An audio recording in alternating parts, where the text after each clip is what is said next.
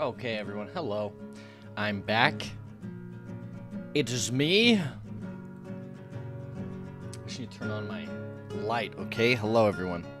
I told you I would be here to play more games that were entered in to the FoxHollow GameJam. Of course. Of course. Okay. Wonder if that's enough. Can you see? This right here? Hold on. I'm just doxing myself. It's okay, you can't see. You don't know. Can you know? Don't fetch. You could probably see that. Hold on. I'm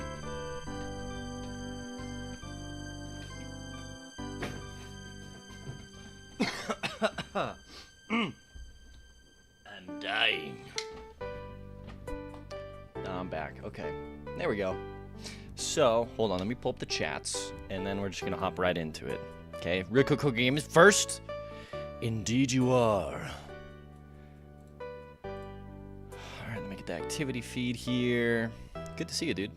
Hey, Real Jihan. How are ya? Long time no see. Hold up, everyone. How am I doing this morning? I'm doing well. We sorted out some billing issues with our hospital. My wife has been having some contraction-ish things, like really, really early labor stuff. So I'm probably having a kid tomorrow or the next day, Tuesday, Wednesday. Whoa. Crazy, I'm streaming right now, right? Okay. So, I mean, they're not full contractions. She's just like, oh, I feel like kind of like cramping and a lot of early signs of labor. So, we'll see. So, if the stream abruptly ends, you know why. Thank you for the excitement. Okay. Sorry, just trying to get everything here. Okay.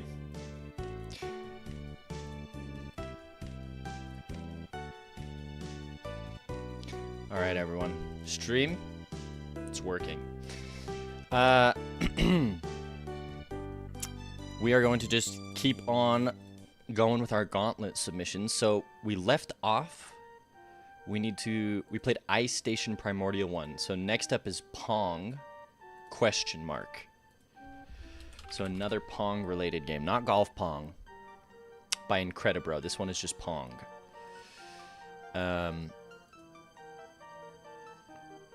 Okay, let's open that up. Submissions, let's find it. Pong Gauntlet Edition right there. Of course, there's no AI. There's an early Gauntlet version. Please don't forget to give the latest and great version of the game a try. Bada boom.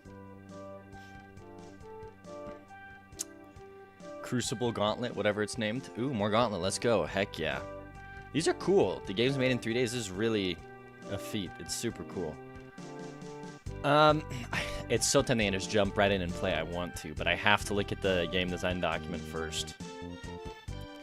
It's not that it's my least favorite part, but it is, I just want to play, you know? I'm not going to listen to music because I am trying to... This sounds crazy. This is I'm way too lost in the sauce. But I'm like, I didn't listen to music reading through any other game design document. I don't want that music to influence how I'm feeling when I'm judging the game design document. So I'm trying to limit factors that might influence me unduly.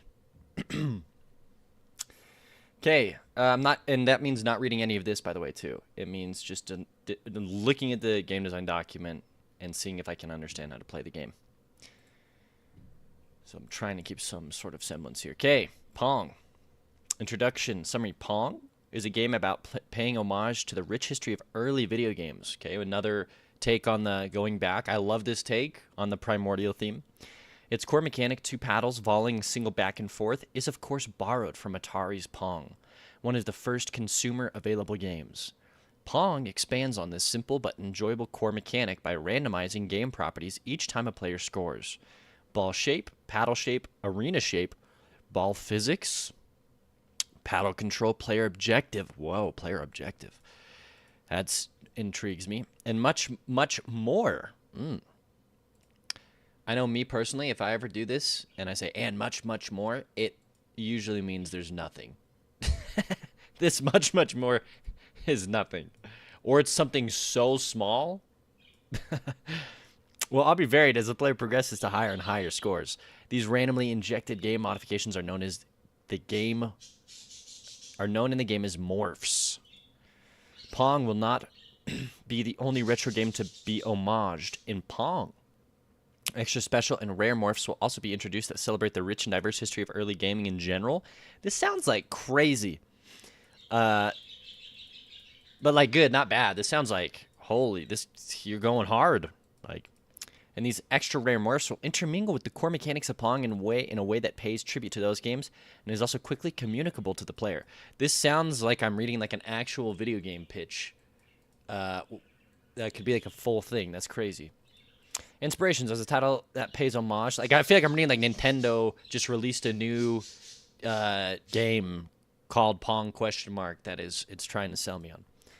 Inspirations as a title that pays homage to many different retro game titles, which themselves could technically be considered inspirations. Those titles will not be included in this list for brevity. Instead, the inspirations listed here are more focused on the overall concept of a game, with an ever-changing meta that pays homage to one or more retro classics. Is this actually like? It sounds good, but is this just ChatGPT 4? Am I just getting hit with freaking walls of text that Pong ? Write me a brief. Just kidding. He said no AI. We believe. We're good faith. Pong 1972. Tetris Effect. WarioWare. That's fun. I like this.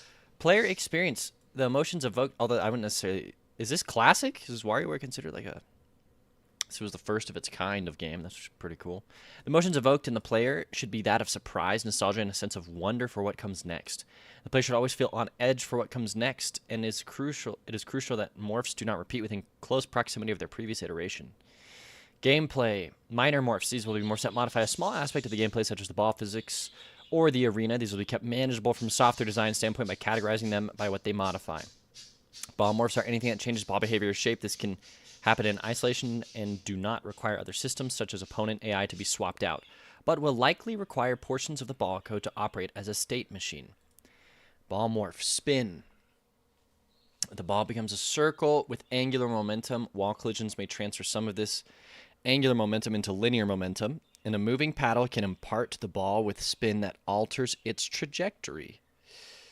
Yeah, the level of detail is crazy. Like, it actually is super well written out, very clear, which is surprising me because I find that usually when I'm designing a game, I think of new stuff as I'm designing, and then so I don't know if this was written after the fact because it's so like, sorry, my hair is just a little too pristine for me. I like a little bit of a messier look. I just don't know if it was. I would be interested to see if this was written after the fact, which the point of the game design document is to be written before, but I mean, it's whatever. It's good to practice writing them. Wall collisions, okay, sorry. Spin, the ball becomes a circle with an angular momentum. Wall collisions may transfer some of this angular momentum into linear momentum, and a moving paddle can impart the ball with spin that alters its trajectory. Gravity, the ball is affected by gravity and bounces off the floor with a restitution of 1. The ball can still be pitched up or down by hitting it with the top or bottom of a paddle as usual. All bounces reverse the ball's velocity instead of reflecting along the normal. Sorry, I wasn't reading this. This is gravity, which gets pitched up, and this is the wrong bounce. All bounces reverse the ball's velocity. So this is interesting. So these are minor morphs. Oh, these are minor morphs for the ball, minor morphs for the paddle. Paddle morphs modify the shape or behavior of the paddle for simplicity in single player. Excuse me, there's a multiplayer. Only affects the player's paddle. It mostly should only require start behavior in the paddle control code. Air hockey.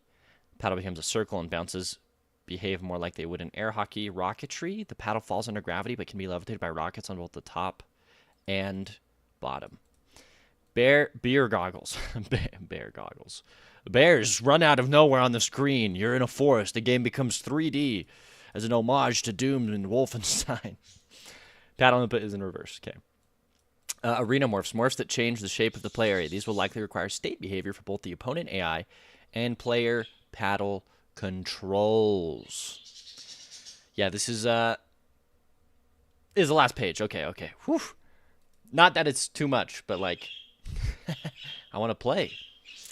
Compound morphs. It is possible, though moderately rare, for multiple minor morphs to coexist within a round. This requires minor morphs to be segmented into categories of what they modify so that conflicting morphs are not applied at the same time.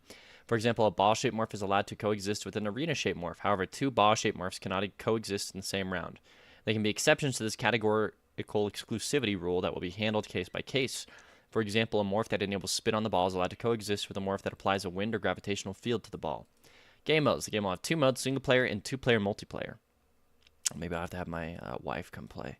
Single player. The single player mode will operate as a roguelike. Sold. Where the game ends as soon as the AI opponent scores. AI? I'm sorry, you said this was free of AI? Disqualified. I'm kidding. As they play, the AI opponent will get tougher and rare morphs will be revealed. Revealed morphs will be tracked in the main menu so the player can reference what they have already seen. Multiplayer. The multiplayer mode will allow two players to go head-to-head. Each score results in a new morph being applied to the gameplay. Art. Just like the original Pong, the art is simple. The base game and the minor morphs will only ever feature shades of gray to create the appearance of playing the 1972 Atari Pong on a monochromatic CRT. So do I understand how the game works just from the game design document? It's Pong. This time, because the other one was Pong, but I was confused. But this one's Pong. For sure, and then it gets changed and morphed every point I score, and those changes can be drastic at times, to the point of almost WarioWare minigames. Interesting. I think I understand 100% from this game design document. But from what I'm imagining in my head, now we play the game, and if it doesn't line up necessarily, I mean, there's some wiggle room, but if it's like drastically different, then obviously I didn't get it from your game design document. Okay, Pong. Oh, did I click on a... Where was this? Thanks for downloading. Sorry. Okay. All right. Wrong version. Hey, this is not the wrong version. This is a Gauntlet edition of Pong. If you ever play... Okay. Wrong version. This game is submitted for 3-day Crucible. Tools used. The game is built in Godot Game Engine. Sprites were created in A-Sprite, sound effects, SFXR. Okay. What is this? WS and up, down, enter, and backspace? All right, let's play. Hi, Kiwi. Welcome to the stream. Dun, dun, dun, dun. Okay, Pong question mark. Maybe I don't full screen it. We'll just keep it like this. Oh, hello. Okay, credits by Thomas Stuckey, made in Godot 4.2. Looking for group GigaChat Game Dev? Hello, Evan Avgard. Welcome to the stream. So, is the menu. No music. Huh? What the heck? Yes. You pathetic worms. Oh, so I'm going up and do... Kiwi! YO8 just subscribed for 5 months. Nice. Thank you for that 5-month streak of subscribing at tier 2. Kiwi, I really appreciate the support. Thank you. LFG can also mean... Oh, I always think looking for group because of my WoW days, dude. Let's effing go. That's totally my bad. Thank you, Kiwi. That really does mean a lot. I'm glad you're here to hang out in the stream. Quick stream today. Like I said, I might be having my kid tomorrow or the next day. For those of you just tuning in, Ivana was having some cramps, showing early signs of labor. So your support helps. It's going to help me buy diapers, which I really do appreciate. Drink water. Thank you, Avin Avgard. Okay. Yes, retry. So I'm WASD versus this this AI. How do I beat the AI? Oh my gosh, I didn't think it would bounce like that. Kind of hard to see that ball, or the Pong ball across the score. Oh, get wrecked. He missed. I got one. So that's the modifier. It's now a spinning ball. This is very interesting. So it's random with the... Oh my gosh, with the both the AI and with the new power-up. So I actually got to get far. Also, congrats in advance if I'm miscongratulating you with it happens. Thank you. I really do appreciate that. I'm in the hospital? I'm not going to do a stream In the hospital of the birth. Oh my gosh. The craziest IRL stream to ever exist, dude. Have Twitch chat vote on the name. If I can get to 1,000 subs, Twitch chat names my kid. I don't even know what they'd name him. They name him something crazy. Yeah, I'm just trying to win here. I just want to get a... The AI is too good. Is there a way to win? Don't do that. I know. But I would make history, dude. I'd be in all the news headlines. Person, let's Twitch chat. Name his son. It's wholesome, but then it's wholesome. They name it after the Twitch streamer.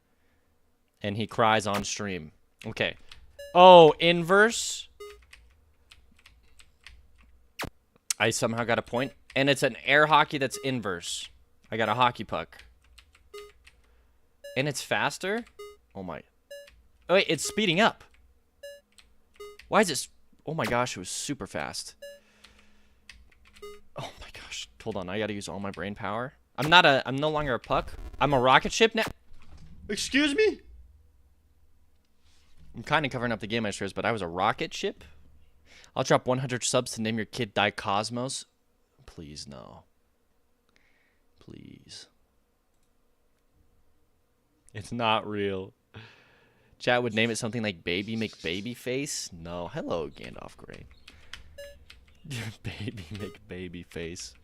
No, I have faith in Twitch chat. In a wild Twitch chat where like we got random people coming in, no faith. But in my viewers, you guys, well, actually, you guys did kind of screw over my game one time. I remember that. You had the perfect opportunity to have one of the coolest enemies ever, and then I think I'm trying to remember what happened. It was like Tactical Assault Chicken 1 or something like that. In like voting rounds. Rubik's Cube, hello. I vote for Golden Goose, Rubber Ducky, Sundown the 5th. Sundown the 5th? Then my last name. Which I prefer for your son's name? I prefer Atlas.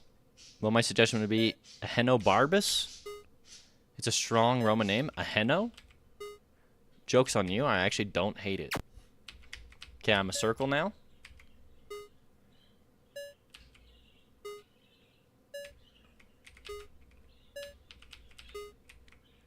So I think this one probably won't have the WarioWare stuff, but Oh! Excuse me? I didn't have time to start bouncing on the ground. Name him Sunrise. Ooh, my sun will rise. This is interesting. I've every time I've played, I feel like I've seen a new iteration here.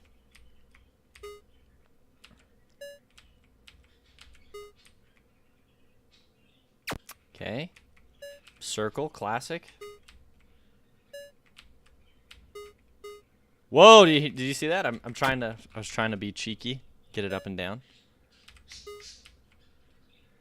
Trying to bug out the game.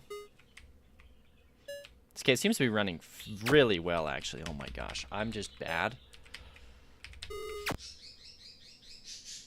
I'm being mean, but I did just glitch that out. Also, I'm definitely covering it, so let's do this. Definitely glitched that out there. Let me see if I can do it again.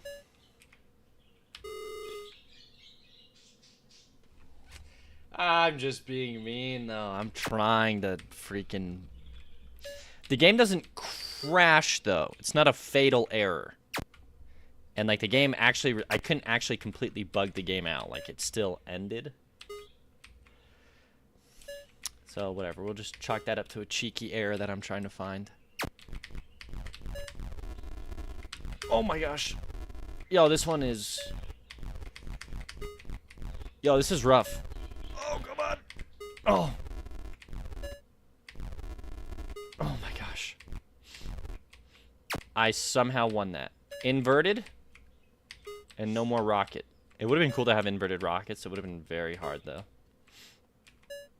This is a spinning ball.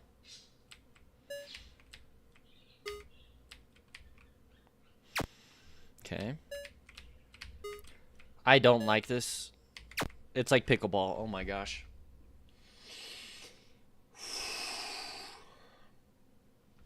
The people want to see sunrise.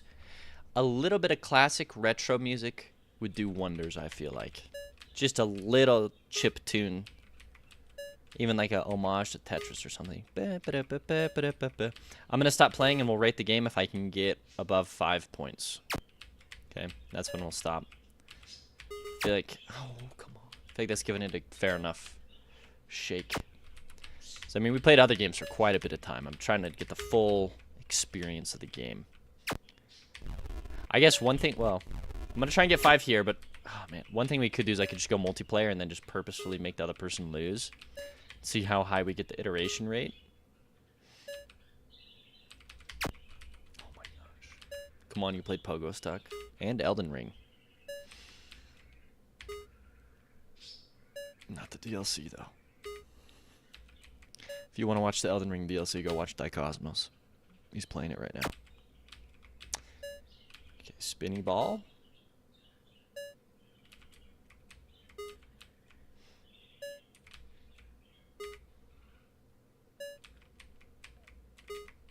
Oh. Oh, I tripped you up, AI. What does that mean? It's the inverse? That's the only thing is I don't know necessarily what that... I think that means the inverse. Suck! Rocket ship's rough. True Pogo Stream will be waiting. I'm coming back to it. It's not gonna die.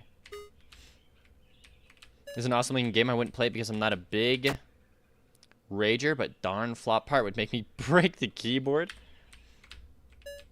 There's a couple iterations that definitely trip me up for sure. Okay, get cooked. See, what is this one? Is this just I'm a hockey puck? Okay, that's how you mess with the AIs. You just bounce it up. And it doesn't know what to do. Oh, come on. I wonder how you program in the AI. Dang it. Okay. This one, you just try and survive.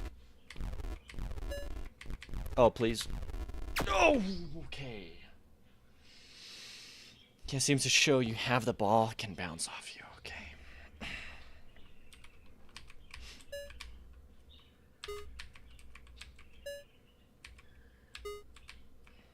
You're cooked, dude. Get out of here.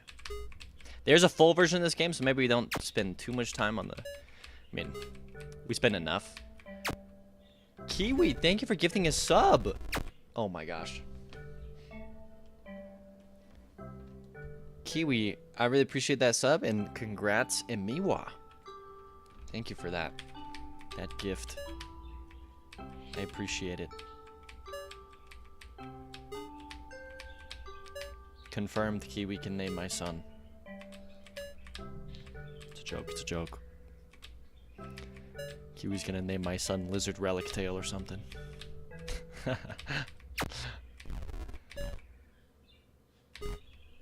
Alright, please.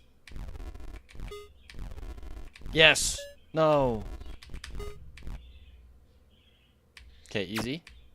Yes, I'm not the rocket anymore. We're at 2 points. Rocket's definitely a run ender here. Okay, get to 5. Come on. Come on. Okay, easy. We're at 3. Rocket and spinny ball? Mm-hmm. Okay. I'm not seeing any arena modifications. So far, it's just paddle and ball modifications, so I assume that the arena modifications come later. Okay, we're at 4. No rocket ship. We got it. This is it. This is it. Don't mess this up. It's just an AI. AI can't hurt you. Yes! Okay, we made it to 5.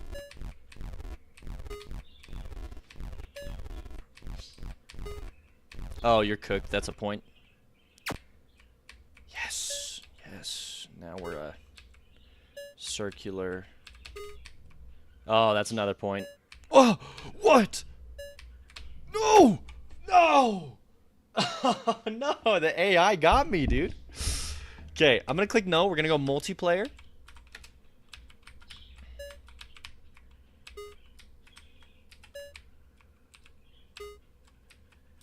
Wait, this is actually kind of fun. Dang it. Inverted, dang it. And it applies to both. Oh, they're both rocket ships. Okay, that one was. There's no way I was gonna get that. That is unfortunate. Like, you can't spawn me at the bottom and have the ball be going like that. These are all going way too fast. There's just no hope. Also, it seems like that rocket sound is bugged.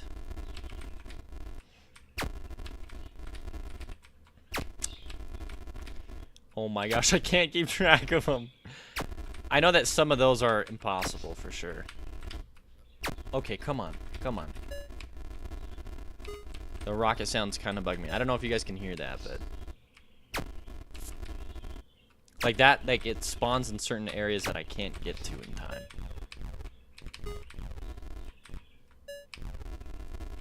Oh, dang it. Alright, I think we've seen all the iterations of changes that can be made.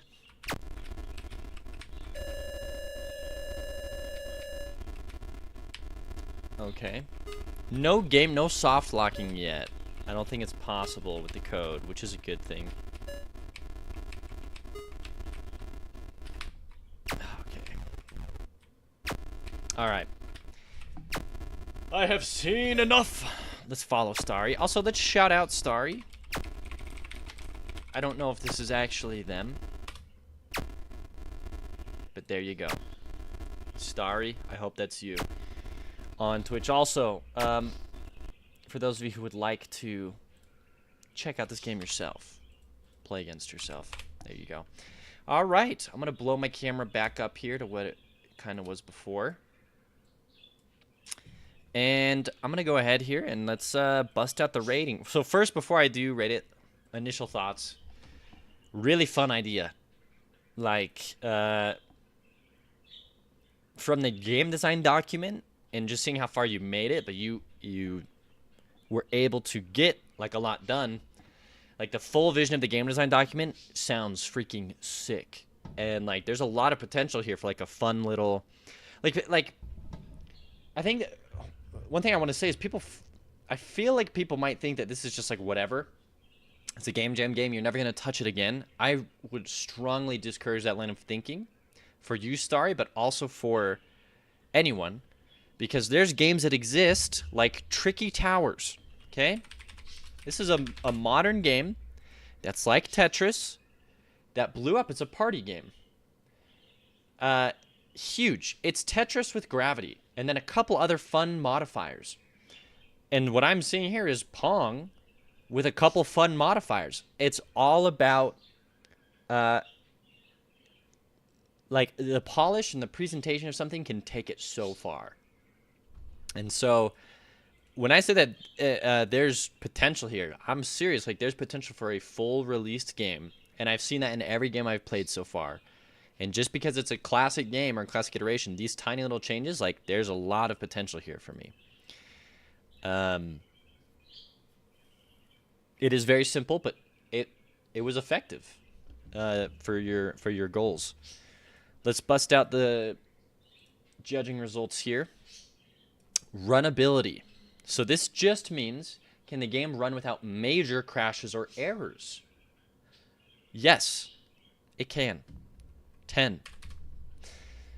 Theme implementation.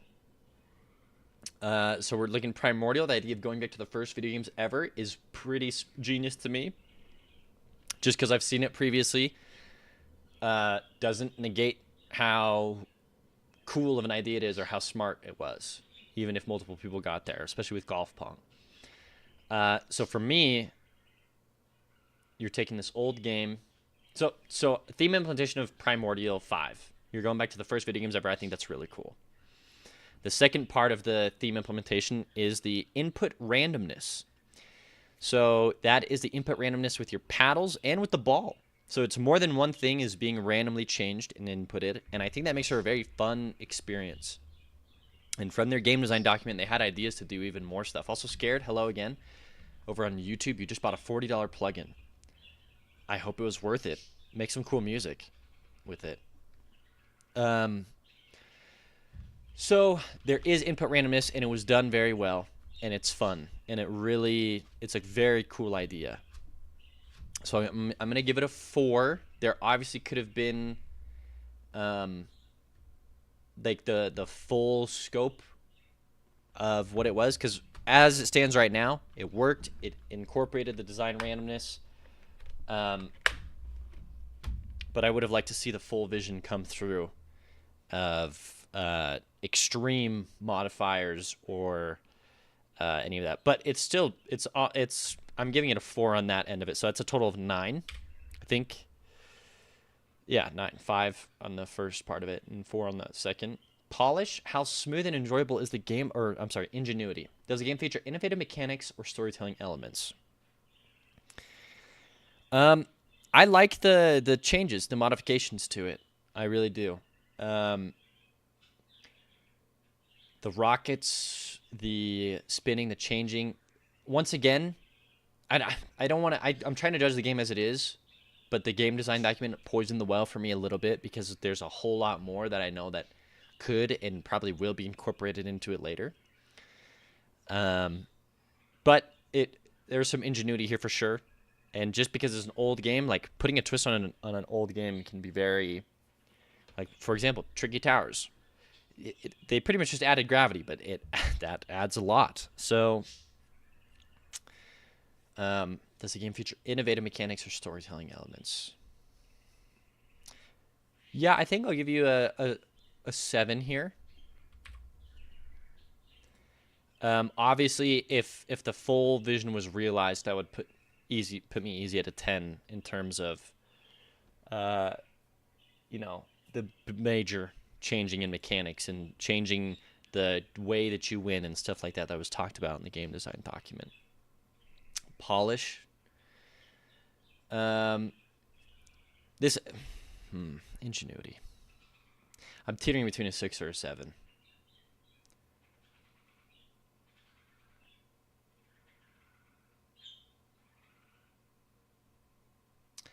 Leave it at a 7 for now. Polish. How smooth and enjoyable is the gameplay experience? I'm going to put this at a...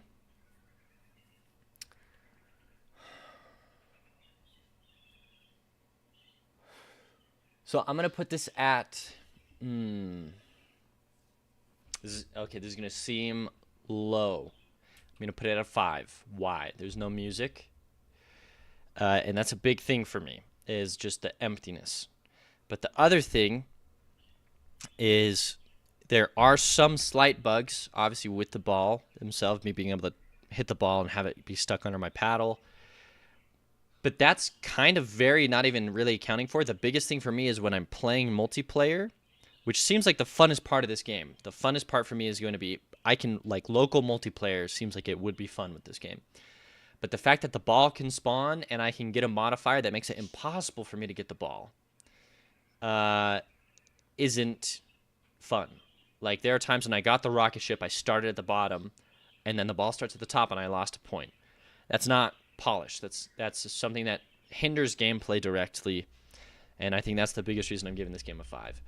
But it never once soft locked on me. It never once crashed. It never once it had a working menu system. Like, it all works. So that's why I'm giving it a 5 here. I like 7, and like I said, this game can be taken and polished up and made into a really cool thing. But I want to see what the final, the more polished version is after the week before I really rattle off with my ideas. I like Rubik's Cube on Twitch says, I like 7, the rocks and change of the bounce. Plus misdirection seems amazing. Also just popped in stream, so I don't know how it rates versus the others. I like 7. Oh, you think you would give it a 7? Or Duty of the Shaman? I'm sorry, I don't know, but I like 7 means. But the rockets, the change of the bounce, there's a lot of cool things there. That's why ingenuity, I'm like, there was, even though it seems simple, there was a lot going on where I'm like, this is cool. Yeah. Like, it was cool. Like, there's a lot there, even if it was simple. So, yeah, Polish 5. I was teetering between giving it a 6, but there's just a lot. And the sounds playing when they shouldn't have been playing. Like the rocket sounds. Very small things that I'm sure the developer knows about and is going to fix in the next version. Game design document, I understood exactly how your game was going to be, so you got a 10. Good job. All right. the runnability and game design document are almost always going to be a 10. So rarely are they not. Also, Scared on YouTube says it really was worth it. What does the plugin do if you're still here, Scared? All right, that was Pong, everyone. Thank you once again, Starry, for participating in the jam. I like it. Please, I'll see what the right version is like. But that was good. I really liked it. Okay, let's go on to the next. Tiny Devil Games, not in my case. Tiny Devil Games, you were the golf Pong, or no? Were you the game design document of Ice Station Primordial 1? I forget. Also, let me give you a follow. Oh, I already did. Perfect. Wait, which one were you, Tiny Devil Games? I really should put the thing. Yup to the golf Pong. Oh man, I forget.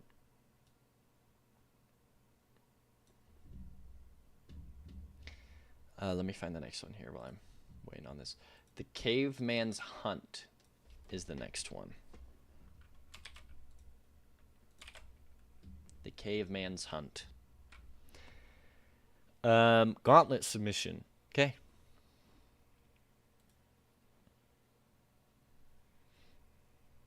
Run the hunt. Okay, don't look at any of this. Gauntlet.txt. Is this the game design document? Okay, I think this is the game design document. I'm just going to double check and make sure, though.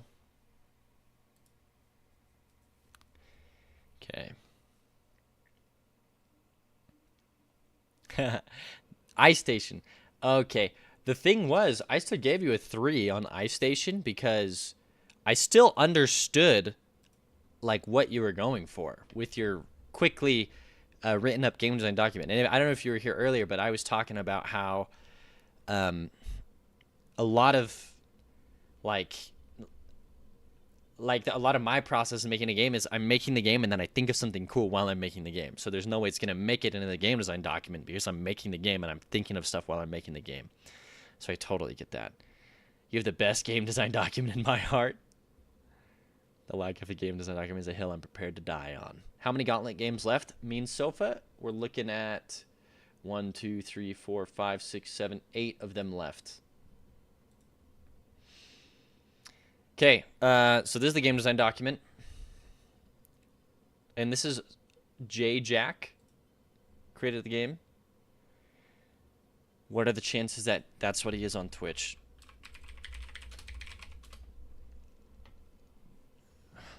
I'll follow him, I guess. I don't know if these people I'm shouting out is actually the developer, but we're just going for it, okay? If you'd like to check out what he has made, here's his itch.io page. Okay. Let's read the document and let's play. So, input randomness, primordial theme. What I'm aiming to make. Caveman style, snake and ladders. Interesting. Okay.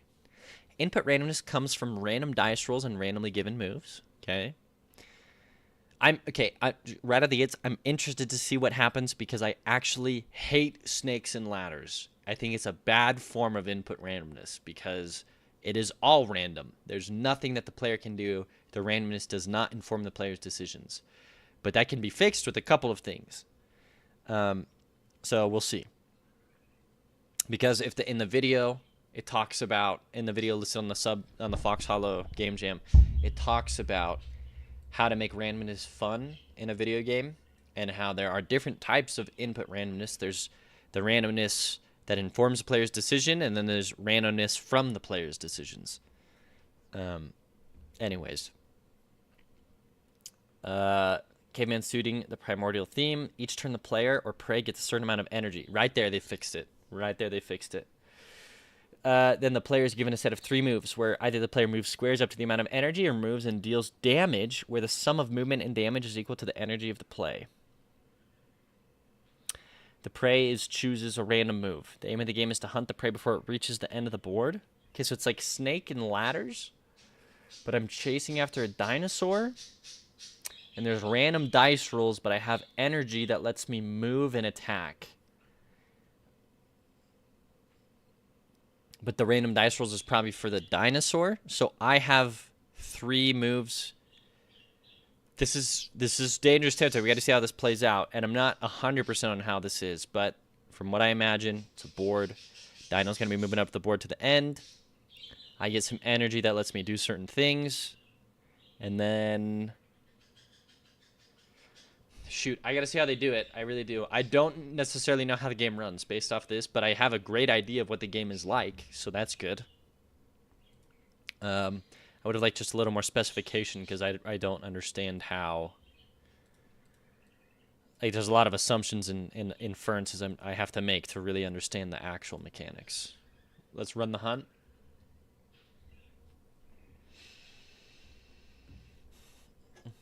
So what am I fighting for? Everything back and more. I'm not gonna let this go. I'm ready to settle the score. Get ready, cause this is war. You guys hear this? I love this. You pathetic worms. Subscribe. Hey, they subscribed for Steel 6 Slayer months. just Steel subscribed Slayer! for 6 months. Cook? We're playing games. I ain't cooking right now. Ay. I'm afraid I believe in nothing. No hopes or dreams. So this person, obviously, the whole point of Gauntlet Games is to make it all yourself, and he has opted to I'm sing. losing count of all my blessings. With all that I've done, it's too late. I can't take. All of the sounds are made by his mouth. Become This is all awesome. that I'm trying to Also, I can read this now. say. Unique spin on the classic snakes and ladders. Hunt the deer.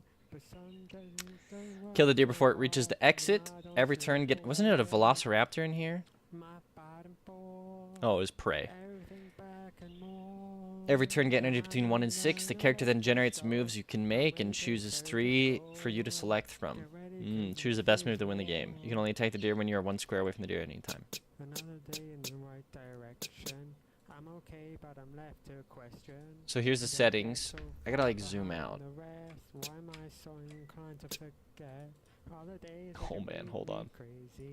Nowadays you don't even faze me. See, if I redo it, it's gonna mess with the actual game size, and I'm not gonna hold that against anyone, so we'll just do this. It's too late. Can't take back all 'Kay, that I'm gonna click I've play. become. So what am I fighting for?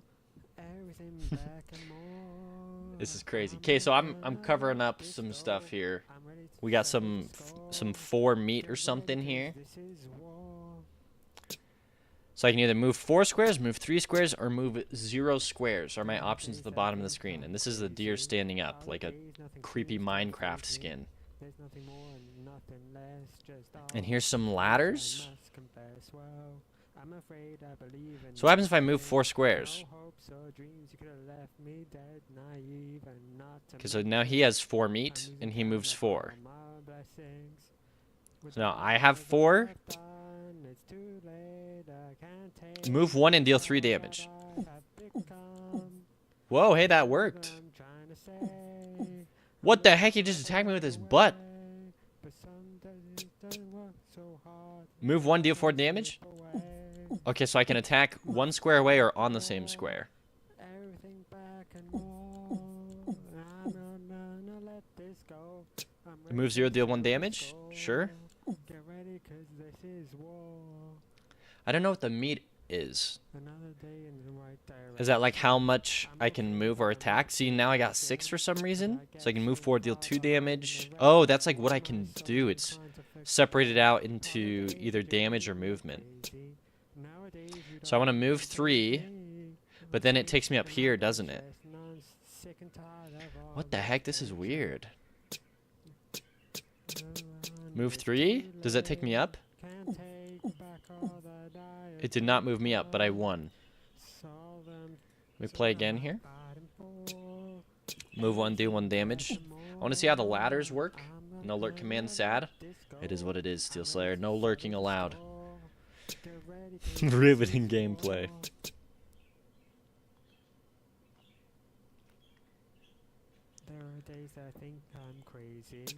Move 3, 1, 2, 3, deal 1. Sure. Attack backwards. I'm not a fan of the attacking from behind. I'm afraid I believe in nothing. What happens if I just... Let me just move 3 squares.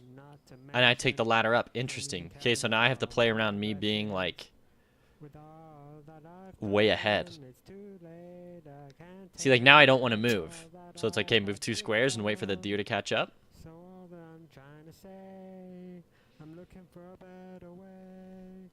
So the theme's primordial with cavemen, but also I'd argue like primordial with like this early, very classic game of snakes and ladders, right? Or shoots and ladders. Move 0 squares. We'll wait for the deer to catch up. Move 0 squares. Another day in the right direction. I'm okay, but I'm left to question. Move 0 squares. I get so far behind the rest. Why am I so inclined to forget all the days that you made Move 0. I can just sit here and move 0 the whole time and wait for the deer to catch up. Never played shoots and ladders, so I didn't care how this works. Usually you roll a dice in shoots and ladders. It only gave me 2 options here, because I only had 1. Is it like random, the amount of food I get? I'm covering it up, but it's spawning in these little like food things. Maybe I'll just be right here. Move 0 squares. Move 0 squares.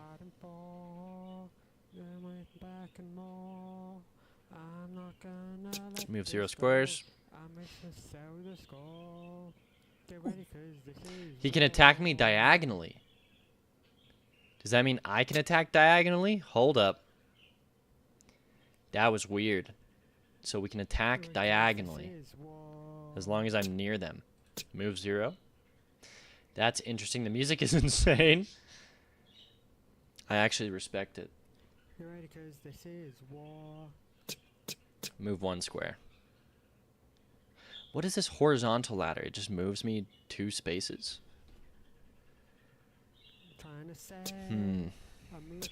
Move 0. Hey, thank you for the follow. Just followed. Move 0. We've just been waiting for this deer to catch up. Well, thanks for making the dinos jump. Move 0.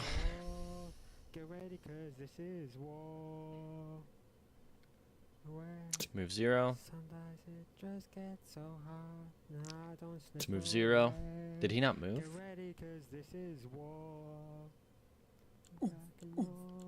Do I die if I hit 0? I'm just gonna move 0, deal 2 damage, why not? Like, do I die here? Does the deer kill me? Oh my gosh, he just shot ahead. Move 3 squares.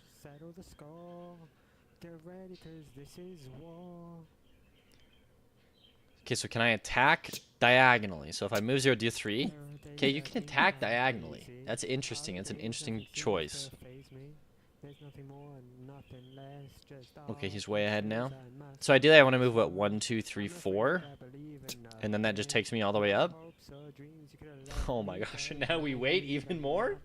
And I realized the deer did not take a ladder. The deer does not take ladders, only I take ladders. So that's interesting. We gotta play through it, everyone, okay? What if you get to the tree? If I get to the tree, I guess I can try that out. I don't know what happens if the deer makes it there, but I'll try and get there. That's a good thing to test. Move a square.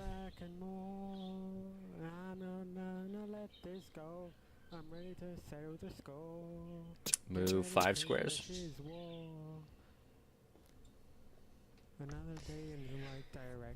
I don't think the tree means anything. I think it's just part of the background. It is a bit hard to see and messy with the different pixel ratios and stuff like that, but move 4. What games are you playing on the stream? You could totally play my game. Yeah, I'm from the FoxHollow Jam 2 is what I'm playing. I'm judging these games. Okay, the deer took that ladder. We all saw that, right? But the deer wasn't taking this ladder. What is going on? So the deer moves 2. It goes up here. Oh, this is interesting. I mean, from the GameJam, which are you playing? Oh, I'm doing all of the gauntlet right now. So if you did a gauntlet submission... Oh, shoot. Oh, my gosh. I'm not gonna I let wasn't this paying go. attention. I'm ready to settle the score. Move 4, deal 1 damage. 1, 2, 3, 4, and I deal damage. That's so weird that I can attack. However, ABC's Meme Corner, welcome to the YouTube stream. You got your groove back? Threw me off my groove. Okay, I'm gonna move 3.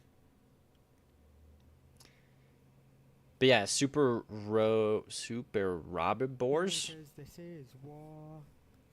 Move 1 square. Okay, will the deer ever attack me is another thing I want to figure out. Like, can I die being attacked? Trying to say. Also, I noticed that it's based on where the deer is. The game takes into account it. Then it gives me attack options, which is interesting. I'm gonna move 4 squares. Okay, kill me, deer. Let's see this. Okay, game over. There is a death condition. Oh my gosh. I gotta do my due diligence here, everyone. I gotta see what happens if I get to the end, and I gotta see what happens if the deer makes it to the end to adequately judge if there is any errors.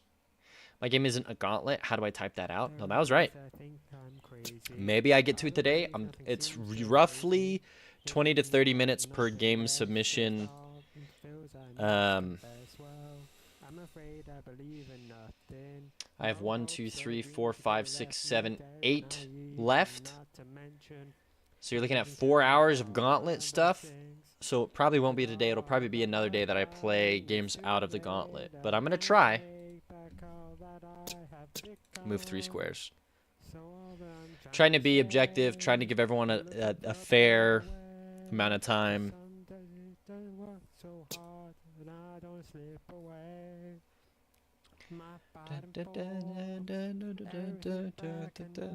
I'm gonna get a drink, and then I'm actually, while we're waiting for this to play out, because it is a slow, very slow burn, I'm gonna talk about what my actual thoughts on this are. Because believe it or not, there's a lot here that I actually really do like. Sounds crazy. The game is not fun, but that's not a problem. Like, my game wasn't fun for an entire year. Like, it takes, sometimes it's just a couple tweaks here and there, and then suddenly, whoa, what the heck, my game's fun. So they're actually, I respect a lot of this. This actually shows a lot of really cool game or coding knowledge. It shows a lot of, like, there's a lot here that I like. Let me go. Yeah, you can rate it too. Anyone who wants to play it, let me get you the link. Here you go. This game is basically shoots and ladders, but you're a caveman hunting down a deer or running away from a deer. The deer killed me, so. I'm not gonna let this go. I like how his singing too. Move 2 squares. Okay. Because this is war.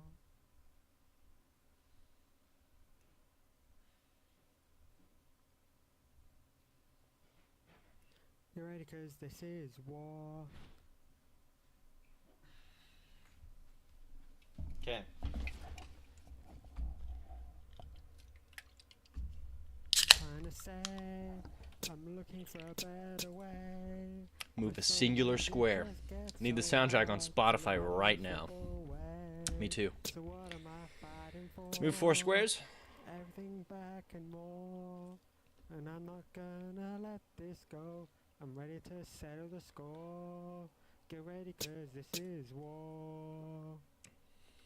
Where sometimes it just gets so hard. Now All right. slip away.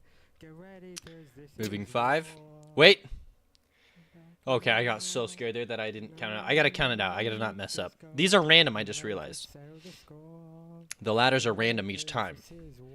That is sick. That's really cool. That adds a lot for me. Everything back and more. I'm not gonna let this go. I'm ready to settle the score. Move, Get ready, 'cause this is war. I guess 4 squares.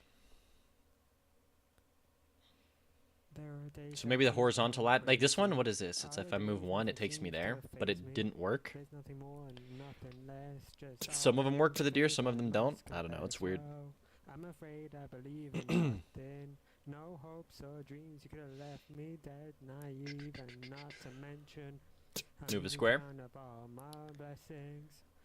With all that I've done, it's too ABC's meme corner says this game's a 9 out of 10. Pixel art is cute. back all that I have become. Move 2. So all that I'm trying to We're at the end. say, I'm looking What if he for turns the around? That'd be right crazy. way, but some days it doesn't work That so would be hard, crazy. and I don't slip away. Move 0 squares is my only option. Fighting for everything back and more. I'm gonna let Don't this kill me. go. I'm ready to settle the score. Get ready, 'cause this is war. Deal 6 damage. Another day in the right direction. Maybe I shouldn't have done that, because I want to see what happens if the deer makes it to the end. How did I get so far behind the rest? Why am I so inclined to Oh, you went up. What's up, deer? Nowadays that you Move make 0 me squares. crazy. Nowadays you Escape, don't deer. faze me. Don't kill me. I And said I escape, don't just kill me, don't feel kill me. Sick and tired of all this tension. Move, deer, move. Don't kill me. Run, it's too late. Okay, did I get a game over because I died or because the deer made it to the end? That's So what am I annoying fighting that I didn't for? figure that out. Everything back and more. I'm not gonna Okay. let go. I'm ready to settle the score. Get ready, 'cause this is war. They're random once again. So it's a random layout every There are time. days I think I'm crazy. Other days nothing seems to faze me. I wish this was faster. This little like fill up movement option, because that takes a lot of time. I believe in nothing. No hopes or dreams. You could have left me dead, naive. And I'm glad you're taking care of it, ABC's meme corner. The real quick gaming. I hopped into the shower and misses. Is this supposed to be like shoots and ladders? It is, but like you're hunting a deer. The board layout's random every time. And your moves are random every time. Alright, so I am just going to run through this one more time. I'm just going to let the deer make it to the end. While I'm doing that, I am just going to give you my thoughts now, okay? I don't think this game is, for like lack of a better word, I don't think this game is like they weren't trying at all. This is a great project, and let me explain why. First off, we just have to approach this assuming that these people made everything themselves, so people had to step out of their comfort zones into areas that they did not previously know. So maybe art, or maybe sound design or music just isn't someone's, like they've never done it. Now, the idea to make sounds with your mouth is an absolutely 10 out of 10 innovative idea for me. And I really like that. I'm not joking. A lot of the sounds that I made early on, don't go back down, you piece. A lot of the sounds in the Feathered Serpent, my own video game, were made with my mouth and things that I had around my house. I made the sounds. I have plenty of shorts on my YouTube channel where I go over the process that I personally took with making sounds. And I've like recorded my bird, and I went and grabbed rocks from outside and I slammed them together. And like I looked up tutorials on YouTube to make certain sounds with my mouth. Like this is a great, like they might have felt like cornered, and obviously the him singing or whatever, like the thing that's funny, but genuinely like it shows really cool, like this is a very cool introduction for Jack here into actually understanding sound design, which is a huge win in my opinion, because most sound design is made, like you don't realize it, but it's made doing stuff like like I just am here with a mic and I gotta make the sound. Thanks for tracking that message, ABC Memes Corner. So this is a huge win for me. I like that. I like the sounds. Okay, that's the second time you've taken that ladder, deer. Now the art itself, obviously, it is a little hard to see sometimes. The ladders are a little strange sometimes, like how they work. Some of them appear to not work, the horizontal ones. The board can be a little hard to see, like these little subpixels make it a little hard to kind of figure out. Excuse me. I like this art though. This pixel art, this style. If the whole thing was kept, and just kind of reflected this style a little bit better, like that'd be awesome. So really, it's just like a little bit of polish. Second thing, I really like how the board actually does. I do like how the board actually does randomize. That's a huge thing for me too. Because there's input randomness with the cards at the bottom of the screen. There's input randomness with the amount of energy I get a turn. But I don't know if it necessarily ties in very well. But it is there. And then there's also input randomness with, like this does matter, I think. This is the reason I can only move 2, because I only randomize the 2. And the input randomness of like the deer's actions. There's a lot here that actually does play into positioning. How far do I want to go? I have to have map awareness. Believe it or not, this game has sauce. It's in there. In its current state, not fun, but it's almost fun, which is such a good place to be at. And here's my hot take for this game. The thing that would make it fun is probably mostly cosmetic and polish, rather than actual gameplay mechanics itself. I think something that people tend to run into when they're making their game is they make their game or whatever, they create a mechanic, but then they play their game like this. This is their beta. They whipped it together over the weekend, and they're like, man, it's just not fun. Or they show it to their friends. Yeah, I don't know, your game's kind of crappy. But it's because you have a vision of the game in your brain. Dude, that is the 4th time you've taken that stupid ladder. I'm going to freaking lose it, dear. I'm going to lose it. But sometimes all it takes is polish and feedback to the player to make a game fun. For example, Vampire Survivors. What makes that game so fun? It is all of the feedback. The images aren't even animated. They slightly turn left and right. The pixel art isn't even animated. But just the fact that they flash white and there's numbers that pop up and you have a sound and they drop stuff, it makes it so much fun. So here's my suggestion for this game. If you had like in Shoots and Ladders, actual dice that I click to roll, and I roll how many meat I get, and then my meat determines the cards that I can pull from, suddenly, whoa, I got some dopamine going. So we roll that, and you have a little deck here, and I pull cards from it based on like how much meat. Whoa, hold up. Then you turn this game into a freaking deck builder, and there's less than 200 deck builders on Steam right now, so it's a genius market to tap into, and then you have a game on your hands, dude. This game is very close to being, it does so many things right, which is what I really want to emphasize.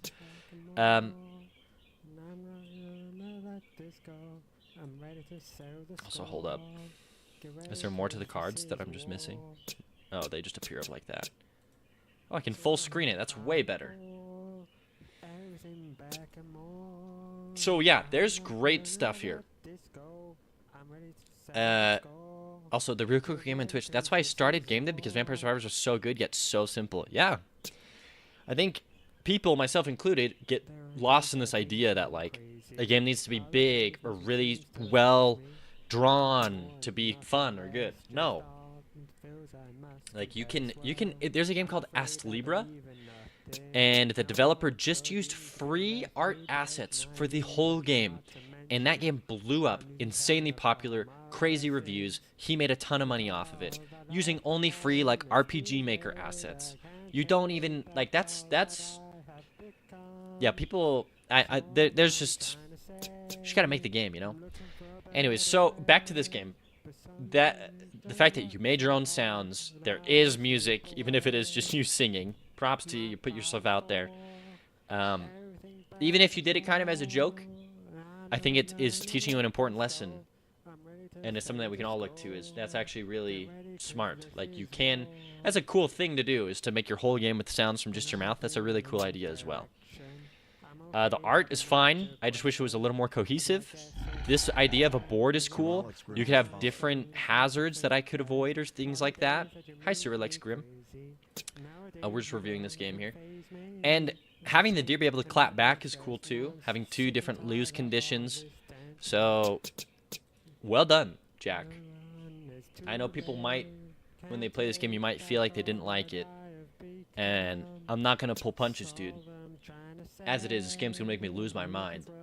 But I love so much about this game at the same time. There is a lot of potential for you here. And I think you fulfilled the requirements beautifully. So, well done. Now, I think I've said my entire piece on this game. That's my ideas, that's my thoughts. That's where I think you should take this game. Jack, you should totally continue to work on this game. I just gave you some ideas. You don't even have to take them or use them. It's just what I was thinking of. Deck builder, and you can have different maps. You're hunting different prey. It could be so cool. Just with like another couple weeks of work, and you could release it for like $1, and it would be fun. And once again, a lot of it is just juice and polish for sure. Little blood effects, like when I smack him, would be fun. It is a great base. Okay. Are you judging Gauntlet tonight or Normal 2? Gauntlet tonight, right now.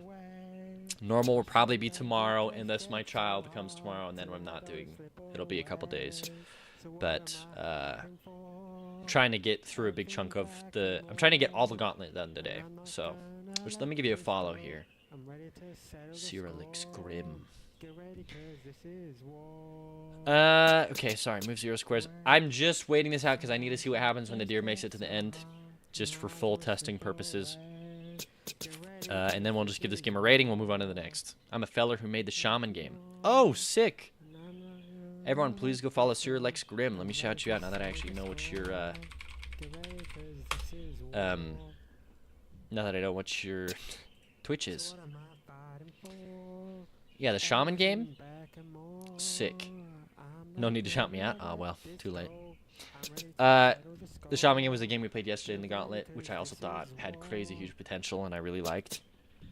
And it's a great proof of concept because there's other indie games that released this year in the same kind of genre of game. I don't know, it's just awesome, dude. I think you did a great job on it. All right, dear. Final lap. You got this. Please.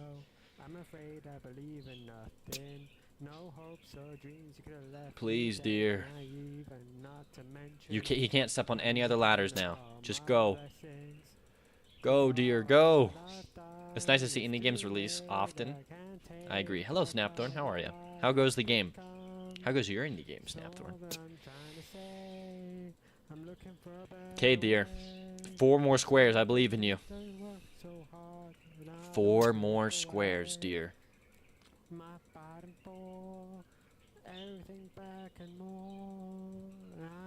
Yeah, I think this kind of game paired with a deck builder would be really sick. And some dice rolling to get the dopamine going.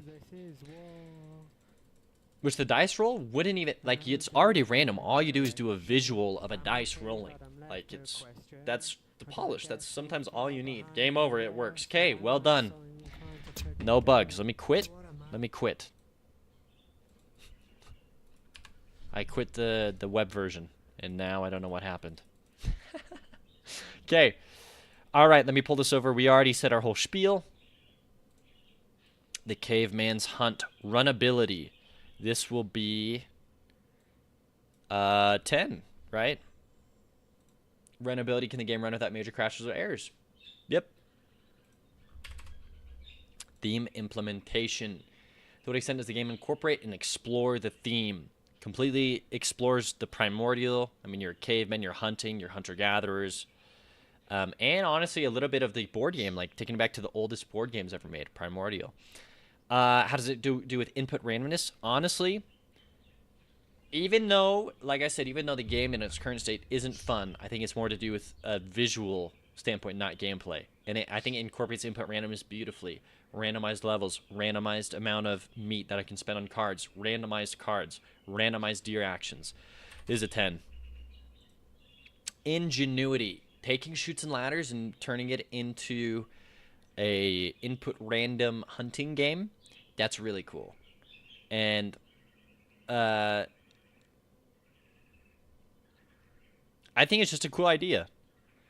I don't think I've seen a lot of games do this. You're doing something that can't be done easily in a board game. So I'm going to give you an 8. Polish. This is where you are the lowest. This is the thing that's going to hinder you. I mean, you did a great job, honestly. Like, ingenuity, theme implementation, runnability, I think you're the highest rating one in all of these right now. But polish, when it comes to polish, I mean, how smooth and enjoyable is the gameplay experience? Like I said, as it currently is, it's not fun, but with a little bit of polish, a little bit of visual stuff, this game just makes it. And obviously, you already know this, but just polishing up the art a little bit. I love your art style with the small little bouncing guys, but just making it fit better with the board, making it a little bit more readable, doing those little things could really send your game. But your game was runnable. It didn't break. There are some interesting things with being able to attack diagonally and on different routes and paths. So overall, the gameplay experience was smooth, but it wasn't fun. So I'm going to give you how smooth and enjoyable. And it was a little slow. I'm going to give you 3. Game design document was just a text thing here. I could not understand what was happening here. And it made more sense once I read your itch page, but that wasn't in your game design document. So because I could not understand how, like a stranger could not read this and understand how your game's played, there's too much here that is just a little confusing. But overall, I got the idea. It was going to be shoots and ladders. I knew what the game was going to be like. So I'll give you a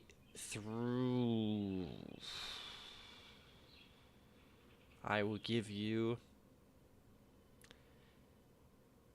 a 3. Okay. The Caveman's Hunt, thank you. Thank you, Jack. I'm going to close out of it. Next up on the chopping block,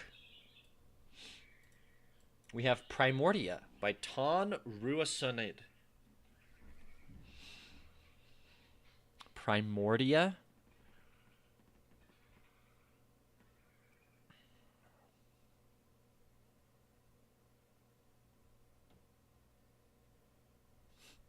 Can I just search for it? Primordia, Ton Ruasunid Gauntlet. Okay, this is it. All right. Without running the game, without reading any of this, I need your design document. Okay. Also, Snapthorn says about my game. Well, I had a bit of a holdup because of surgery recently. Ooh, so a bit hard to focus on coding. I took a break for a bit, but I still work on it. Before surgery, I was working on the code for it. I'm working on the movement and enemy stuff currently. You're good. But I'm better. I'll try to be in the GameJam. Heck yeah. Also, ABC's Meme Corner YouTube. Let me catch up on these. Using an alt account. You know about the Mighty Magius swords? I don't. You can talk about it. Okay. Snapthorn, by the way, don't feel bad about taking a break in your game. I've gone like over 8 months without touching the Feathered Serpent and then coming back to it to finish it. So, all right, design doc for Primordia by Ton Ruasunid. Hope I'm not butchering your name. Design doc, you're a primordial particle in the early universe, struggling to become a planetoid, star, black hole, or even a brand new universe. Cool idea. Gather dust, space rocks, planetoids, and stars grow from a speck of dust to a cataclysmic singularity and provoke a new Big Bang cycle? Whoa. Primordial. Related to dinosaurs. Input randomness. Okay, emotions. Wondered how physics particles get together to form matter and even life. Comedical relief? Whoa, comedical. Physics can be janky and added dinosaur internal jokes on top of it. The secret best ending is becoming the asteroid that killed the dinosaurs. Let's freaking go, dude. Controls, WASD, Shift, Alt, pull and push. Space, observe particles within your gravity well. Shift, Alt, WASD, space. I don't like this layout, but that's okay. Debug controls, use at your own risk. U to debug UI. Okay, inspiration. Spore-like games. Physics, theories about evolution of the universe. Dinosaurs. Mechanics, physics-based movement. Befitting the space theme, movement uses forces and physics bodies. It is intentionally unwieldy to not give you full or perfect control. You're a bit of particle dust swimming in the primordial background radiation after all. For simplicity, movement is limited to a single screen. The background moves, giving the illusion of traveling in space. Getting more mass makes it harder to move. Gravity manipulation. As a primordial particle, you have an inherent gravitational field. You can search the gravitational field between push and pull. Particle absorption. Arrows also work? Okay, good. As a primordial particle, you have the ability to absorb the particles currently under your gravity well. This action will increase your mass, increasing also the gravitational field. Excuse me.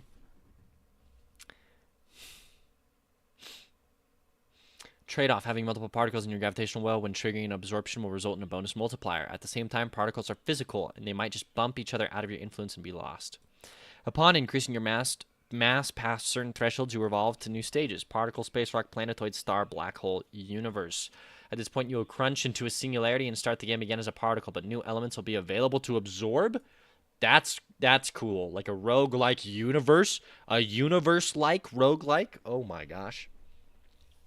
Upon reaching the next stage in the evolution, the player color changes. For the gauntlet, in a full game would be something more fancy. Okay? And the radius shrinks back to a small number, showing that mass from basic elements has increased gravity to the point it coalesces into something more concrete. Reaching a new stage in the evolution also makes other types of particles show up, as well as cosmic decorations in the background. Okay? When a particle type is absorbed for the first place, show a notification for the discovery, including the name and stage of the universe in which it was formed. Any particles previously absorbed are also added to the Encyclopedia Primordia. No shot. You have a freaking bestiary for planets and particles. Can be accessed at any time during gameplay. Button on bottom left. Particle generation. Celestial elements. Particle, asteroid, planetoid, etc. spawn from the right of the screen at a given semi-random interval. Which types of elements spawn depend on two factors. The current stage of your primordial particle in a current run. The types of elements you absorbed and forged in the last run before exploding into a new universe. Those now populate the new universe. Follows a semi-realistic idea of heavier elements being cooked in stars before becoming available for the universe. Something along these lines. No shot, dude. He's linking. What? My man's did freaking homework. Also, by the way, this is it by Ton Rossonit? Is that his name? By Zaft. Zaft, this is your game? What the freak? Shouting him out. Shout out Zaft. Not a many. Dude. Heck yeah. You freaking Lincoln Libre text chemistry textbooks, bro. I'm not gonna read this. But I'll believe you. So particles have to first be crunched and cooked in stars. Cool.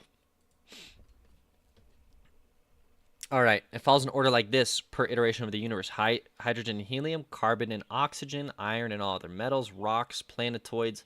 Here later is when you can kill dinosaurs for the special ending. Ooh. Stars, all the above. Galaxies, all the above. Black holes, all the above. For the sake of simplicity for the jam, these particles are represented with just colors. I know color blindness problems. Ideally, these should be shapes as well and sizes. Okay.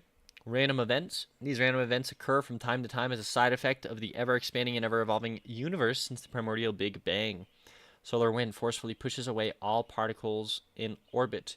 Gravity wave disrupts ability to absorb particles. So these are the randomness, along with random particle spawning. Absorption event forces the player into absorbing any particles that come close. Pull event forces the player into a pull mode. Push event forces the player into a push mode. For the sake of the jam, especially in the gauntlet, the name of the random events will be shown as text. Threats. Absorbing particles from a previous generation of the universe. We are at a stage where the universe already has planetoids and try to absorb hydrogen. Will create a space-time dissonance and cause damage to the player. Absorbing particles from previous generations of the universe. Oh, this might sound complicated at first glance, but basically it's a simple rule. Only the large particle available at the moment are good. Such bad absorptions will decrease your mass, potentially devolve you in a previous stage, potentially devolve the universe into a previous stage, potentially destroy you, causing a game over. Big Bang, Big Crunch. As you grow, eventually you become massive enough to collapse the universe onto yourself and cause it to restart. The next run starts, and the universe has different particles depending on what you collected. The first run only has small particles of hydrogen and helium. Subsequent runs forming heavier elements like carbon or iron. How does the game end? The game ends in failure if you lose your mass completely, no longer participate in the fate of the universe. The game ends in victory if you go through enough iterations of the universe to generate Earth-like planets, and you become an asteroid large enough to crash into one of these planets, killing all dinosaurs. Victory scenario is basic victory. While the universe is at least on a black hole stage, collect and absorb enough mass to get the player to a universal cataclysm stage, triggers the universal singularity default ending. Secret victory, when the universe is at least on a star stage, when the player is specifically a rock stage, absorb a planetoid, triggers the dinosaur extinction secret ending. That's funny. Ideas or stretch goals outside Gauntlet scope. Warning about incoming random events. Sure, pure cosmetic, depending on which elements are collected. Earlier, change the colors of planets and stars in later stages. Extra mechanics when in certain stages. Black hole stage, out of control gravity pull, pulls particles towards you from far away, requiring juggling with push mode, not absorb bad particles. Decoration, star field, decoration radiation, nebula, rocks, planetoids, galaxies, black holes. Death or game over. Right now you can devolve all the way to the beginning, but not really game over. This might actually be more fitting for the game than having an actual game over. To be determined, thinking more about this. BGM, extremely basic BGM added, infinite room for improvement. VFX, planets and particles. Could have moons orbiting them, that'd be cool. Stars could have galaxies orbiting them. Ooh. Alright.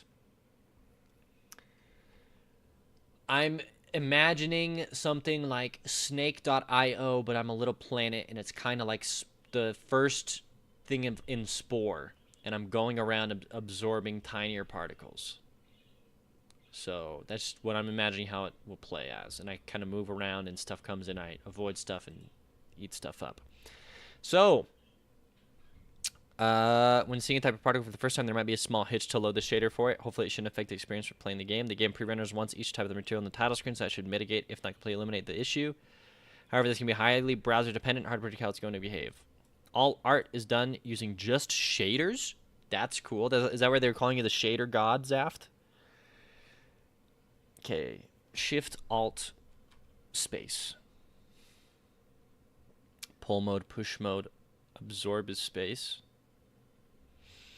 All right, let's send it. For those of you who want to play along.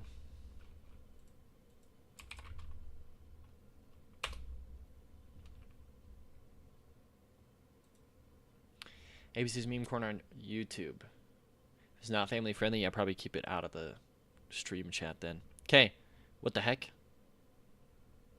Did I click on something weird? Oh no, this is the title screen. FoxHollow Jam 2 Gauntlet.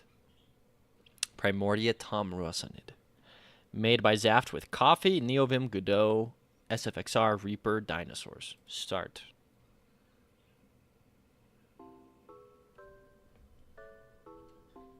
Can we all hear this?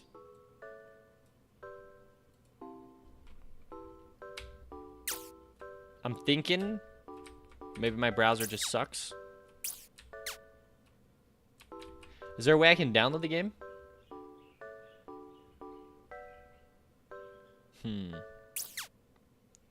I think my browser might just be annoying. Also, let me follow you, Zaft.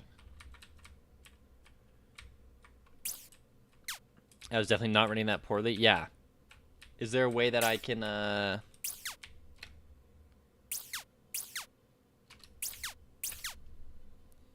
should I run this in a different browser? Is that the problem?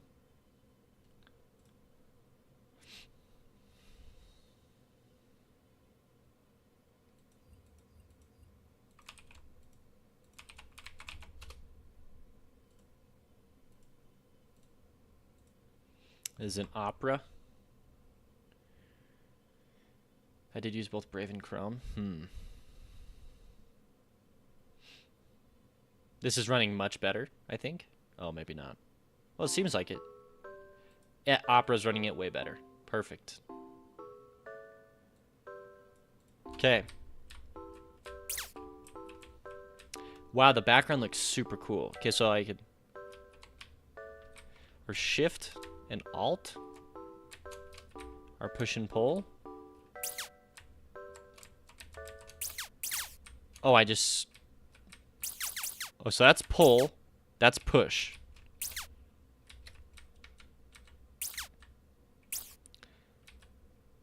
Okay, and I'm holding down space. Oh, I just pressed space bar. Oh. Particle name helium. Oh, I like the little shake of the text there. Okay, so I'm getting bigger. Do I not want this particle? Hydrogen. Oh, what the heck happened to me? I shrunk? Oh, I turned into a rock, maybe? Encyclopedia Primordia. Hold on. Event locked in push. Oh, that was the event. Is my locked in push. Okay, wait. I want to pull now. Locked in push. What am I now? I'm blue, so I think I'm on the next stage. Maybe. I guess it doesn't matter which ones I actually pick up. The background's changing colors. Turning super smooth for me. Yeah, I'm not faulting that on Zaf's part at all. I don't know why my Chrome kind of sucks sometimes. What the heck? What am I, by the way?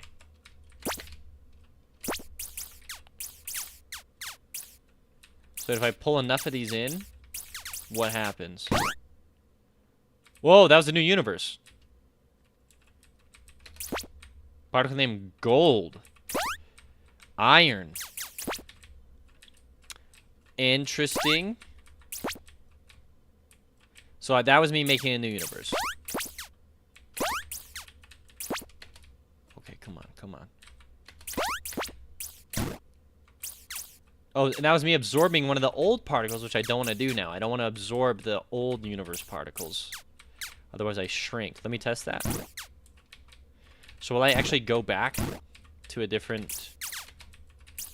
I exploded? Oh, is this the previous universe? This is the previous universe. I see where this is going. So, the push and pull mechanic is a little interesting to me. Because, like, oh, I don't want any of these particles, so I push them away. I guess. I don't know if I want them. But they just kind of... Yeah, okay, I don't know. Okay, give me this. It's running... Oh, the non-gauntlet version has a HUD that shows your stage. Gotcha. Hey, Anonimo. Sorry I missed that. Because there was a hoax that the theme would be dinosaurs. Okay, give me this. Okay. I like the backgrounds a lot. Like, it's definitely really cool. Event locked in, so I'm locked in absorbing. Oh, that means I will just... The event was forcing me to suck in whatever I ran into. Okay.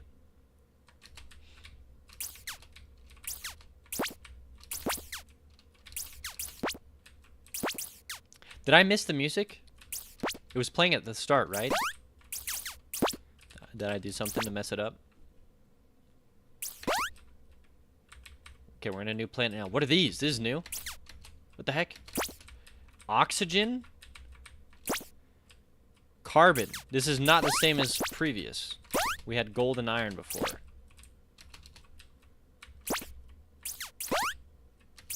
That's forced to push away. Oh my gosh, it's hard to like...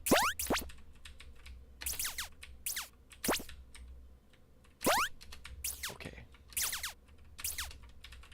Please. Oh, see that hurt me?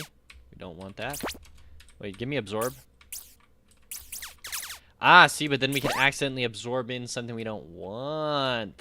So we don't want any of these. Now we just want gold and iron. Not these small blue ones. Oh my, it's so locked in absorb. Oh no, shoot, it's locked in. Okay, be careful. Okay. Okay, this is nice. Get out of here. Oh, wait. Oh, new universe? Okay. What am I doing here? What's the next thing I get in here? Did I go back one on accident? I think I did. Oops. So absorbing anything from a previous thing can screw you over. I thought it kind of just slowly put me back. Maybe not. Event locked in absorb. So this is where we... Maybe that's where we push away or something? I don't know. Okay. It is cool, though. I like how, yeah, it's hard to control, but there is some control. Alright, please. Could be a bug that it isn't looping. Gotcha.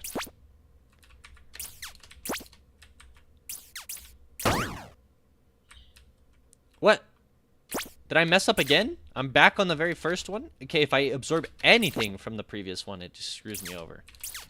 I'm intentionally not answering? No, that's fair enough. Yeah, I'm just kind of speaking my mind. Alright. I respect his aft. Okay, give me all of these.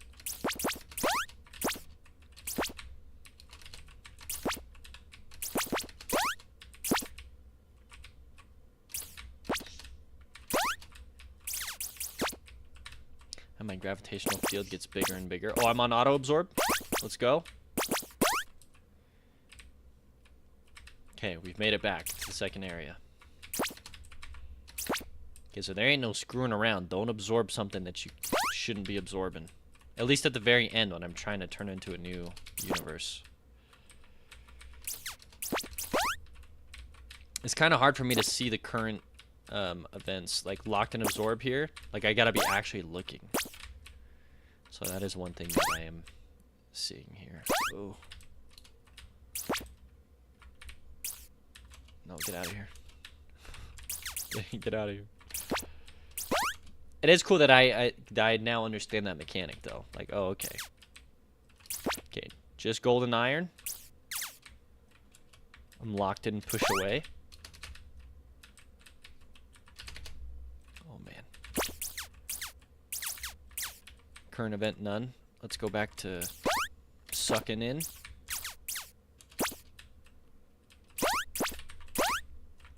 Oh, man. Oh. Just don't give me the absorb one. Okay, we're on the next one. So it's none of these, right? Unless I messed up. It's these things. Rock. So I just want rocks now. Okay.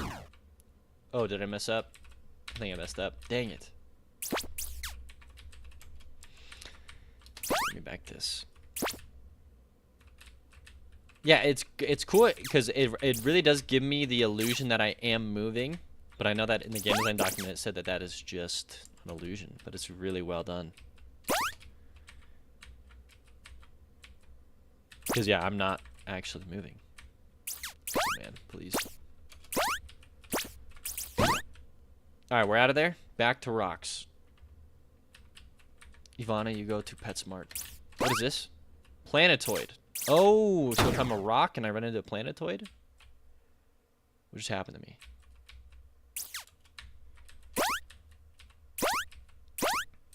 It's PetSmart. I think maybe Walmart might have them, but it's PetSmart. Hi, Patrick. Hi, are you starting to stream regularly? We'll see. I'll definitely be streaming a lot more, but it depends on what life with a kid is like, Patrick. Okay, what the heck? I'm losing focus here. Give me the rock. No, no, no, no. It's brutal getting reset. I'll say that. Alright, come on. Come on. Dang, yeah, and the forces that push my little planet around are definitely hard to control sometimes. Especially when you're really small and you go super fast everywhere. Get out of here.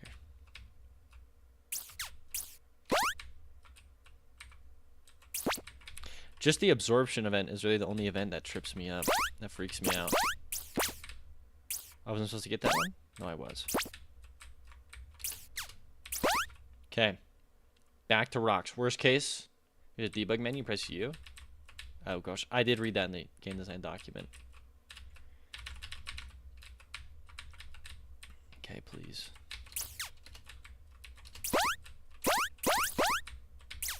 No, I didn't absorb that one. Was I an auto absorb? Okay, we're on the next area. We only want these things, whatever they are.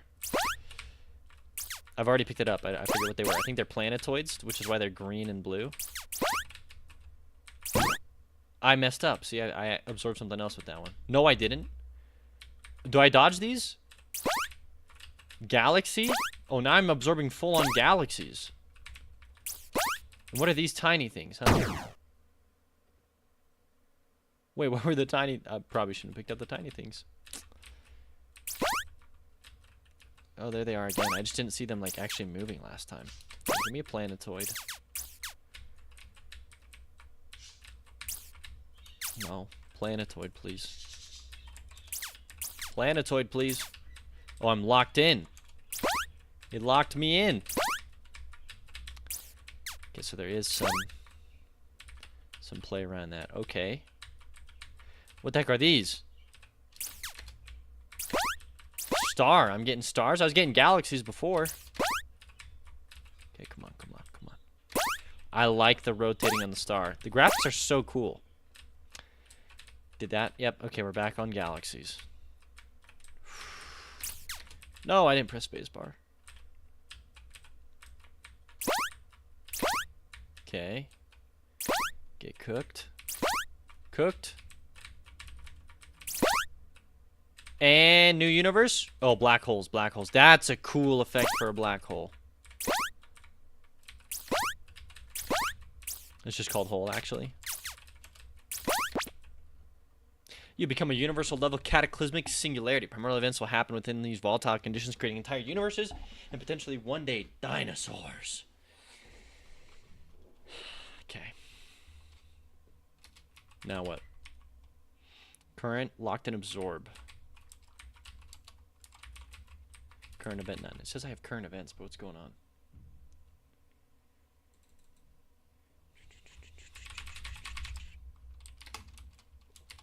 Think I'm locked in? Am I soft locked?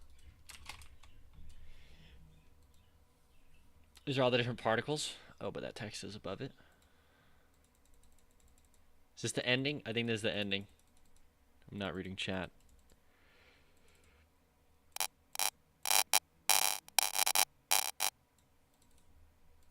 Okay.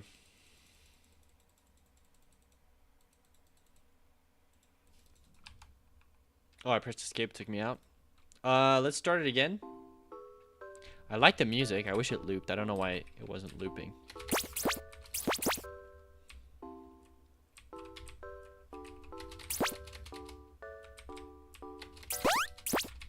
Okay. I'm gonna try this one more time. Is there the secret ending in this version? I'm gonna try for it. I'm still not reading if it's in there or not. We're going for it. Maybe there's not. Maybe there is. Wasn't it supposed to reset at the very end and then I start a new universe? And then each time I beat the game, yeah, I'm supposed to get like new nebula in the background or something.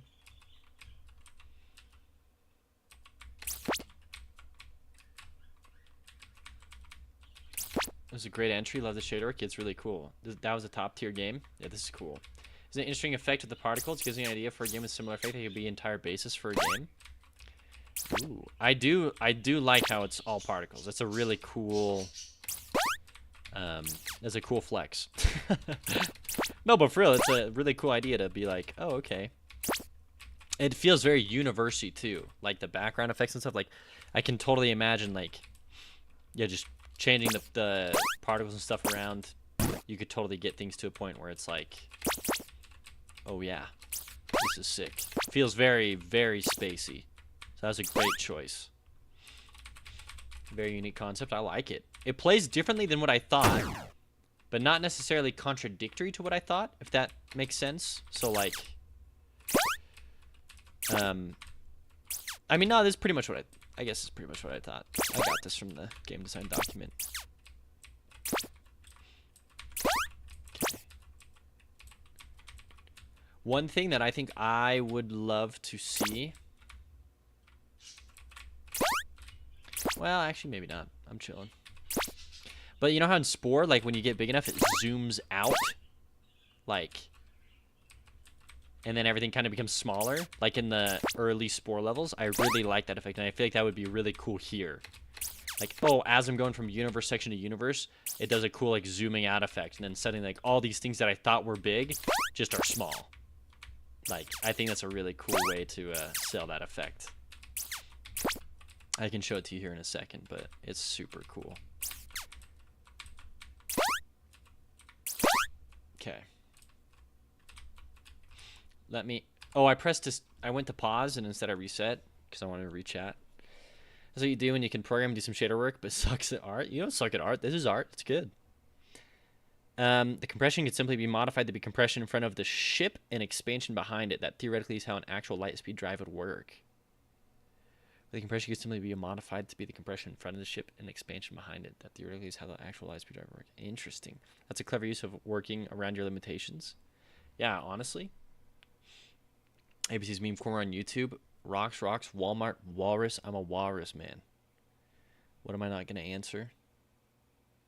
Oh, someone already made a video on it. If you want to link it, maybe I can check it out when I get some free time later. And am I going to read the new Popeye comic? Probably not. I didn't even know that they had a Popeye comic. That's crazy. All right. Running it back. I'm trying to get the secret ending. And we can give this game a good old rating score. I'm excited to see, because I guess this is the Gauntlet version, so there's other versions.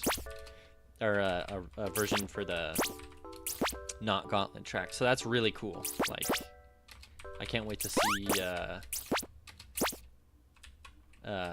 yeah, just how that looks, how that changes. I'm not really too concerned with the pushing and pulling. I think I'd like to see that mechanic fleshed out a little more, because if I just hit space fast enough, it doesn't matter that I'm pushing particles away. And it's only if I ever really get locked into one of them. So I guess that's true. If I get locked into one, I want to be able to push out particles that I accidentally, like, got sucked into my orbit. So I guess that's true. And it's an orbit, like, yeah, I'm a planet. Okay, I like it. Please. So all particles and shaders in Godot 4. The background really looks spacey, which is cool. Oh, jeez.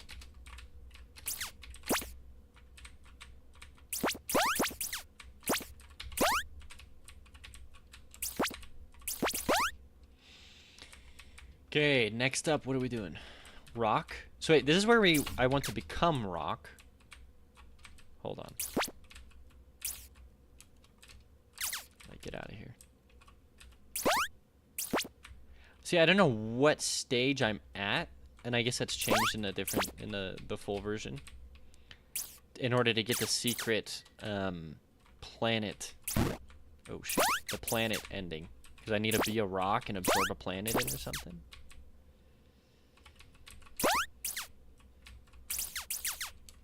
Okay, get out of here.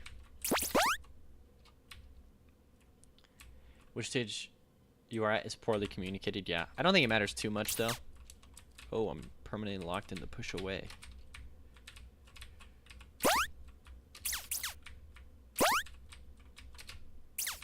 Okay, come on.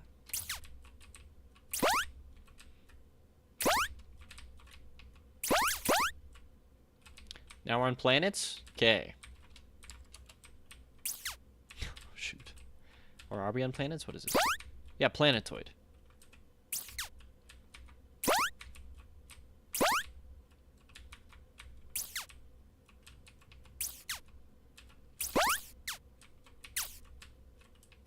I forget how to get the secret ending. I might have to pull up the game design document again.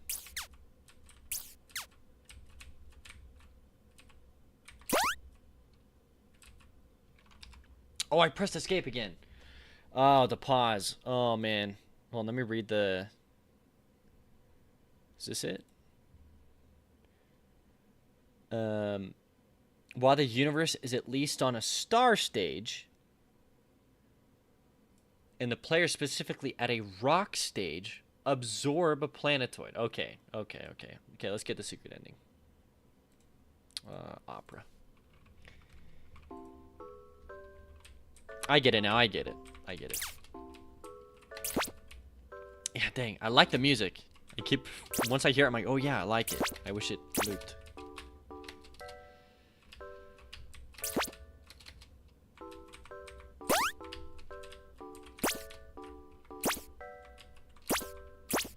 Okay.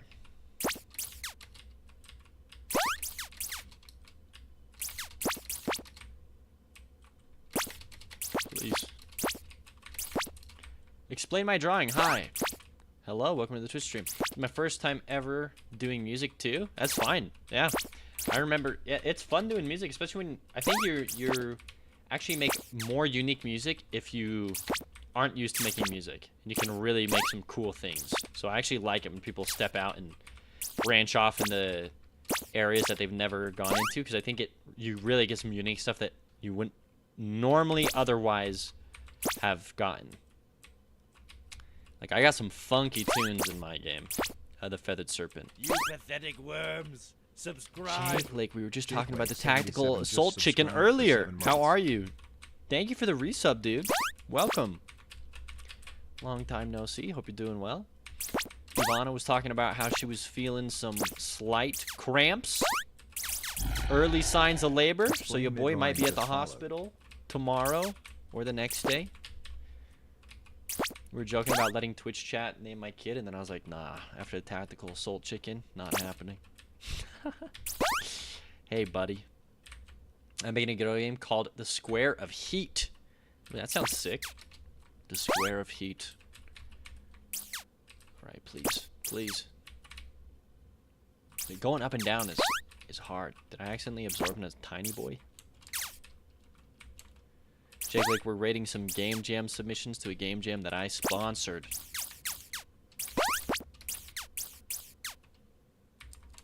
Please, I'm locked into that? Okay. Dude, nice. Yeah, dude. Congrats, excited for you. Hope all goes well. Thank you. I do appreciate that. I think it will go well.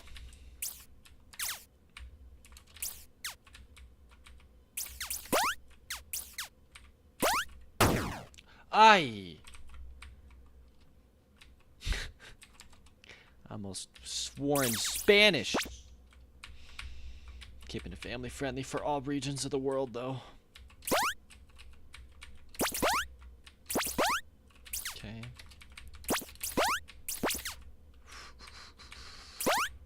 Sorry, I'm focusing up if I miss any chats. Okay. Welcome back to chat, Sundown. I see that. Arsony on YouTube. Hold up. Oh, there's my bird in the background. I don't know if you can hear him. Okay, give me a rock. Nice. Rock. Rock. Rock. Okay, so now we're in Planetoids. This is not where we get the dinosaur secret ending. We have to get to stars, because there needs to be life. There needs to be a sun for the dinosaurs to have a world. Which actually that's kind of cool lore-wise. That's actually pretty sick. Okay, so now we're on stars. Now I absorb a planetoid, but I have to be at least a rock? I don't know what I am here. I'm a little blue dot. Now I'm a yellow dot. I think I'm supposed to be gray, and then I absorb a planetoid. That did not end...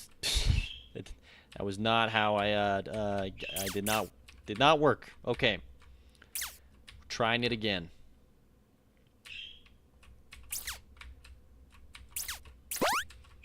Is this a rock? The first one I go to here? I'm assuming the gray's a rock. Maybe blue's a rock. We'll just have to test it out with each one. I got the lore reason behind it. Yeah, that's sick. That's a good, I like the lore, dude. Okay, come on.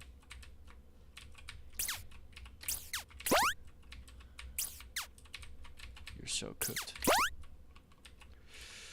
Okay. Like, I don't know what I am right here, but I guess let me try crashing. Okay, that is not a rock stage either. First stage, not a rock stage. That's okay. Just don't press escape.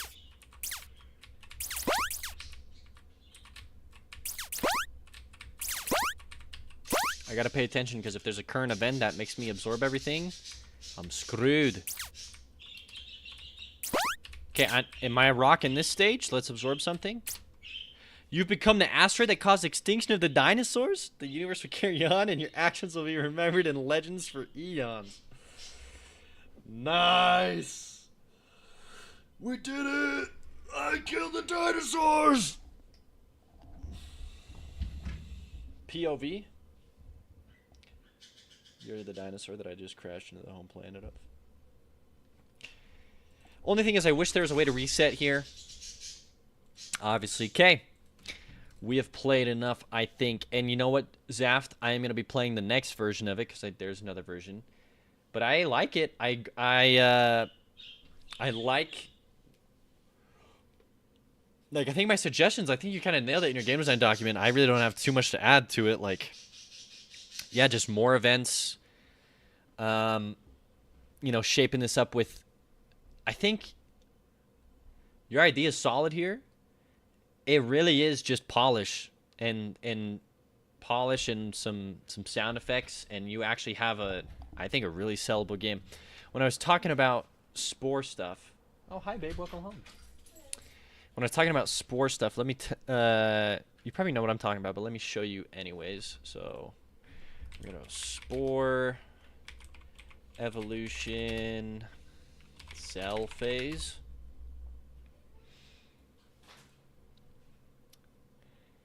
Okay, so spores, yeah, I know, I saw that. So you probably already know, but just so the rest of my stream can get an idea. And avoiding other predators that view you as food. Okay, spore. If you start with a filter feeder mouth, you're gonna be... It's like a trailer, so it's not gonna do what I want it to do. 16 years ago? My goodness. You dropped into the... Hey, wait, it's the same thing I just clicked on. No commentary carnivore. Okay, so...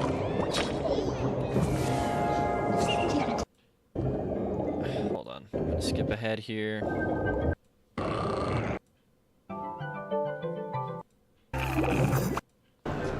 Okay, so when you eat enough as a cell... I should have just gone at the beginning, sorry. Because it's more of like what I want to show off.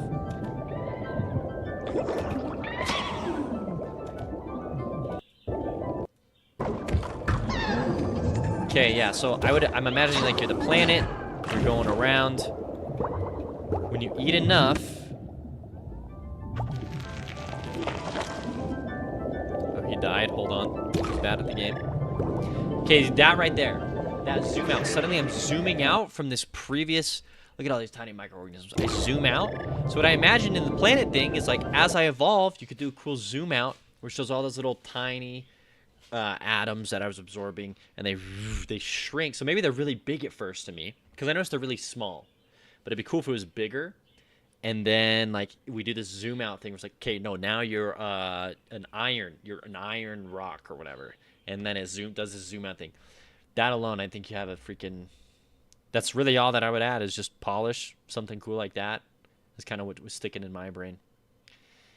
Let me catch up on these chats here. If I can make one addition to this game, it would be particle physics for a tail. Oh, that'd be cool too. Reflect what power up or ability you have. Who'd you get a lawyers behind it? The first grade is the rock. Cool ending. Spore. Sorry, did they call? What did I miss? Nothing, Jake Lake. We were just going over Spore as the inspiration. Hello, Arseny. Welcome to Twitch. You could make it into being a meteor flying through space, and as you grow, you become colonized, and you can pick up things that will boost the colonies that are built onto you. Eventually you'll fight things, I can shoot at you and they'll shoot back, which will turn. I need to upgrade this stuff. Zaft, let me introduce you to Jake Lake. Jake Lake has the craziest but also coolest ideas for games. Over on YouTube, Arseny.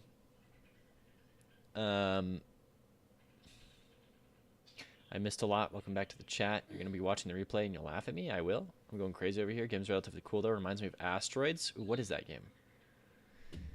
Asteroids was like... Oh, I don't know why that rings so familiar, dude.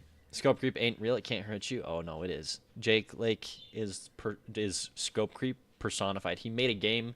He made an item in my game because I have that option in my Twitch chat for points. And he literally called it scope creep, I'm pretty sure. Yep. All right, let's rate this, okay? Great game, Zaft. I liked a lot of I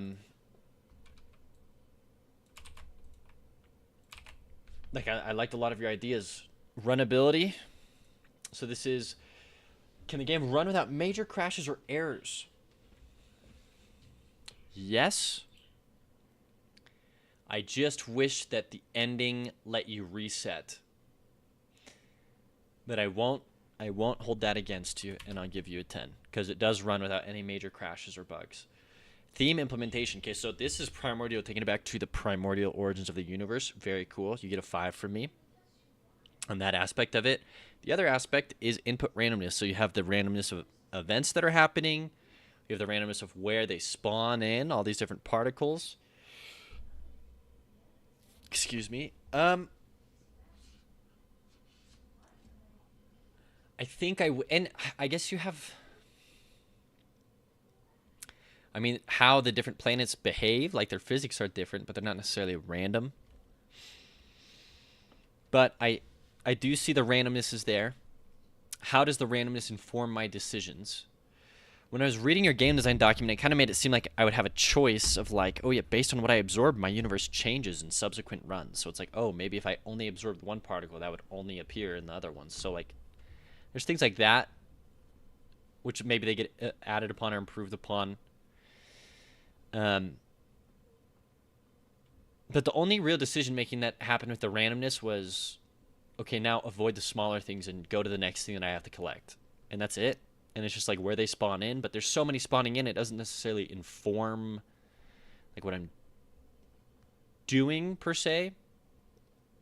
But I was constantly keeping watch of like the events and trying to make sure that I didn't get the absorb one because that would just yeet me back to an earlier universe. So there is that kind of switches things up. Overall, I think that the mechanics need to be fleshed out just a little more in terms of like the gravitational pull and whatever, and the random events. I think random events could be helped with like, let me avoid this black hole because I can get sucked into it and it's there, or like more like hazards. So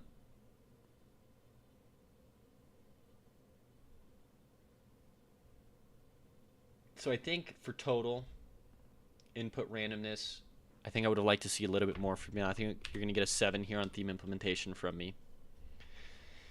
If you don't absorb hydrogen after the first cycle, it doesn't appear anymore. Wait, really? So does that make it easier? Okay, so that's more interesting. I guess I never tried that. Is that...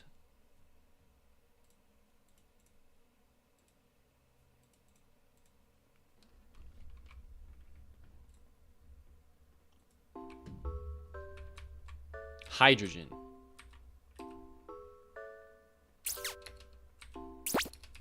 So this is helium.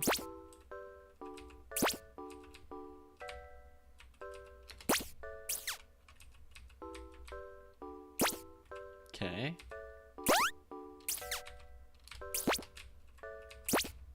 Okay, the rock is much easier to control. Oh, I switched. I got the current event that made me absorb it. Oh, hold on, I gotta test this out.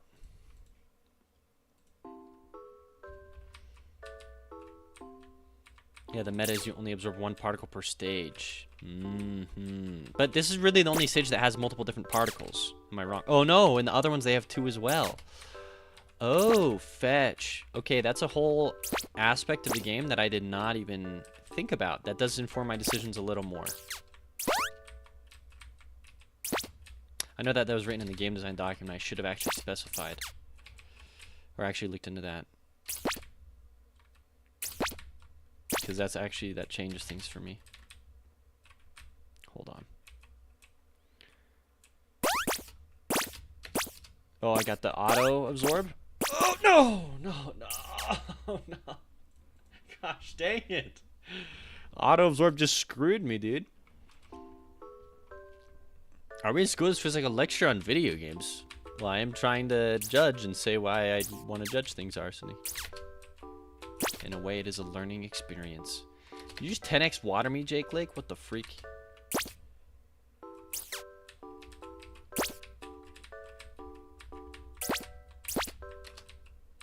Fetch. Fetch is a family-friendly word to say instead of the other F word, arsony. I did not want to absorb that. Oh my gosh. I didn't look in the bottom right again, dude. Okay, hold on. I'm going to get the water. Then we're going to try and redo this. Oh, shoot.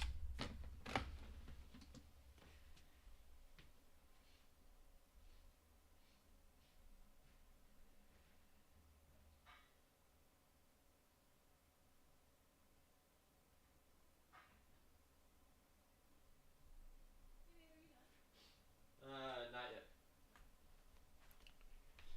Okay. I've never seen Mean Girls, Arsony, so I don't know.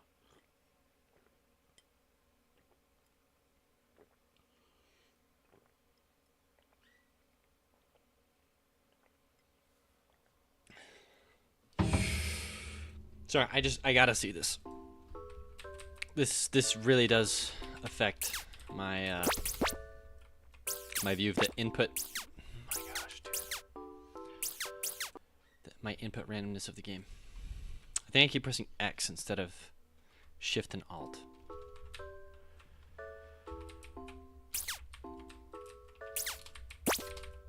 Okay, please. Oh man.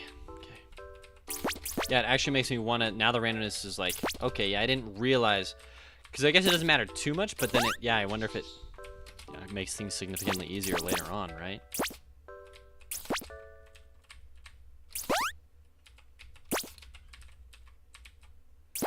That's weird though, it's like, yeah, you only want to absorb one, I guess.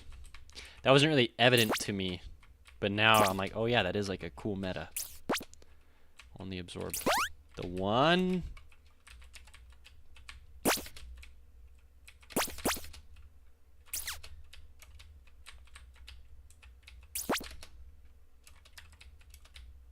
That makes the shifting around a lot more. Maybe if it was a little more overwhelming in later areas, like, oh, this is clearly a mechanic that I need to be doing, like not absorbing all the possible particles that I can. I think I'd be a little more. Get away from me, get away from me, get away from me. Don't start absorbing everything. Wow, that makes that one so brutal. Yeah, I definitely would like to see more telegraphing then on the current event side. Like, current event happening in 3, 2, 1, so I don't just get, like, utterly freaking cucked. Yeah, okay, only purple are appearing, so now it's like, okay.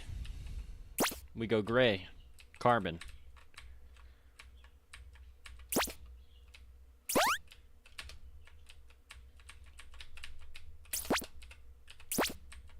Interesting. Very interesting.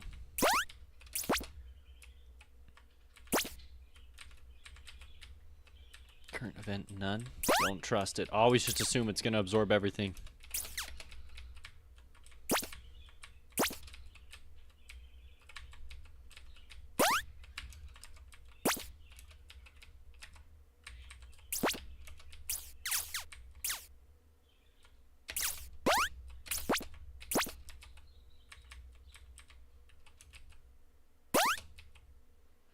So now it's just those.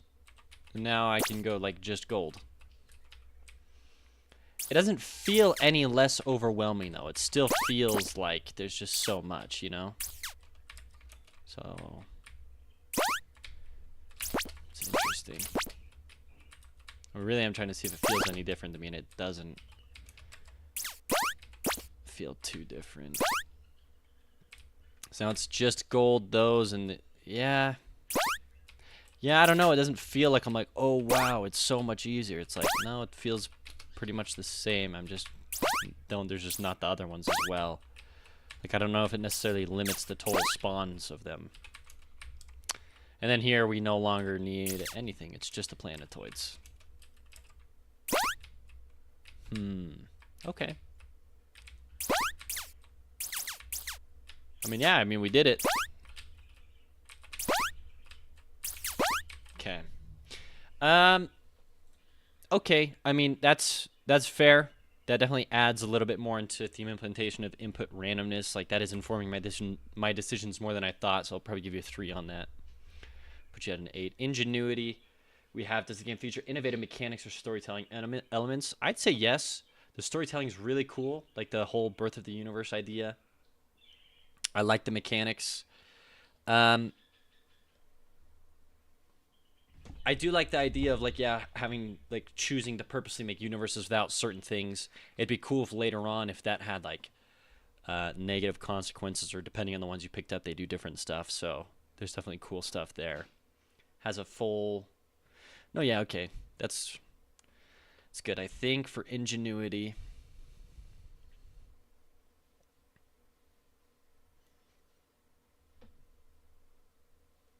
I'm going to give you a I'm teetering between 7 and 8. I'm going to give you a 7. Polish. How smooth and enjoyable is the gameplay experience? It's great. Music obviously doesn't loop. Obviously, there's a couple of cosmetic polish changes that I would like to see coming out of it, but like overall, it is polished. There's no reset button though. Music doesn't loop. The overall style is really cool though. The gameplay works. There's no pause menu. Kind of just resets the game. I think I'm gonna have to put you at a 6, just for those reasons. I think I really would have liked to see. And I think a lot of those probably get fixed in the next iteration, like see what planet size I'm on or whatever, and see, you know, how close I am. And it felt like sometimes I would get reset at weird times. Like if I pick up, instead of going down a level, if I picked up the wrong particle and I was on my final stage, it just reset me to the previous one, and that was a little frustrating. I don't know if that was intended or not. The game design document, can a total stranger understand how your game should operate from the document alone? Yeah. 10 out of 10. All right, Zaft. Anomaly detected. Like I said earlier on YouTube, cool couch. Oh, thank you. There's another hidden mechanic that you actually did and didn't really realize. Really? Quick question, why is every particle square? There's some circles in there. The black holes are cool. Imagine, depending on the universe, you can make and create life, and then alien ships start shooting at you. See, that'd be sick. You watch the new parts of the FNAF musical? I've not. I'm not super into FNAF. Cool dinos. Thank you, Emo Giraffe. Thank you. Yeah, well done, dude. Great. I'm excited to see what happens between the Gauntlet and the other game. I really am. Zaff, sick game, dude. I really like it.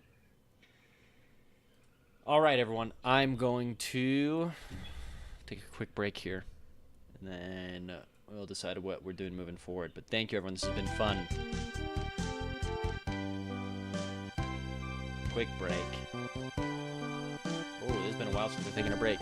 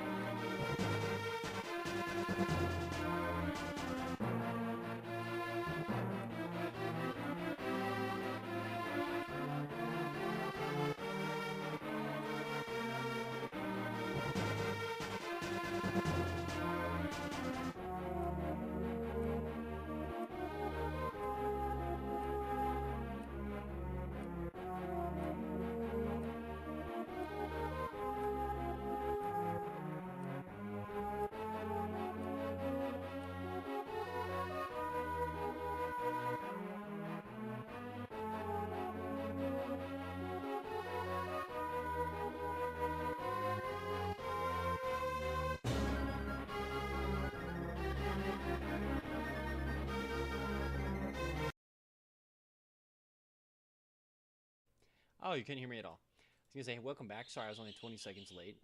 Next up is Primordial Jungle. Da, da, da, da, da.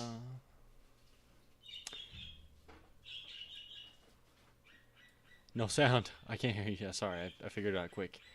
Yo, your boy Canyon is about to catch these hands. What he did to me with that shotgun was not cool. He had 2 HP less instead of 1. Here's a special dialogue if he accidentally kills you, actually. It's a unique cutscene.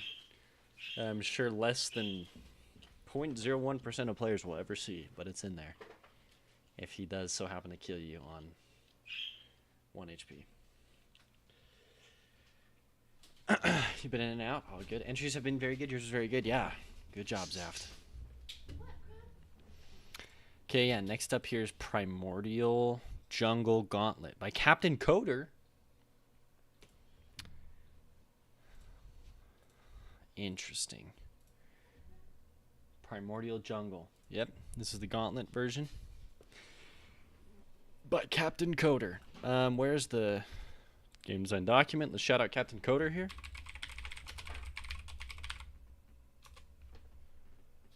Is that him?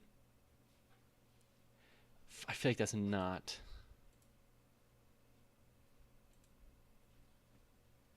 I feel like that's the wrong Captain Coder. He is the Captain Coder. The Captain / shout out. The Captain Coder. My bad, everyone. I have to wait another minute, 30 seconds. Oh my gosh. Shout out the wrong Captain Coder. That's okay. He can get a shout out too. Alright, let's open up his game design doc.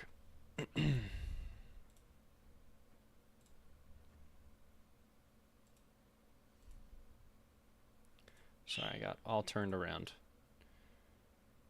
I downloaded it. Okay. Primordial Smash. GDD. Open the PDF in Google Chrome. Is this the right thing? Primordial Smash? I thought I'm on Primordial. It is called Primordial Smash GDD. Okay. Just a different name. Also / shout out. 41 seconds? Oh my gosh.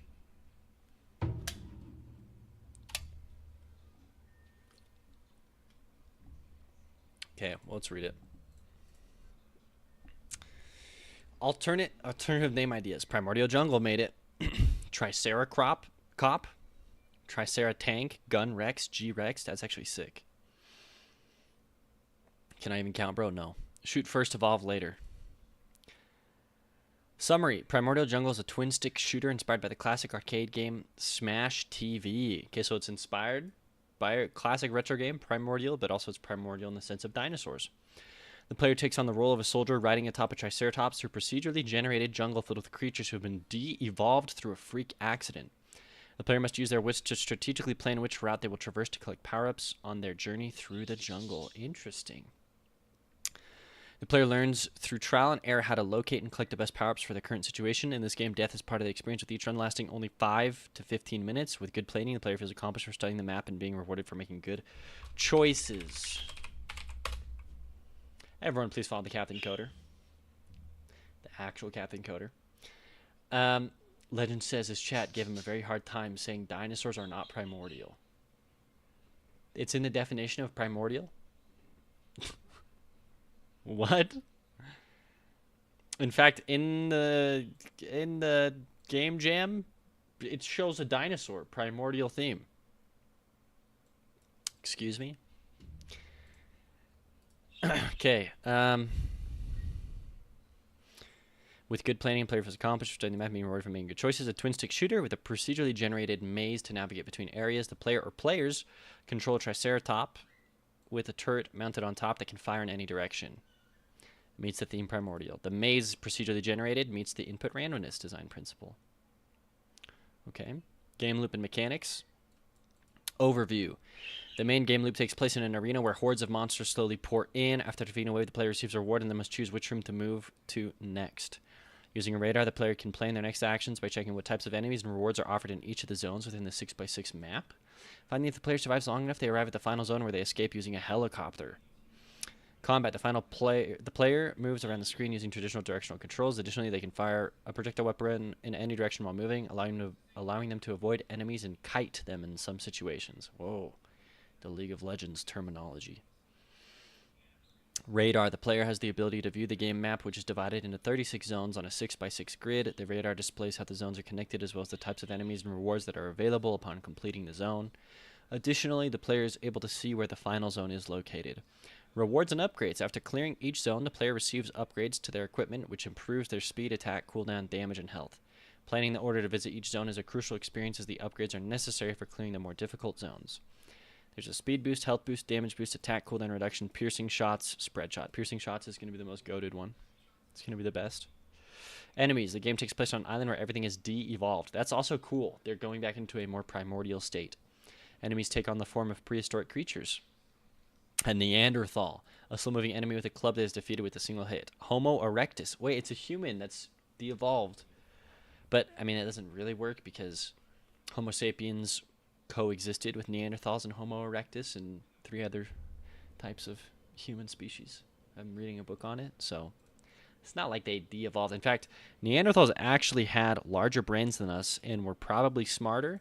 They also were more adapted to colder climates and probably in a 1-to-1 situation would have completely wrecked us.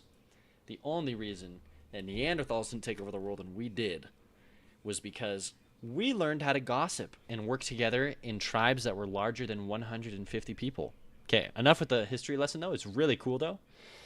But, yeah, Neanderthals, that's why we're better than them. We're built different because we work with more people. Homo erectus because they're the first people to stand upright. A larger and faster version of Neanderthal? I don't think that's lore accurate, but I won't hold it against you. Giant bees. A very dangerous and hard-to-hit enemy that attaches itself to the player and drains life quickly. Whoa. Came for the critique, stayed for the history. There it is. Art style. It's such cool history. In fact,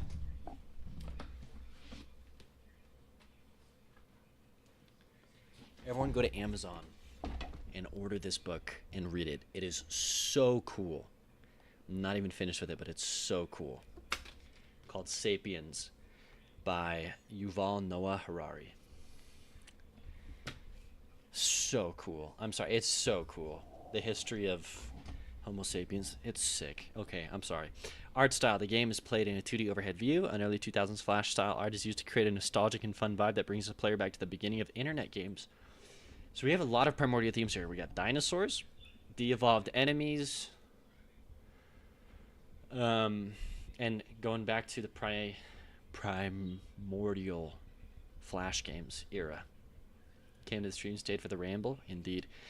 This game design document, I think I understand 100% how this game is played. So, well done on the document. The Captain Coder. Okay, now here on a research island, isolated from the world, a group of scientists work to create a primordial soup in the hopes of understanding how life came to be. Oh, where have we heard that before? Unfortunately, they have unintentionally created a reverse evolution serum, which has caused almost all life on the island to devolve into a primitive state. That's a cool idea, actually. That's sick. You're the sole survivor of this mishap. Luckily, your pet chicken has devolved into a Triceratops. Not sure how that one works. Quickly, you mount a turret upon its back and set off for the helicopter pad. Good luck. I love it, though. That's sick. This is a super cool idea. Create all assets during the jam period. Submit entry within 72 hours. This was a brutal endeavor, and I cooked a lot of spaghetti code along the way. Yes. I love spaghetti code. Let me run the game.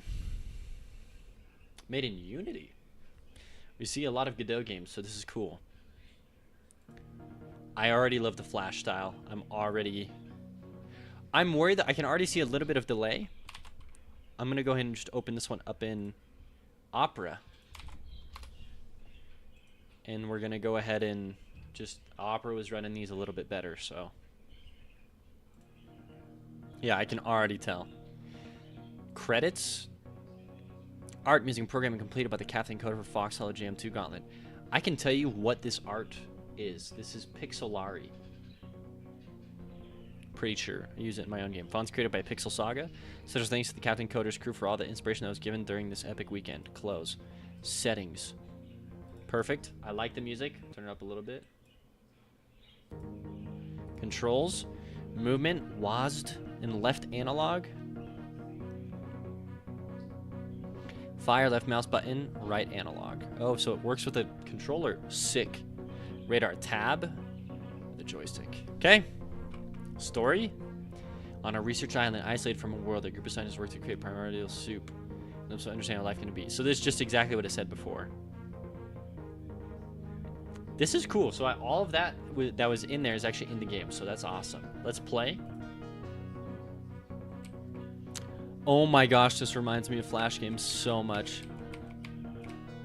Super well done. Oh my gosh, I love it. It's so... you did a great job. Oh my gosh, I gotta kite him. These are the Neanderthals? Oh, shoot. Okay, I got hit. We gotta kite him. Wow. All art and sounds and everything. This is looking awesome. Area cleared. Materials discovered. Speed boost, increased speed. Speed boost, increased speed. So I'm faster now. Okay, so now I press tab. Where do I want to go? Wow, this is sick. Wait, this is so cool. So we just fought Homo erectus. Okay. Insect and Neanderthalensis. And material scan is munitions, medical supplies, medical supplies. And we're at 2. I think I want medical supplies. This is Neanderthalensis and Homo erectus. This is insect and Neanderthalensis. I don't know how the... And this was just Homo erectus. So Homo erectus is a harder version of... I think I'm going to go to the right. Because I think that the not enough chickens with assault capabilities. This was his chicken that is now devolved, and we have put an assault thing on top of it. So actually, I think it fits it quite well.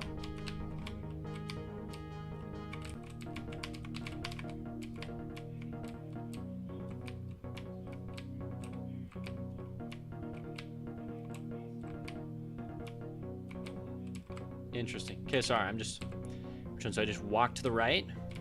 Now I can't walk out. Oh, there is some walls here, okay? And I have to walk into the center.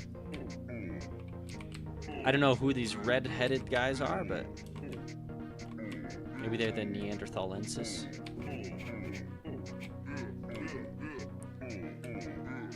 Hey, this is pretty cool. Oh my gosh, there's a lot of them though. Oh my gosh. This successfully takes me back to the primordial era of Flash games though. I absolutely love it. Area cleared. Thick skin. So this is what I got. I got 2 health increases. And you see that down there. Just updated. I realize I am covering up part of the map here. I don't know where else. I can scooch myself up a little bit. The top corners here are empty. Because I went to the right. We gotta go clear all the sectors, don't we? So wait, what happens if I go back here? I don't fight anything, do I? Does it say it? Oh my gosh, it saves. This is huge. For a freaking GameJam game, this is huge, dude. I'm ready. Okay, so there's the bees. They take multiple hits.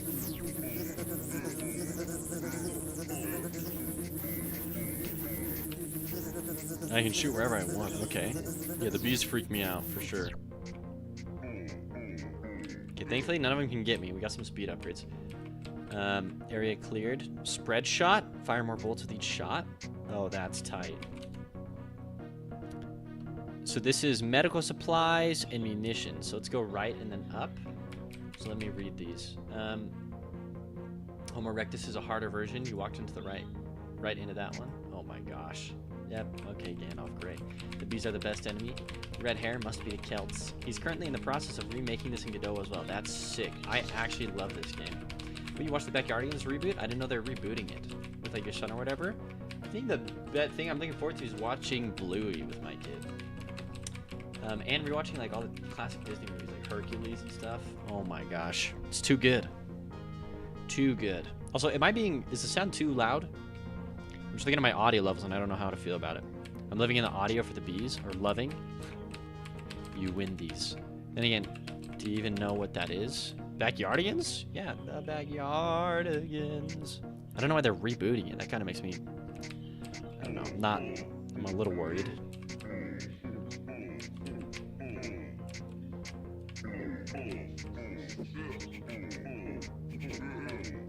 This is cool though, and it's a funny enough idea that like I love it. Oh, somehow I did not take damage there. Okay. Area cleared. I got thick skin. Okay, we're going up now because we get munitions. The spread shot is kind of bugging me. Kind of like the spread shot in my game. That's funny. It sounds like a good idea, but it never is. Okay, get kited. The late delayed spawns actually really spice things up.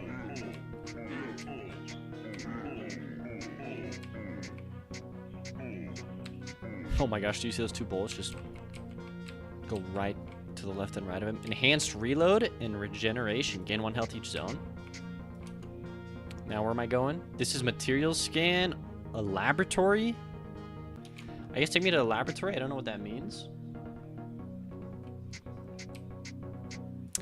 I did spawn in from over there for half a second. Whoa, whoa, whoa. Holy. Okay, I did get hit there. Oh, keep going. I should not have backed up. There's a little bit of... So I actually go faster walking diagonally. So we do just want to always be moving diagonally. That's something that can be fixed with coding, but... Yeah. Speed boost, increased speed. Okay. That's nice. Munitions and medical supplies. I do want more munitions, so let's go this way. So it says we're going to need everything in order to fight the final boss, so...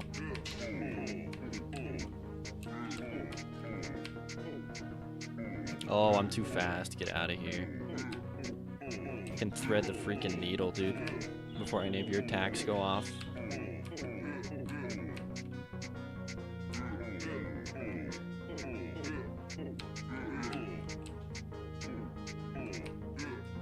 Okay.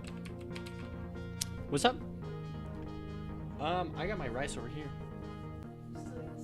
Yeah. Why? And Kimball's gonna bring us a veggie pizza. Okay, spread shot and a med kit.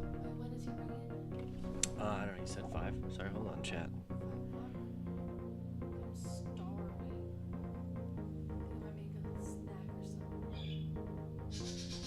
Do you want him to come? Hold on.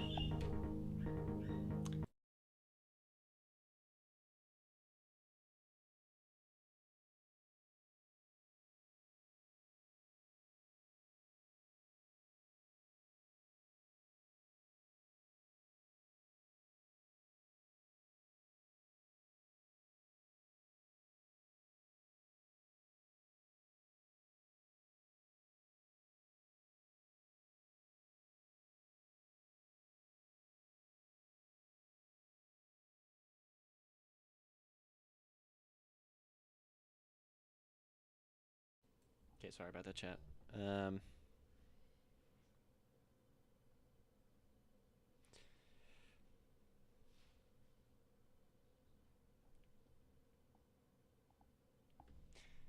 Alright, now I have to adjust my mic volume because it's freaking low for some reason.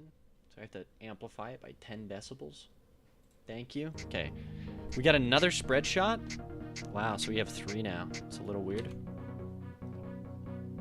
Let's just start zigzagging around then. So this is laboratory and medical supplies. So we probably go... Oh, I can't go to the right? I just realized there's door connections. That's pretty cracked. That's pretty crazy. That's really cool.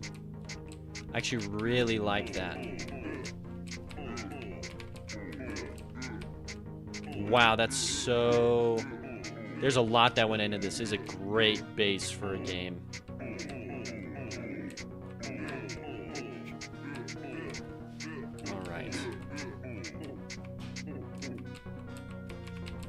you. Area cleared. Enhanced reload. Okay, we love the attack speed increase. What is this? Munitions. Have we been over here yet?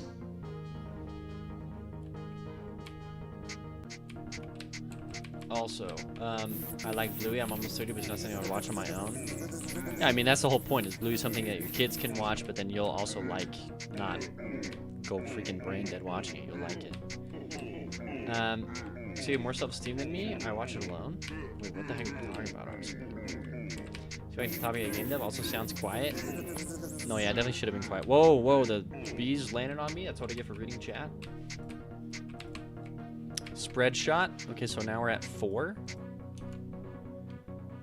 This is I think we've already been to the left, but it shouldn't matter. It should just be empty, right? Yeah. Okay, let's go down. I like it. It's like Binding of Isaac room layouts, which is really cool.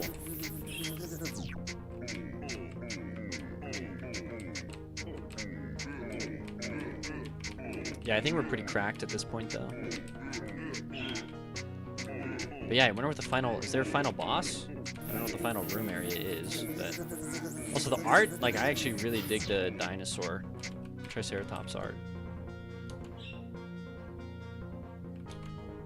Dang, and the menus... Okay, that menu is displayed over that one, but I was gonna say they don't super interact with each other. We're shooting 5 bullets at a time now. Go to the left. Have we been to the left? All right. Let me move my mic up here. Okay, let's go. What we're trying? I couldn't make it up into the right over here because it's all like blocked off. This is, yeah, it's hard. If there was an indicator of like which rooms I had finished, but then again, that could just be part of the gameplay. Like, that's fine. It's not necessarily a bad thing. Convenience isn't always the answer. Sometimes it's fun to leave things like Metroidvanias and not having a map. Like, that's something that, even though it would be convenient, it can be turned into a fun upgrade later on or a gameplay mechanic. So.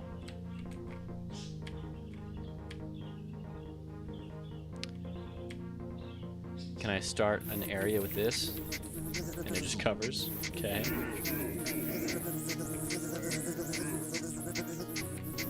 Alright, good job. Area cleared. Thick skin increases health. Nice. See, it started at the bottom there again. Like if I walk into an area shooting. Also, do I have piercing bullets? What's going on? Okay, let's go down again. I'm not even looking anymore because I'm at the point where we're just too good.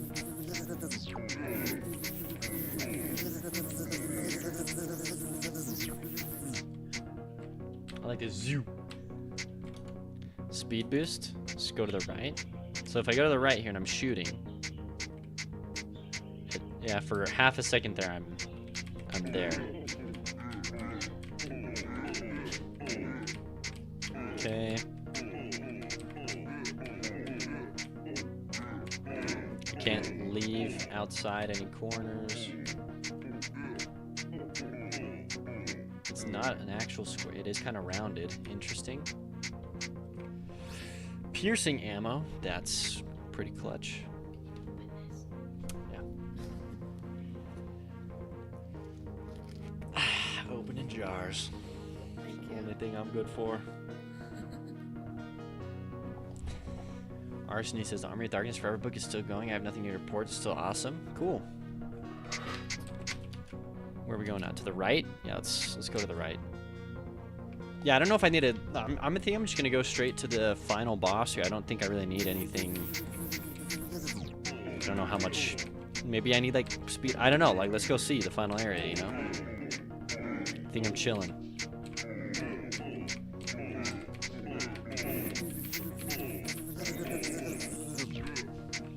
Dang, I love the little death animations too. Regeneration. Keep it going. So right up. You got this. The boss will be done in no time. Yeah, I don't think you need to finish, because the description was like you got to finish all the areas before fighting the boss. I'm like, dude, there's no way. I wonder what the boss is, or if it's just huge waves of enemies. Like, but I think piercing shots is really just like it's over, you know. Okay, where can I go? Medkit, all health has been restored. Dang it. And I don't really need that. I'm ready. Oh, he's big. They're big. Wait, what the heck are these guys? That wasn't the boss, was it? What the heck? Where am I? They're big. Whoa. They're big and slow, but what are they? Are they Neanderthals? Oh, there's more enemy variants. I like this. Piercing ammo. Okay, we already got that. What was that? Homo erectus neanderthalensis? Nothing new. Okay. Well, let's go up and then to the right and beat it. You're not reading red code, are you? I don't know what that is, Arseny. I don't think I am.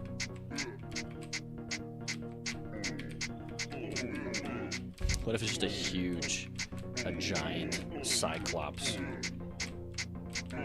All those bolts missed you? That's crazy. Yeah, we just shred through the smaller waves of enemies, though.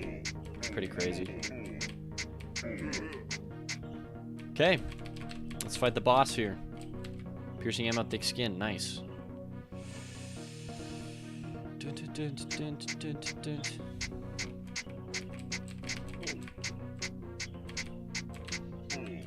Let's go. This is the boss? Oh, wait, this is the boss arena. Hold on. Gotta focus up. We ain't losing. Tons of bees. Oh, a big red guy?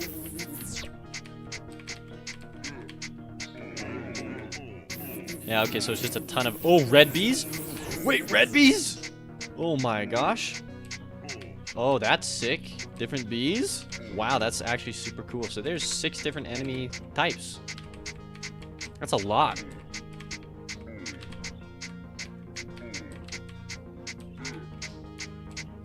Oh my goodness.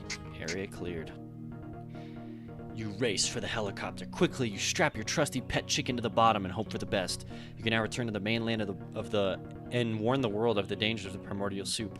Perhaps future scientists will think twice before trying to play God. Congratulations, you have survived. Close. I'm gonna click play again. I just want to see one thing.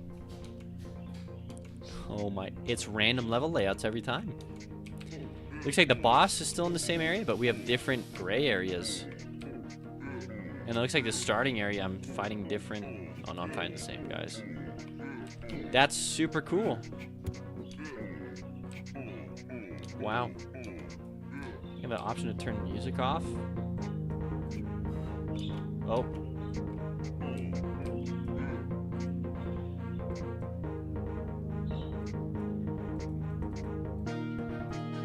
I don't think that's working. Yeah, I don't think the music volume is working as intended there. That's okay. It turned it up. Arseny says it's cool term history about what if the founding fathers had magic. Oh, what the heck? Nope. Okay. I think I've seen enough. This is a sick game. My thoughts before I pull over the thing here. Yeah, I love it. I love everything about it. I think it really hit home on the themes. Felt like a cool Flash game. Like, younger me would have loved playing that game on, like, addictinggames.com or whatever. Flash games, whatever. There is... It's fun. Like, it already is fun. It reminds me a lot of, like, The Binding of Isaac. Obviously, like, the Flash version. Getting small rewards every level. Having the map. Having a playable map that's random every time. With random doorway connections. 6 different enemy variant types. Different randomized upgrades so you can choose where to go. If I had low health, I could try and go to one of the med bays. Wow. There's a lot there. I think the Captain Coder knocked it out of the park with this. And... obviously just like building on the game, yeah, like polish and more areas and enemies, and you got a full game. Like, it honestly has a huge... it's fun. Like, and the story actually is pretty fun too. Like, it's pretty good. I would just want to see more some more sauce or juice in like the shooting, like the sound, maybe a little more poof, poof, poof, like visceral. Maybe there's some knockback that moves your character back. Maybe like you have to reload. Like there's so many cool. Your gun can overheat. You get different guns. There's a lot that could be expanded upon. But just juice wise, yeah. If there was like, you know, things are just polished up a bit more. I mean, I love blood, so if there's just blood that like flew out of like enemies when you shot them or something, like there's some cool stuff here. Zaf says his idea is to make something where Twitch can spawn enemies for the Godot version. That's Twitch integration's always sick. It is a cool game, like a little bit of polish, and with Twitch integration, bro, sell it for like $2 on Steam. You got a full game. There's huge promise here. I like it a lot. I want to see a full game. I would love to play a full game, especially with this theme. Like, I just think it's funny. It's great. Like, it's honestly great. Oh, yeah, let me get the name of this. Primordial Jungle. Probably change the name, but I like Triceracop. Or G-Rex would be cool, too, honestly, if it was a T-Rex. Okay. Run ability, it's a 10. Runs perfectly fine. Theme implementation, you get a 5 for the theme of Primordial. You incorporated it into the story in a unique way. That wasn't just dinosaurs, but it's also like primordial soup, de-evolved enemies, bringing it back to the Flash games. There's a lot here that I love. Other implementation is input randomness. I think this is going to be my first. I think it's a 5 with between the random abilities, the random areas, the random door connections, the random enemy spawns, 6 different type of enemies. Where I go depends on the door connections and also where I'm at in my build, what I want. That's a 10. It's a 10 on theme implementation. Ingenuity. So ingenuity, to remind myself, does the game feature innovative mechanics for storytelling elements? Storytelling, yes, absolutely. I love it. It's fun. Game mechanics, it is just a twin-stick shooter that is set in like the Binding of Isaac style, but I do really like how it follows your cursor, and it's not necessarily just the arrow keys, but I know a lot of people don't necessarily like cursor games because they're hard to port. But I guess it works with the controller, so like that's already a huge thing out of the way. The storytelling is very innovative. As for unique gameplay mechanics, I think I would have liked to see more. I mean, what's here is great. Don't get me wrong, but like, it would be cool if I could go to like, because like the primordial suit modified my dinosaur. What if I could like go into like a laboratory and then like modify my dinosaur? Like, what if there's just a little bit more? I know that there's speed ups and stuff like that, which is cool. That's partially in there, but it would be cool to like, oh, maybe I make a Triceratops, maybe I make a T-Rex. Like, there's a whole realm of ingenuity that can spawn from that. But it's pretty high up there, storytelling and gameplay-wise. The radar's cool. Having the different scans and seeing what's in that area is really cool. I think this is a 9 for me. Polish, it's very polished. No bugs, no issues. Game can be completed. I understood it. Slight issues with like maybe overlapping menus, me being able to go into a different area and it starts, I spawn in, I'm shooting from one direction and menus not going away. If I enter a new area, I have to click close. Those are pretty small, very minor, but I am also looking for obviously more polish with feedback. I call it juice. So just like,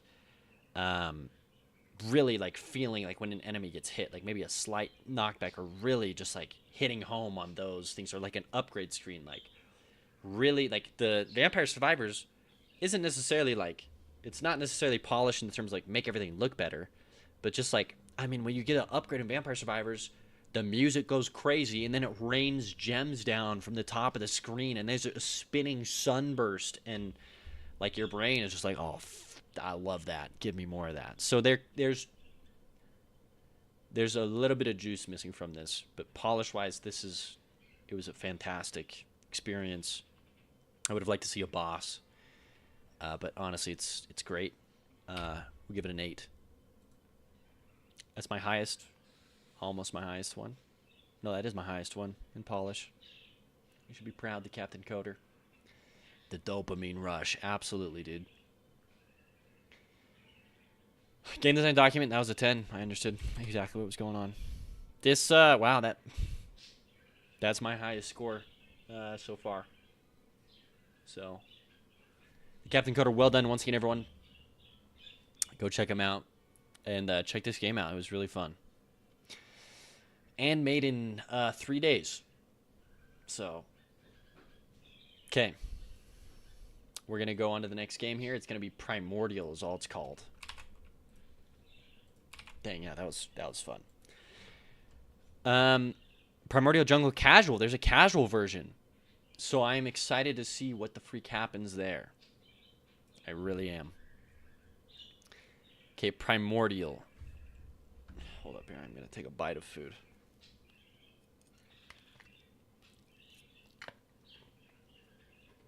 All right, let's find this.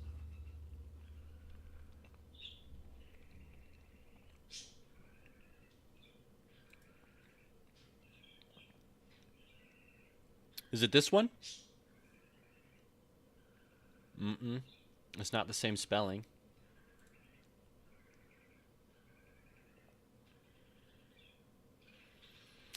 Unless Joe just spelled it wrong when he sent me the document. Absolute savage.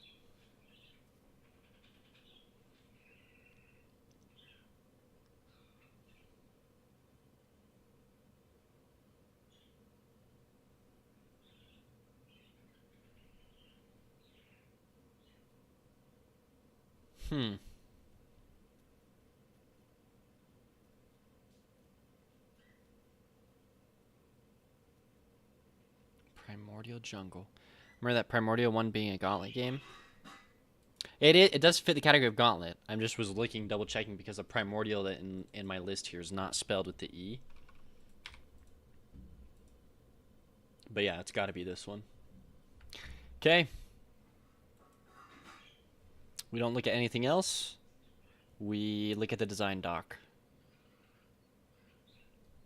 Primordial design document. This was made by Sweod. We're going to try and shout him out here on Twitch. Sweod. I don't know if this is him, but...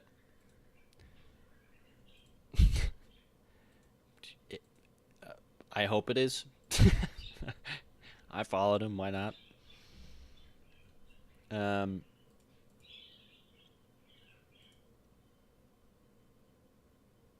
Yeah, I mean, there it is. If anyone wants to see it, there it is. The game, his game page itself. I'm gonna follow him on here. All right, let's read this document, everyone. All the fellow streamers catching stray shoutouts. Honestly, yeah. People are like, why did this guy shout me out? Oh man. Okay. Primordial. Game summary pitch. I just skipped past all this because, yeah. Primordial is a point-and-click shooter about matching up math symbols with their corresponding dinosaurs to clear them all out. Point-and-click shooter.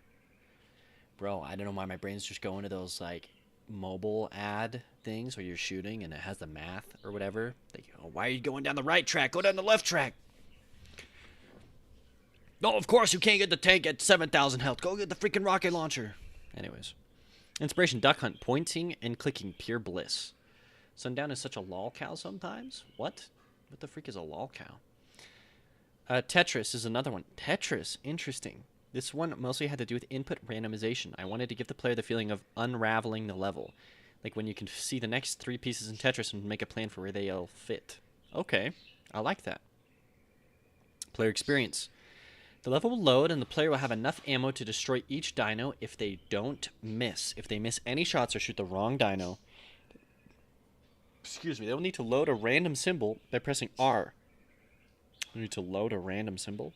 With more time, I would implement a timer that would count down for each level, and loading a new symbol would subtract from or speed up the timer.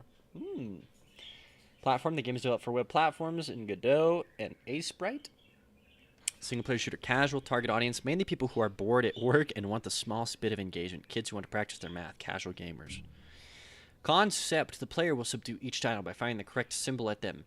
To complete their equation, They have to look at what the symbol is. I'm so bad at math. They have to look at what the symbol is currently at the top of their magazine and find a dino that matches that. If the player misses one of their shots, they will have to load a random symbol from the lost and found.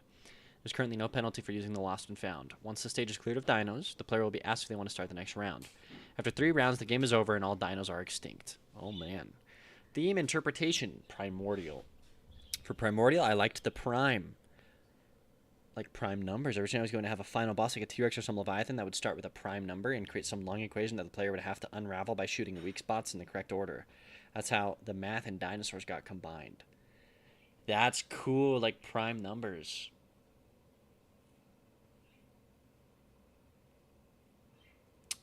Inspiration Duck Hunt, that's why I'm always coming back. Excuse me? Excuse you what? Primary mechanics. Player's magazine loaded with each dino's weakness. See, this is like made after the fact, which is interesting, the game design document, but it is what it is. Loaded with each dino's weakness at the start of the level. In order. That's cool. Dino weaknesses. At the start of each round, the dino's max health is taken. A random symbol is assigned as their weakness, and the random number is used to come up with the equation with the rest of the equation. Click once the player has confirmed that the symbol at the top of their magazine matches the correct dino. The dino will check that it was the right ammo type and fall asleep in midair. Fall asleep in midair. Yeah, okay. You mean to kill them? 100 what to 2? I have no idea. Divided by 2? Minus 2? Numbers must equal 500? I'm so cooked. This is crazy math. Art style. As this game is very casual, I wanted to give it a cute art style. In the spirit of the gauntlet, I just made to limit myself to the default Ace Bright color palette. In the end, limiting myself made the art style more cohesive. That's good. Design. You got this. Design. Everything was made to be simple. From the get-go, the player should have an idea how to play without having to read any instructions. That's why the choices made to load each of the symbols needed to beat the level at the start. Audio, none was added. Game experience, UI. The dinos make the screen busy with all the info on top of them, so the rest of the UI was kept simple. Text is used for each symbol in the player's magazine. They are loaded up to the top to bottom to show the player. They have to use a current symbol before they can go to the next one, causing them to search for specific dinos. Mouse, keyboard, click to shoot, R to reload. Okay. Great. Run game.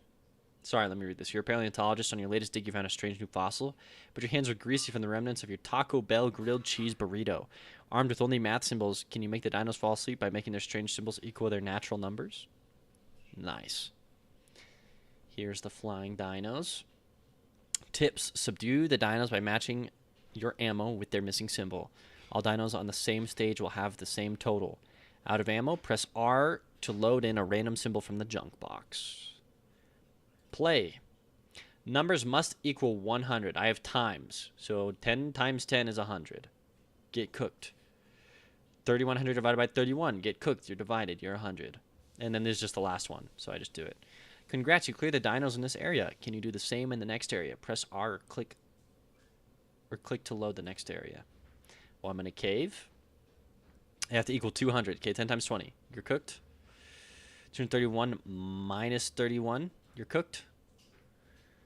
Okay. 391. But I had the divide symbol. Oh, shoot. It's got to be 156,000 divided by 78. You're cooked? Yes. It was just a guess. 57 plus 153. You're done? And then minus is the last one. Okay. So I can use just enough ammo. Okay. Oh, my goodness.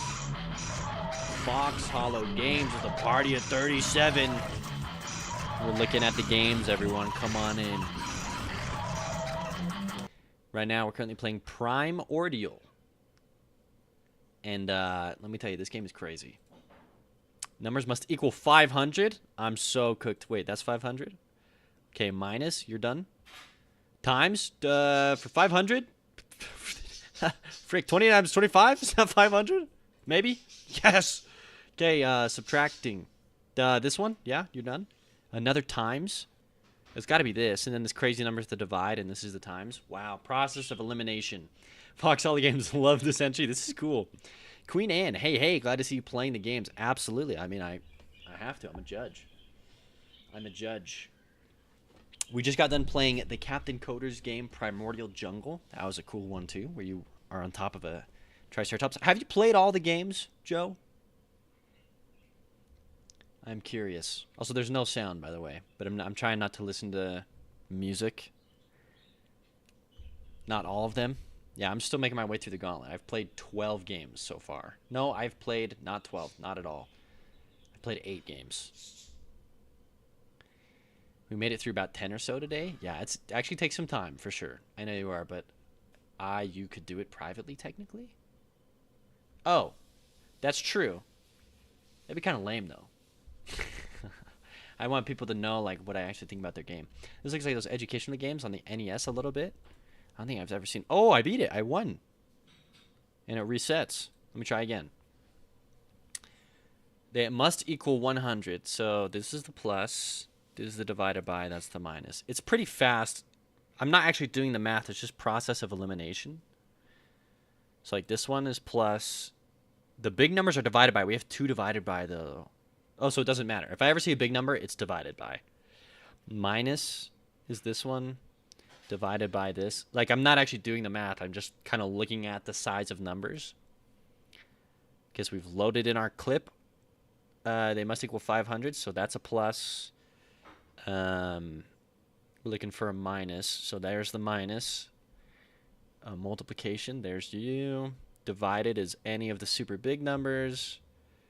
This is a plus. That's a plus. See, like I'm not even doing the math, which is interesting. It's interesting. It's not actually getting me to do math. It's just getting me to understand the numbers. I've never seen those. That's crazy. Yeah, I don't think I've ever seen those NES math games. I'm going to try one more time. We're going to try and mess up. Okay, so if I click plus here, it didn't work. If I click divide here, it uses it, and they're not working. Now I can't do anything, so I load in a new one. Minus doesn't work, plus doesn't work. So I could just like spam R and then just like click the crap out of whatever. There's no penalties here. I can't actually lose the game. I know he said there's a timer, but I don't see a timer either. Yeah, I can just sit here and spam reload. Interesting. Yeah, and there's no timer. It also uses up ammo if I just click anywhere.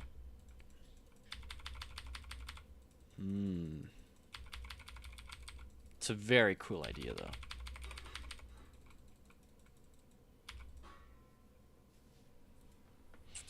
Okay. My initial thoughts on this game, right? Obviously, I would have liked there to have been sound or music or something. That could have added a lot. Excuse me. I would have liked there to be, like, a penalty, obviously, for missing shots or for getting an equation wrong. And I know he said in his game design document that obviously that would be the case. There would be a timer. It would go down. I would have liked to see different enemy variations, even if they're just different colors. It would have been cool. Like maybe, like, yeah, in these different areas, you just get different enemy ones that maybe they're faster, they're harder to hit. Maybe there's like little bonus ones, like maybe like, I don't know, like yeah, one guy flies by and he's worth bonus points or something. It's a very cool idea, though. It's I like the idea of trying to fill out these equations with my gun that shoots symbols at them. There is definitely room in here. So I'm thinking about the randomness aspect. It is randomizing these numbers. And it randomizes like the equations I have to use, and that all works, which is cool. And then it's obviously, it randomizes the order in which I have my clip, but it doesn't, like I said, it doesn't really matter because I can just break the game and just sit here and spam whatever. Yeah, so with a little bit of polish, I think this really could have been taken to a whole new area. It's a unique mechanic. I feel like it's almost too gimmicky, though. I don't know. Maybe I'd have to see it kind of played out in a different way. Because like I said, I wasn't actually ever doing math. I'm just looking at numbers and like, okay, this number's huge. It's divided by every time. Like, it just is. Maybe later on you could get harder levels. But like, yeah, I just feel like if it's ever a huge number, it's divided by. Like, it's always going to be divided by. And then you get equations like this where it's like 3 through 3. What goes here? It's like, okay, I don't even have to do the math. I just look and I'm like, okay, yeah, just minus this. I don't know. It's kind of weird in that sense. If you're really not doing the math, they could have gone into POW, log, etc. doing, pal, log, etc. I don't know what that means. So there's just things like that. And that maybe it's like this idea could be adapted to like I'm shooting special types of bullets at certain enemies. But I understand that the mechanic is meant to be based around the math, which, like I said, it is fun. It's like figuring out a puzzle. And a timer would definitely put pressure on me to like get things done. So there is something here for sure. It does have some sort of like a special like, yeah, because I think that's part of the game mechanic is, oh, I'm getting good to where I can just assume certain things. So that's cool. But yeah, I feel like there's a lot that could be added on to this. I don't know if I would have to see that there is some fun. If there was a timer and there's new enemies and there's different stuff, this could be fleshed out. But obviously this is just, it leaves me wanting. It's a very cool concept though. Bringing over the judgment page here. Runability, your game runs. 10. Theme implementation, primordial, and taking the pun of prime numbers to use math, like the primordial. I mean, you're using primordial equations too, like the first ever equations, subtracting, adding, multiplying, dividing. Yeah, I would have loved to see that final boss. So I'll say the theme implementation on primordial, you're 5. It's going to be pretty hard to fail that one. Input randomness. So you have these random equations, but like I said, if this was 4444 minus 144 or whatever, like it is random, but it's not random enough for me to really care or to have it really affect gameplay. Because like I said, I'm not actually reading the numbers and doing math. I'm more just like seeing like big numbers. I don't know if I can get that point across, but like this randomness isn't super affecting me, and the fact that I can always just pull in whatever ammo I want, even if I miss or mess up. So there is some input randomness in the order that I have to shoot things in how they're flying, but it is weak feeling. It does inform how I'm shooting. I think the mechanic to reload undermines the gameplay itself. Like being able to just reload in whatever things, unless there was another, like the timer is really necessary to balance out that mechanic. So theme implementation here, you get a 5 on the primordial side of things, and I think I'll give you a well, just the theme, I mean it's really cool. I think I'll give you an 8 here. I think I'll give you a 7 actually. Thinking about prime numbers is a cool idea for a boss though. But well done exploring the theme of primordial. Ingenuity. Does the game feature innovative mechanics or storytelling elements? Absolutely, this is very innovative. I wish that there was more to this innovation, like it was more explored, but it is innovative. Storytelling, not so much. Mechanics wise is very unique, and it fulfills like the role of like this is a puzzle, and that is cool. So yeah, I mean, honestly, ingenuity, I think I'm gonna give you an 8. Polish though, this is where severely lacking. There's no sounds, no music. I'm left wanting on the art aspect of things, on the being able to like have mechanics that actually make me care about the game, because I can't lose. Like there's no lose mechanic. Part of what makes a game fun is being able to lose straight up. And maybe this thing here at the top, maybe that just flashes before the level, and then I just hop into the level, so it's just not there. But like these covering up, some of them cover it up, some of them don't. They kind of get in the way of each other, which if that's part of the mechanic, that's fine. I actually don't mind that. Like they cover up, I gotta wait for them to move, but I'm just thinking about like, yeah, there's a lot left wanting on the polished side of things. Your game doesn't break though, but I think I'm going to give you a 3. The game design document. I understood your game. 10. Good job on conveying what the game was like, and especially the feeling of your game being a puzzle game. So, honestly, well done. Thank you. Suyoed for the game. I forgot I was gonna be leaving comments. Really nailed the feeling of puzzling out / unraveling the level. Yeah, this was just well done. Well done. I mean, this is a great base. Like, really, like I said, you scored really high for me on ingenuity. So I'm just really looking for polish here. And I think polish is what would differentiate this game. And I don't know if I've actually finished my point earlier. Being able to lose is what makes a game fun. If you can't ever win or lose a game, you can win, but if you can't ever lose a game, it's like, well, okay. So the timer would do a lot. Let me quickly go to the other games that I have already played. Let me just leave a comment. Super fun. Totally brought me back to the era of Flash games and really reminded me of Flash Isaac. Post comment. Also, I don't know why I'm not following Captain Coder. The other game that we played today was Primordia by Ton Roissonid. Let's leave a comment. This is Zaft, everyone. Really cool concept. Shaders give everything a university feel. I love that. Post comment. We also did The Caveman's Hunt. Oh, this game actually spicy. Like, I actually really liked like where this was going.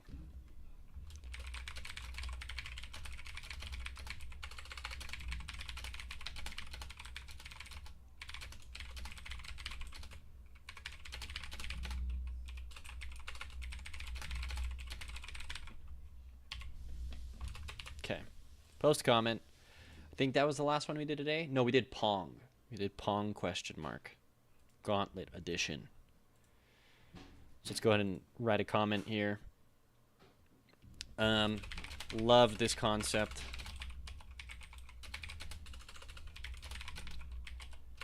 But, oh, love this concept. The rocket paddles are frustrating but fun.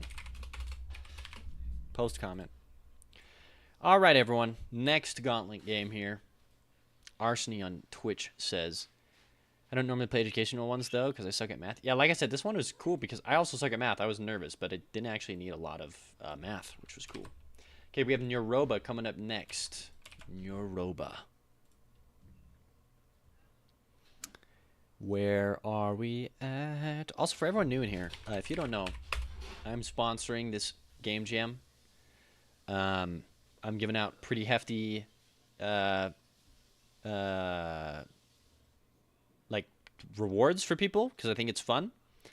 And that has been 100% funded by the sales of my game. So please go check out my game, The Feathered Serpent, on Steam.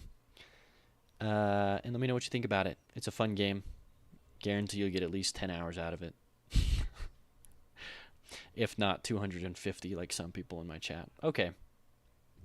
Neuroba, where the heck are you? Neuroba Gauntlet. Is there a certain order that you judge games in? Just the order that I was sent Joe. Whatever that is. Also, hello, Nektos. Or should I say FoxHollow? I just call him Joe.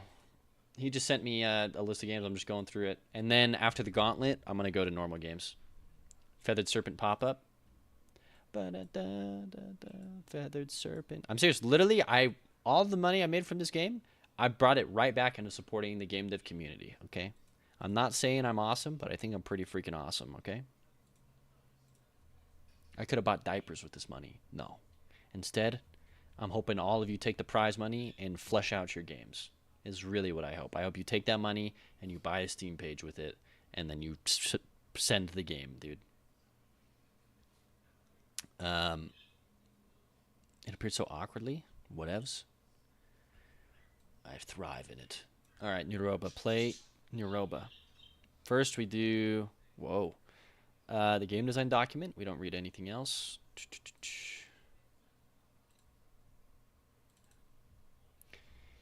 Once again, is probably made in dark mode. That's okay. We skipped the table of contents here. Introduction. So wait, let me see who this was made by, and we'll shout them out here. Neuroba was created by Dark Doom Bringer. What are the chances that that's who they are on Twitch? Dark Doom Bringer. Well, they are a person, so might as well follow them. Follow them on itch.io, and here's the game if anyone wants to play along. All right, back to the game design document.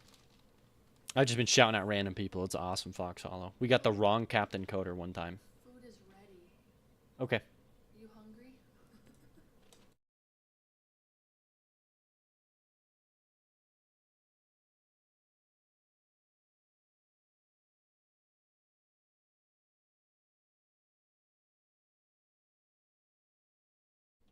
Okay, sorry about that.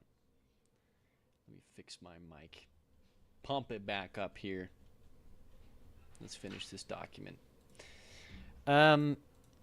Inspiration example games. Spore. Okay. Oh, sorry. Summary. Neuroba knows it is better than the other amoebians. With a quick dash and a quick wit, Neuroba will finally prove its superiority. Discover and exploit the weaknesses of Neuroba's inferiors and absorb their life-giving primordial goo. Ooh, we're going back to the primordial soup life forms. Inspiration. Spore. Okay, we've seen a lot of Spore inspirations here. Player experience, intense, challenging, clever.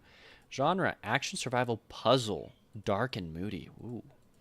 Theme, survival of the fittest, or in this case, the smartest within this broth of primordial soup. Target audience, teenagers to adults, likes puzzles and skill games.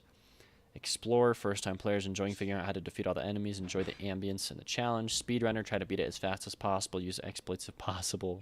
Prefer tight timing and difficult to pull off moves. It's in Unity, Blender, Cakewalk. I don't know what software that is. Captain Bloater, shout out. Brutal. Oh, this looks like Zuma. Oh, Zuma's the game where you shoot little things into the colored tracks. Core loop. Avoid getting killed. Explore to find enemies and environmental dangers. Figure out how each enemy is defeated by the environment. Defeat all enemy types. Okay. Explore to find enemies and environmental dangers, and then we kill them using the environment. Movement, click to swim towards the mouse. Dash to right click. You dash towards the mouse. Health allows a player a little bit of leeway to learn how to dodge. Systems, spawn enemies outside starting radius and inside the play radius. UI, menu pause, win and lose. Enemies, a chomper, a large enemy who tries to eat you. A hunter, a fast enemy that likes to dash at you and stab you with its horn. An assassin, a fast enemy that tries to sneak up on you if you're not moving towards it. Ooh, like a ghost from Mario. Glob, a slow-moving enemy that will try to engulf the player. Defender has a hard shell that prevents it from being hit on two sides. Environmental hazards, spore shrooms, thorn vines, exploding pods, stinger launchers, acid rock spitters. Fungus, spores that kill you, plants, thorns, vines, need a carapace, tentacles lash out, big chomper, large mouth, eat you, horn, stab you. Hunter, fast, dodge at the right time, let it run into thorns. Swarm, maybe spores, stinger launcher, defender, have to figure out a way around his armor, a net thrower. There's so much here. Is this all in the final game? Sneaky monster, invisible or camouflage, beetle or bug monster. You need to look at it before it gets close. Acid spitter, electrical enemy, slimer, amoeba. This is a cool art style. I really like it. Other monsters could be fighting each other as well. In fact, swooping in to scavenge some remains would be a key progression point. Dodging at just the right time, causing an enemy to crash into something that will hurt it, triggering an enemy to follow you into the den of its predator. This is a cool idea, for sure. I like this. So instead of me just going around absorbing stuff, I have to use the environment. Simple monochromatic art, like Limbo. Ooh. Primordial world, cells, bacteria, plants, creatures, tentacles, spikes, 2D with a bit of depth so that some things hide behind others for certain effects. For now, technically 3D models, but it would run much better if they were turned into layered sprites. VFX, if time, particle effects for taking hits or doing damage. Audio, there's nothing. Style, underwater, otherworldly feel, nothing too obnoxious. Need sounds to drive the atmosphere. Need to do some research from Limbo and Inside. Good inspirations. Sounds like you are at a distance. We're hearing through water, undulations, alien sounds, droning low notes, underscoring haunting slow melody, discordant harmonies, quiet percussion that grows in intensity when under duress. We'll have two soundtracks playing at the same time and adjust the balance. Ooh. Find a good chiptune. Random sounds to keep the player on edge. What the freak? Evilish. Hauntology. What the heck? And then you listed out actual, like, chord notes that are freaky. How does your game sound? What should it not sound like? Okay. A more intense track layered on top of a more subdued one. The intense music will play when you're in danger to make you feel more on edge. That's a cool... I like that mechanic in games. Like in Doom, when you fight stuff, it plays the intense music. Sound effects. Player dashing, player injury, enemy sounds and injuries. UI, nothing. Style. Very basic movement and controls. Instruction at the beginning. It is then up to the player to figure out how to utilize them. Basic menus in the dark theme, perhaps white lettering. Examples. For submission from FoxHollow Jam 1. Oh, this is like FoxHollow's like super human game, right? Superheroes. Roadmap, final deadline, Gauntlet, July 8th at midnight. Final deadline, entire Jam, July 13th at midnight. And here are the milestones. Example for submission for FoxHollow Jam 1. Okay. I think I understand how this game's supposed to play. Just from the document. I really do. If it is discordant enough from what I think and from what the game is, we might have a problem. But oh, it's just dark. Oh, no, I already shouted him out. Captain. Oh. Still not play the demo because the dude made me swear off games. And that's a sentence I definitely just typed out now that I never thought I would have to. You swore off games. What a sad life. John from Lives de Blue. Hello. I like the Raging Wolfhound. Okay, we're going to run game here. If you hear any birds screaming in the background, that's my bird Crumb. Made with Unity. Quit game. Sorry, I like pressing that button. I know it's supposed to be like if I actually opened the game up on my computer, but there's a thing at the top right here. I don't know what that is. The screen is now turned red. Is it red because I highlighted it? Oh, it was red because I highlighted it. I'm gonna zoom in here. Doesn't seem like it breaks the game. So the game is a little stuttery here, so I'm gonna open it in Opera. I don't know why my Chrome just does not enjoy web games.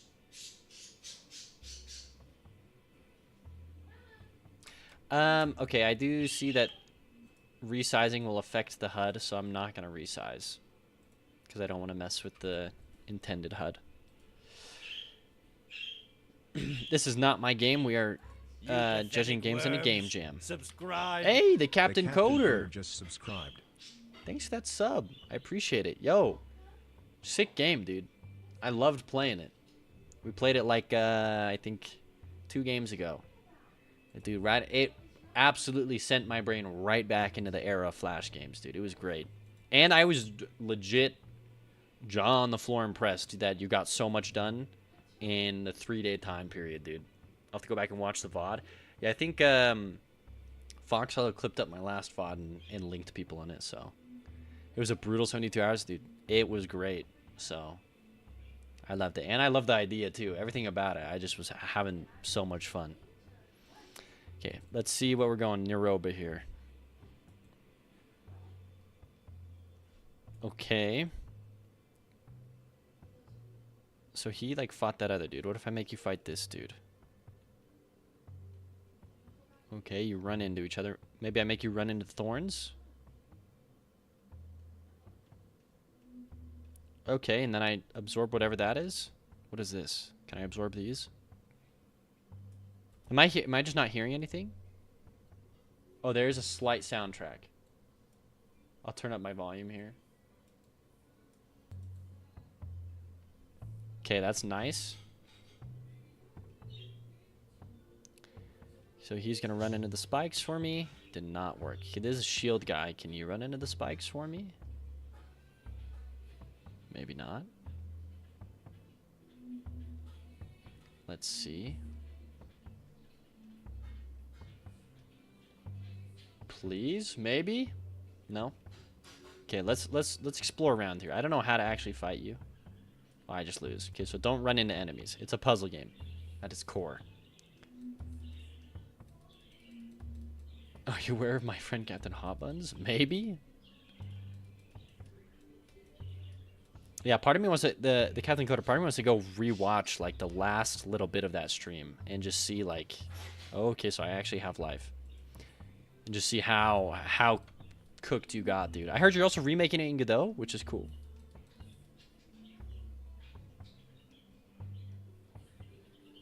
John from Lives the Blue. I made several characters from my game yesterday. I'm a little discouraged from having to program everything myself. It's hard and it takes time, but dude, you got it. I can go out into the darkness.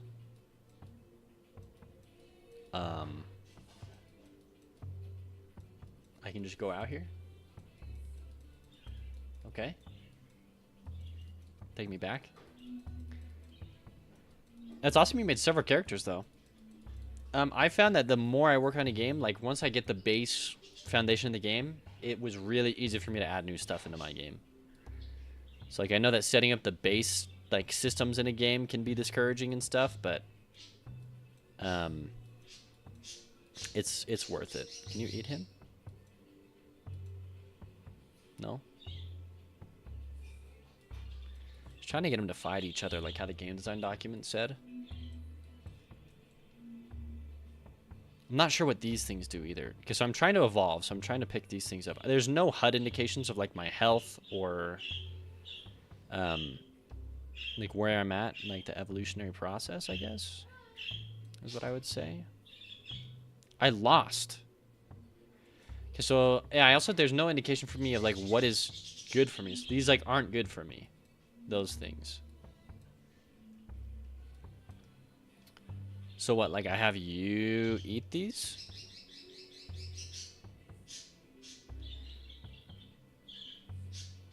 Yeah, okay. Then I pick up your essence. So I think that the only thing I really should be picking up is those small black squiggly wormy dealies. Captain Cody, yeah, I'm learning more about Godot. I get a lot of questions about it. I want to be more informed about the engine. Awesome. Yeah, it's definitely, I mean, I like it. I am biased, though. You feel the exact opposite. Base system is quite straightforward. Content is pain. Maybe I can elaborate a little bit. When I set up the base systems for how an item operates, and I set up all the different variables that can change within a player's stats, I was able to very easily, within like 20 minutes, add in a new item into my game. Like, that's crazy. To add in a new... Like, I got all of my systems put into place where, like, the HUD just updates, like, it says what the item does. I don't know. Like, it just was very fast for me. When, like, yeah, setting up all those systems took me months. Like, to actually set up all the different player stats and how they can interact with the bullets. And so, I don't know. That's kind of where I'm coming from it. Also, when I'm in danger, I don't hear a music change. I just hear this very baseline thumping.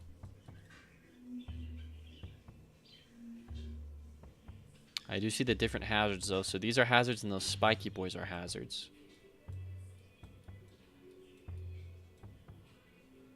Okay, yeah, so we find this guy, and we shoot a spike into your eye socket. Please. Oh, so close. Oh, he died. Okay.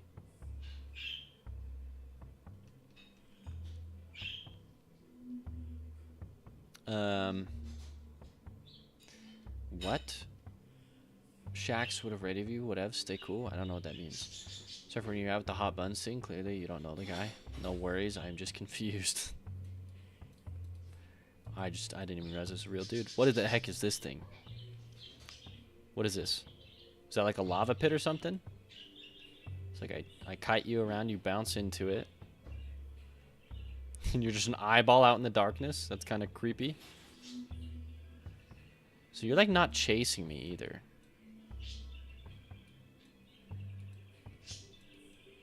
Okay, what about you? Let's have you run into whatever this giant blob is. I know that the inspirations are like Limbo and stuff, and they have a lot to do with lighting. Which there's some lighting stuff going on here, but I would have liked to see maybe a little bit more of that play with like shadows and stuff. Okay, so you're not dying from that. Maybe we kite you over to... Yeah, come here, come here. Oh, he moves so slow. Actually, don't know where other hazards are at. Okay, yeah. Come over here. I'll have you run into this spinning spider. Nice. Another one? Another. Please. Please.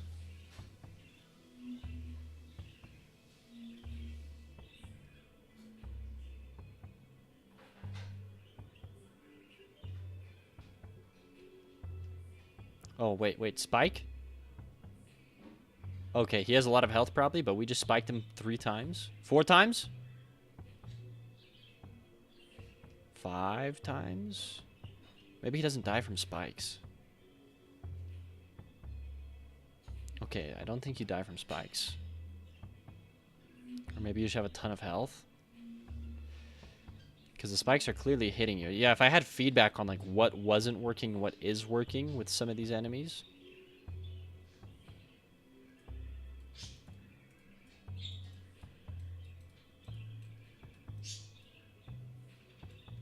Maybe thorns I gotta run you into? No, I think I ran this guy into thorns last time and that didn't work. Oh well, we might as well try. Come here. Yeah, I don't see the thorns really doing too much here. Okay, so the last thing to try is, what are these? Something tells me maybe I don't like that. Okay, come over to this mushroom thing. Yeah, dangerous spores or something. Dun, dun, dun, dun. Please. Please. Run into these spores. Don't let them disappear. Okay, hit 2 of them. Yeah, if these don't work, I have no idea. I'm loving the aesthetic to this. It definitely, I mean, it's definitely hitting like a cool, like, oh, this dreary world of like, I'm outwitting these greater beings. I like that part of the gameplay. Outwitting these other life forms using the environment and using each other. Okay, it seems like the spores aren't doing much to you. I'll be honest. I also can't really see if there's a little maybe. I don't know. It's hard to see like where other enemies are. I also don't know if this has an ending.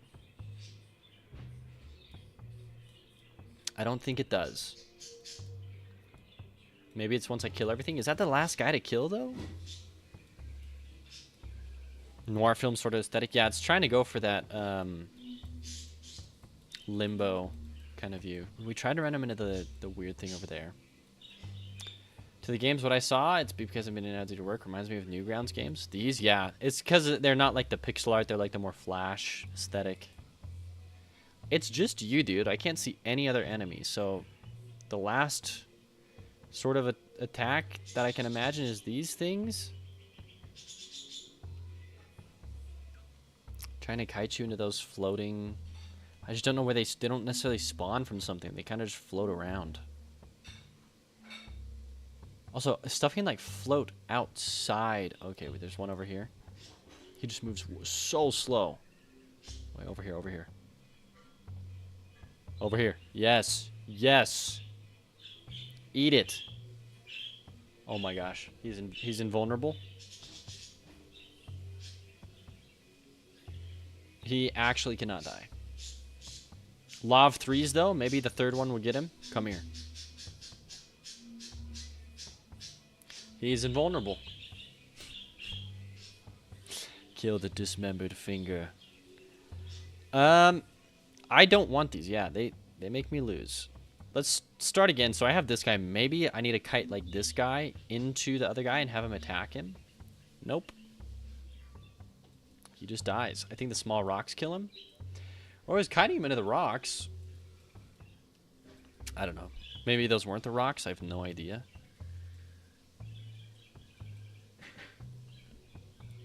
Excuse me. The spores. Does everything damage everything? Like, can I kill this guy with the spores, do you think?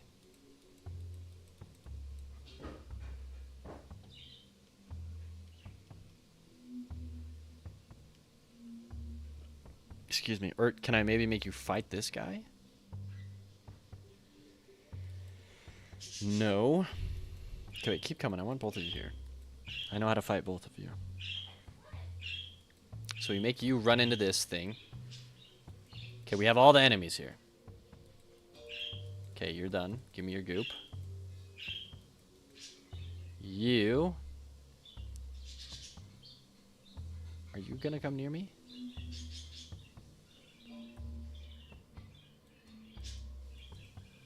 Oh, what? I don't know what I got. I think the hitboxes kind of screwed me there. Give me your goo. No, not like this. Not like this. We've killed this guy before. He runs into the... whatever it is. Is it really unique to each enemy? Because, yeah, if I run you into this, you don't die, do you? No, okay. So it really is each enemy has one weakness. I'm trying to puzzle it out. Please. Oh my, please. Yes. What? I got too close? Man, HP would be really nice for visual feedback when I'm getting hurt. So I just know what the heck's going on. This guy moves away from me unless I don't look at him. But then again, I don't know where I'm looking.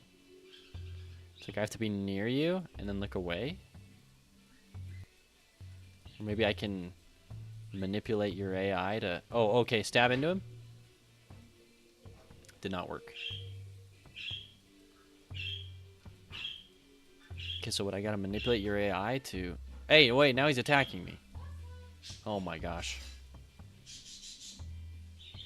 I know from the developer, the dodge function is more like a small sprint. Yeah, I figured that out. Because of how the open terrain is. If you wanted to be utilized like a dodge function, create a maze area.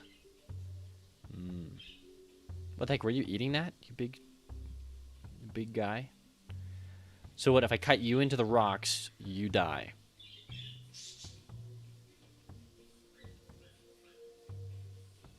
But this is a rock. These are rocks, right? Come on.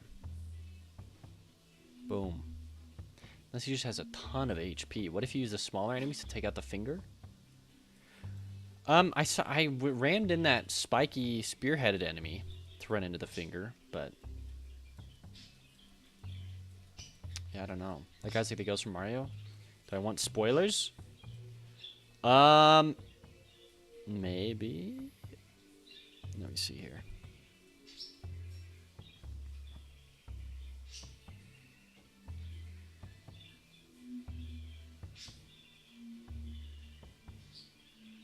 Okay, I know how to kill you. Oh, shoot. Okay, we got 3 of them on me. Oh, please? Yo, wait. Attack this guy. Attack this guy. Oh, I keep clicking off. I got all of you. Now what, huh? See, but none of them damage each other, but I want to see if all of you damage this the thumb guy. Maybe? Maybe not. Do any of you die from running into this thing?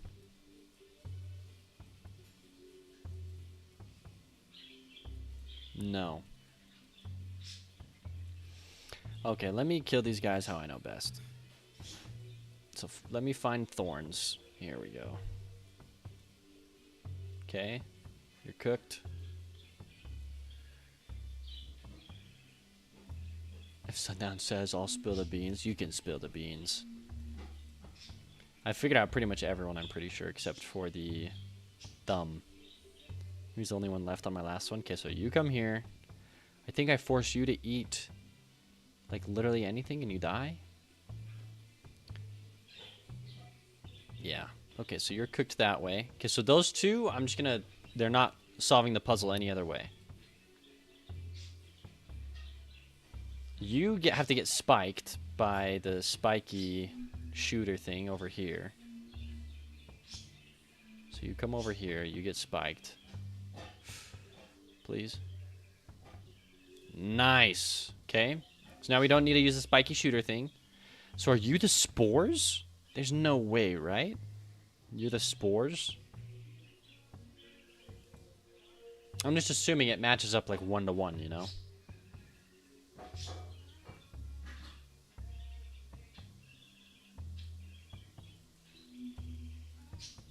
Oh, Captain, my Captain. Indeed. Do we need to get into game design? Absolutely, Jake. Like, the ideas. I have quite a few really dumb ideas. Just make them, dude. And I want your first game to be Tactical Assault Chicken. Alright, come on. I just wish you were faster, because I have no idea where I'm supposed to kite you.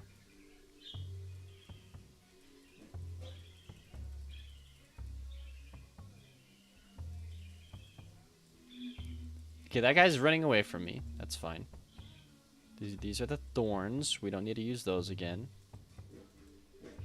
Unless... No, yeah, we don't. Okay, come here. I don't know how I lost you, bud. For some reason, I'm super insecure about animation. Ah, just big Vampire Survivors. Just tilt the sprite left and right. You don't even need to do any animation. This thing. How you get hit by the rocks. These are the rocks. Oh, come on. Just get hit by one. Yes. Okay, figured it out. Okay, now we come down here and we find this guy. Oh.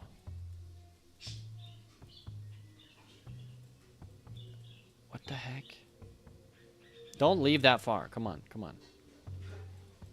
Don't go that far. Oh my gosh. I'm worried he won't ever come back. I wish that there was a wall that he couldn't go past. But no, instead I have to manipulate your AI to... See, like, why are you chasing me now?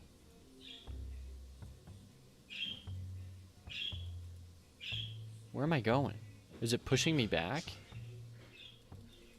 No, you're moving away from me again. I don't understand. I can push you if I'm pushing you to the right, but then if it's to the left, I'm not pushing you.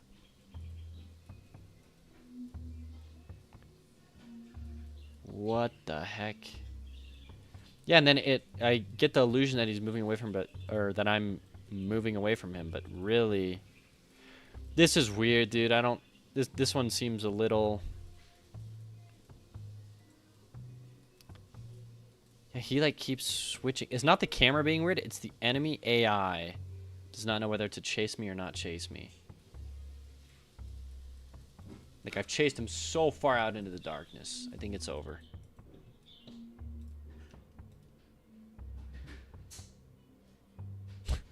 Like, look how far out I am. That guy I would assume is killed by these spores, but I don't think his AI is functional for me. But then that would be a GG if I win, right? I would just end the game. Is there any pause menu? There is a pause menu. Well, I think that's everything, right? That's all the enemies? Maybe. I think I would kite him into here. I haven't used this primordial soup thing yet. I think that's how I would kill that last guy.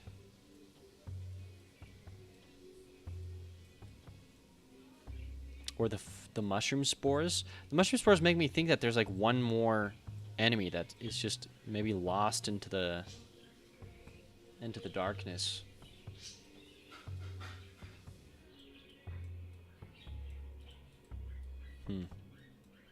Whoa, still alive. Still alive means so far we're playing this Neuroba. Dang it, I wish that what if I quit game? Does it actually just quit game? Okay. Yeah, I wish that I could figure out how his AI works to like manipulate it, but I guess it is what it is. I'm just glad we figured out how to kill that dude. But I do not understand that guy's AI. I don't understand who dies to the spores either. That might also be the running away guy.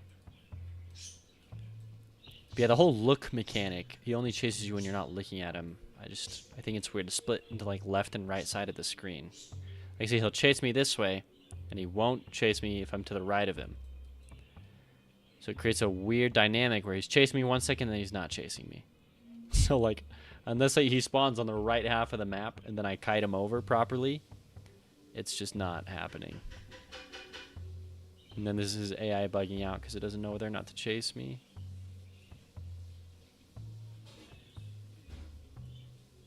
And then he moves away from me. Yeah. All right. Well, I think we've seen all the enemies. We've figured out all the puzzles, except for that one weird buggy enemy. What are my thoughts on this game? Well, you can turn it down now. I like the idea of these games where, I mean, you're going for this moody theme. We've seen this take before of being like a primordial little, like this absorption mechanic. But what I really liked here was the puzzles, and like I don't actually absorb. I absorb their essence once I've tricked them into, like, doing the puzzle. I would like to see more particle and lighting elements if we're really going for one of the inspiration games. Like, it'd be cool to see like when an enemy dies, like I don't know, like black splat, or like maybe there is a vision and it's a cone and that's where I see light, and so it's kind of this darker area or something, you know.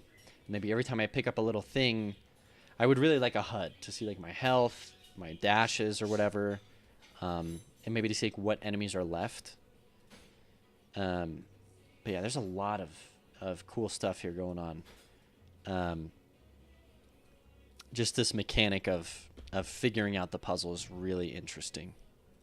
There's something there for sure. I liked figuring that out. It's a very interesting puzzle game. Runnability, your game's a 10. It runs perfectly fine. Theme implementation, primordial. You're this little primordial dude. That's a 5 on the primordial. Input randomness. So I'm struggling to understand the randomness. I know it's a random level each time I try, and the things appear in random spots. But it's not like there's a reset button unless I die, and then it's just a different way to play.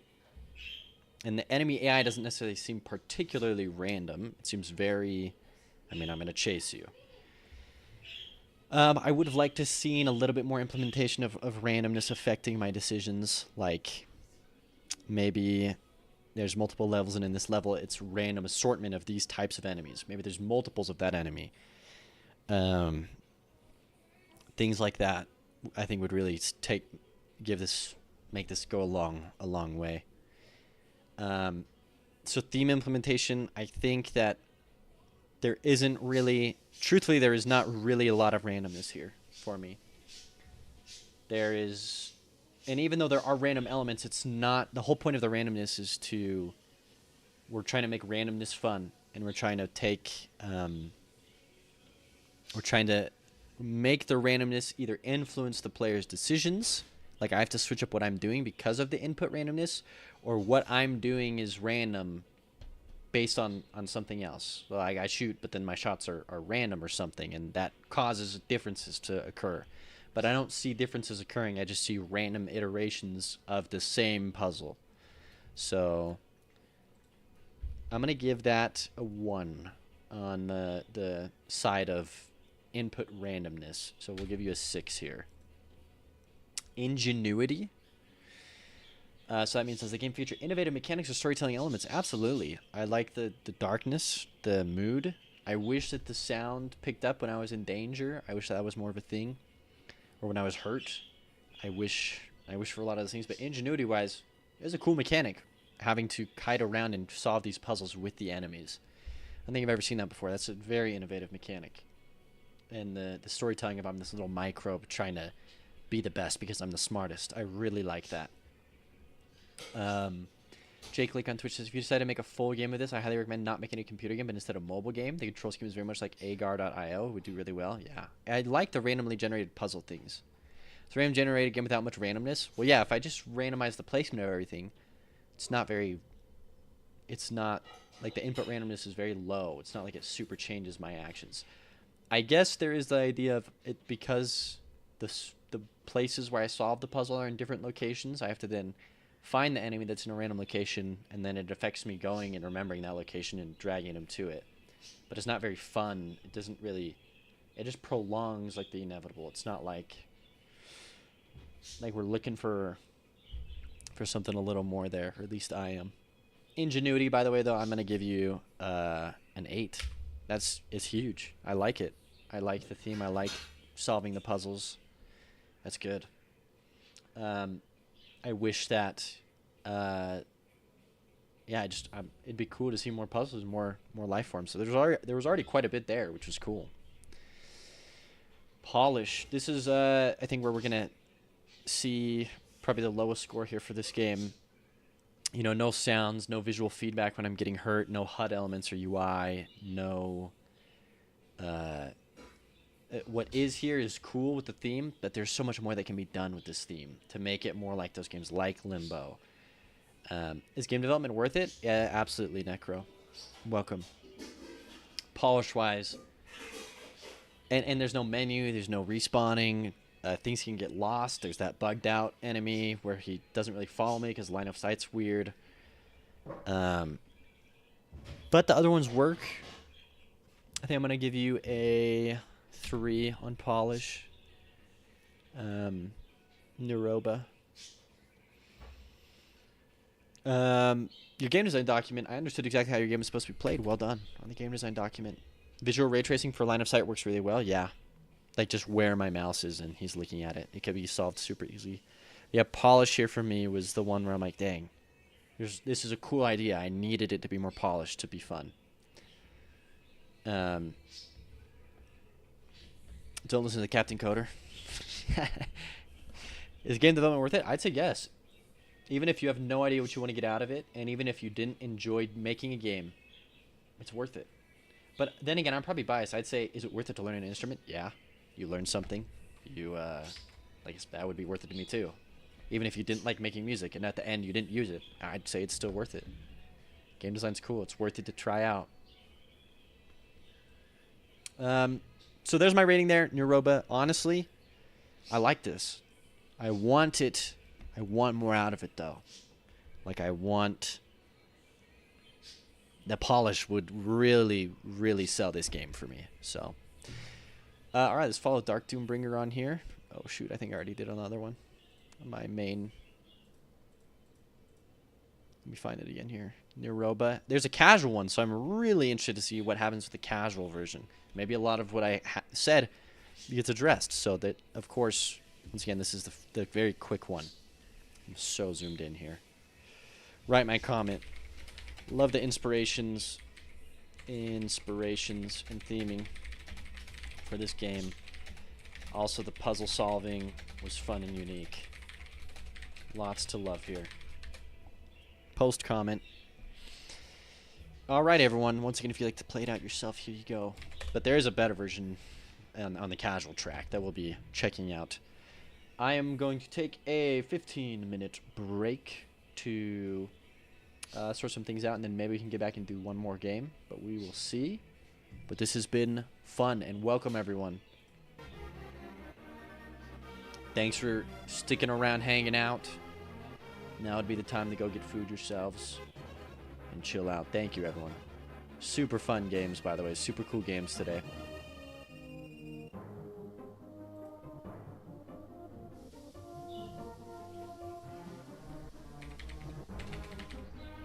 I'll see you in 15.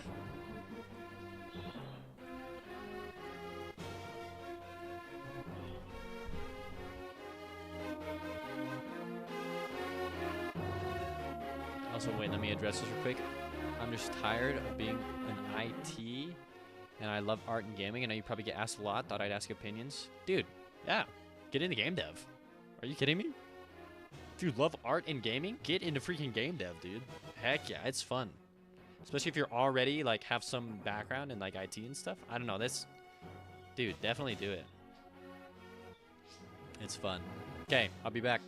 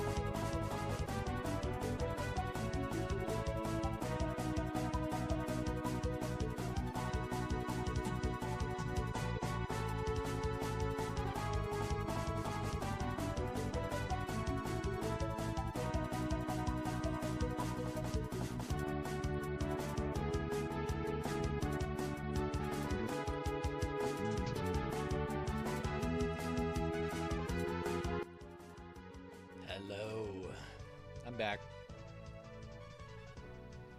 All right, everyone. Let's get the rest of these Gauntlet games judged.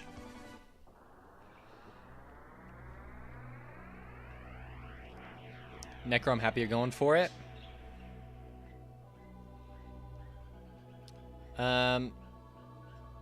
One hopscotch, two hopscotch, three hopscotch, four. The next thing you know, that's a lot of what the frick are you saying, Arsony? Nursery rhyme corner. All right. Next up, we're gonna turn the music off. It's only fair. We're doing Eon Traveler. All right, Eon Traveler. Let's check it out. Eon Traveler.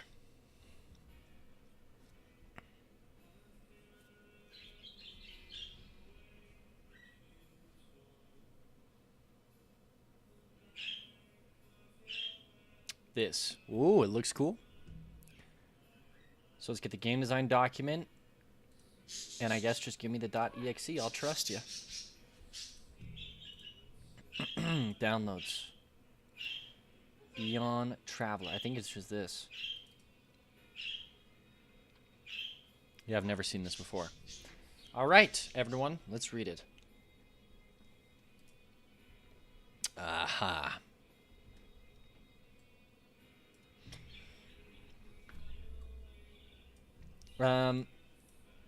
Examples of input randomness. Input randomness is the idea of random generation occurring before the player has input. Okay, randomize precision generator, roguelike levels. What is this? This looks like the.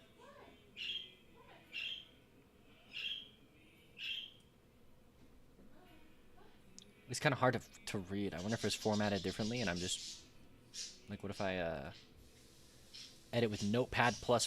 This looks a little better. Roguelike levels, looter game style, shoot, Pokemon random encounters, Slay the Spire events and encounters.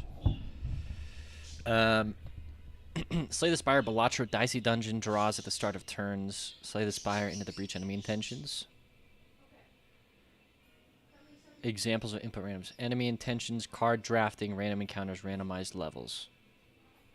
Theme ideas. I'm interpreting Primordial. Okay, so let me read these, because this is actually what... hold on. Who made this? James Giuseppe? View the game page. Who is this? What's the chance that this guy has a Twitch? Shout out. James GSP. Oh my gosh. It could be or it could not be this guy, everyone. Okay. Randomized level content generation, procedurally generated levels, equipment with randomly generated stats, random encounters, encountering random enemies, encounters, puzzles, and needing to react to the situation. Card drafting, the beginning of a turn or encounter, draft a selection of cards that determine the actions that are available to you for that period. Similarly, dice and other random things can be drafted. Enemy intentions, being able to see what will happen on the next turn beforehand so that you can plan around that. Theme ideas, I'm interpreting Primordial from a more Earth-centric position. So dealing with early eras of history on Earth as opposed to Primordial on a more universal scale. This allows for a less accurate but more fun use of the themes such as dinosaurs, plant life, etc. I'll also be adding fantasy, sci-fi elements such as time travel.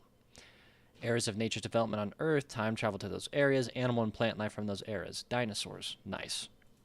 Main game idea, travel to different procedurally generated areas set in different eras of primordial history. As you progress through a run, you will be able to pick from a selection of randomly selected destinations. Destinations will have a combination of dangers and resources that can be gathered, with the ultimate goal of fixing your faulty time machine and returning to your time. Cool.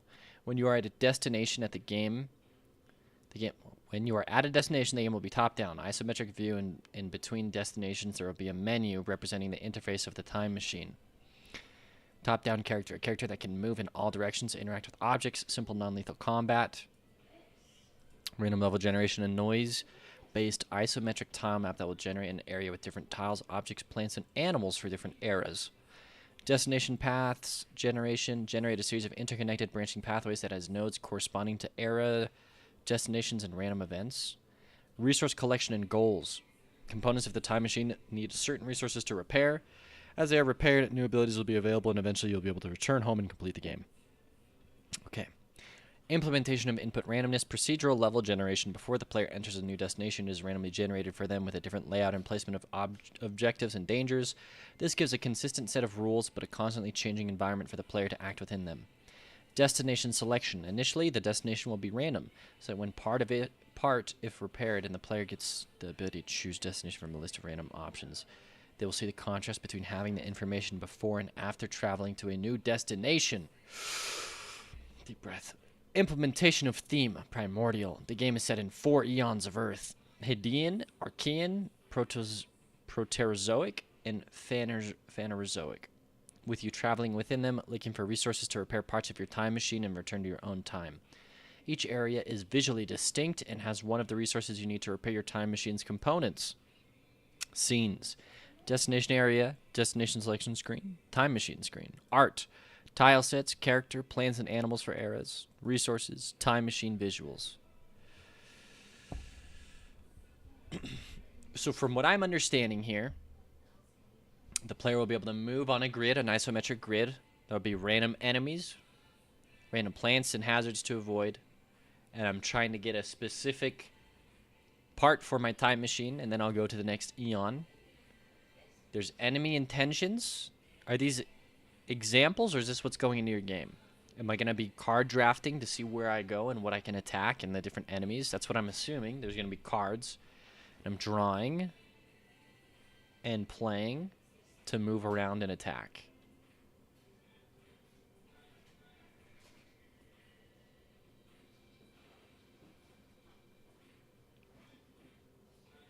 Top-down character random level generation, resource collection, and goals.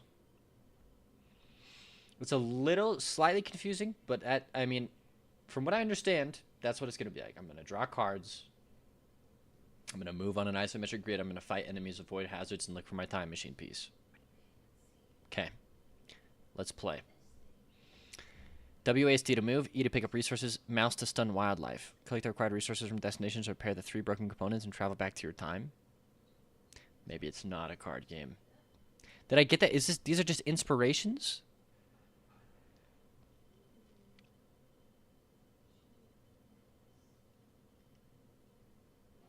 For the most part, I can visually understand the game. I can see it in my mind's eye.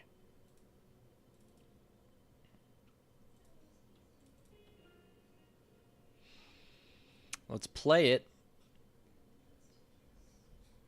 James Giuseppe. Whoa. Oh, whoa. What is this? It just no menu. We're just going fluid link, temporal stabilizer, dimensional adjudicator, and it gives me some resources that I need to repair those. Oh, these are the resources. Cube, a flat cube, a ball. This. Okay, so these are the resources I need. So we click go, I guess. Dimensional adjudicator damage. Navigation system offline. So we can't go along these paths. They're X'd out. Here's our time machine, but we can go here. Whoa. Whoa. What?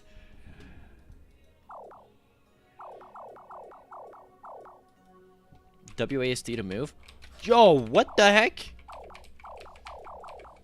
Not how I thought it was going to be played, but not disappointed. What the heck are these things? How much health do they got? I can't hurt them? That arrow points me back to my time machine.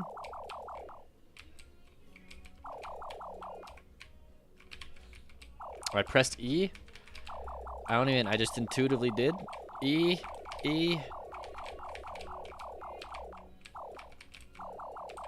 This just like stuns enemies, I guess. Okay. So we're running around, picking stuff up. This is all randomly generated, which is crazy. Oh, that's a slime guy. No HUD to show like my health. Can I even die? They're just friendly little slimes. It's non-lethal combat. Okay, so I can't die. Sounds like what Doc Brown would do while drunk. Who's Doc Brown? Blasting green things, magics from the future? I guess. Is this primordial? What era am I in? Is this the dinosaur era?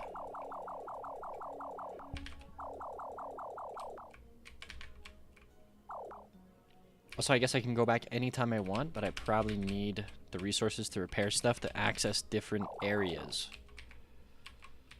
It's pretty good so far. I mean, I like the art. I actually really like how it all looks at first, like popping out, moving around, shooting stuff. I wish they died. Can't go to the water. I wish I had health too.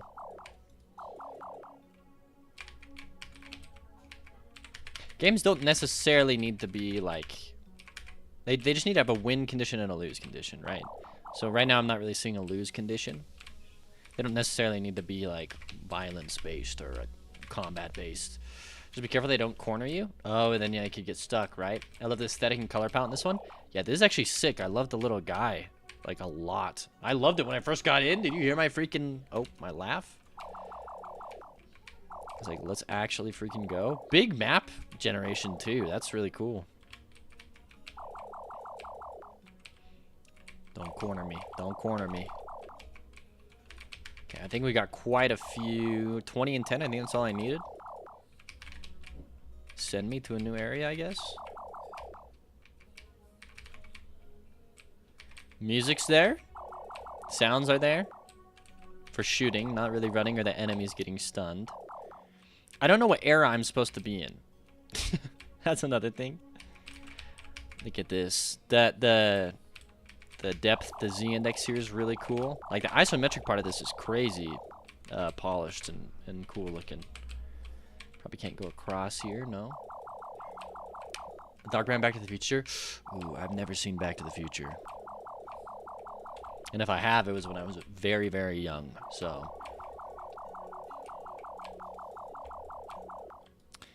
Alright, yeah, take me back to my ship. No cornering me today. To my Doctor Who looking ship. Leave. Oh, and I can still move around. Fluid link. Okay, so I have 30 and 15. 30 bars and 50. So I can fix this. So I click repair. You're green. You're good to go. So now I click go.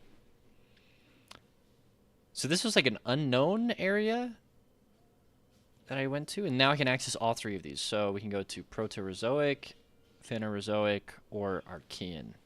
Let's go to the top here. Same area. Same area. I need the other resources, though. Does this spawn other resources in here? Dun, dun. I like the water. A nice little shader animation would look sick on the water. That, like, highlighted, but I was pressing E and it didn't give me it. Alright.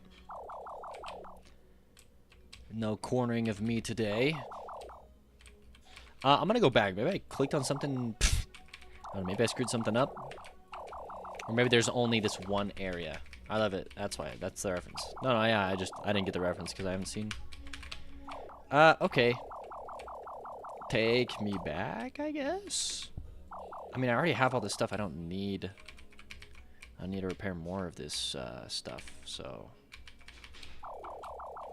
Take me to my ship. It's over there? Oh, man. It's like a roll mechanic, a jump mechanic? No. Alright, get me out of here. Leave. And I can still move around. So that's fixed. Can't get any of those. Go. This is now different. This is now Hadean. This is Phanerozoic, and that's Proterozoic. Why is this different now? Go, take me to the lava. Whoa, we got red slimes that do not damage me, but we got red slimes and lava. Classic. This looks like something I can pick up. Okay, it's the orb. All right, yeah. So we need what? 20 of these? I forget how many. Maybe it's 10. Probably should have looked. Don't corner me.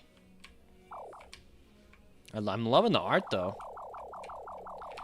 I wish that there was more than slimes. Where am I? Oh, maybe there are though. Maybe there's dinosaurs. Never know. Look at that little rock in front of me. That's a nice touch. This game looks insane. This was made in a week. Made in 3 days. Gandalf Grey. And they're shrinking if you keep firing at a single one. Oh, let me see Zaft. They are not shrinking.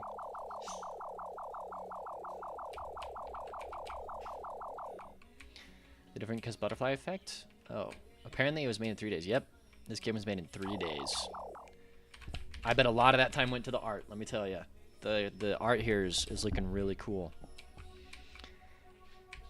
No shot that this is made in 3 days? You'd be surprised. That's the whole point, is to push yourself. See if you can. 3 full days of work? I believe it. It is really cool though. Okay, I don't need all the... I just need this. 10 of you, and then I'll go back to my ship. 10 puddles here in the fire area. I would imagine the green thing would have been here. Just me, though. The enemies do have, like, line of sight stuff, and if I get too far away from them, they stop following me.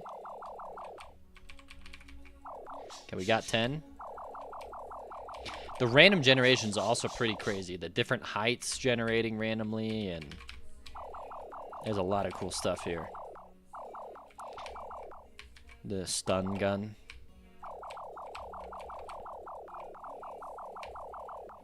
Yeah, my dopamine would be through the roof right now if I could kill these guys.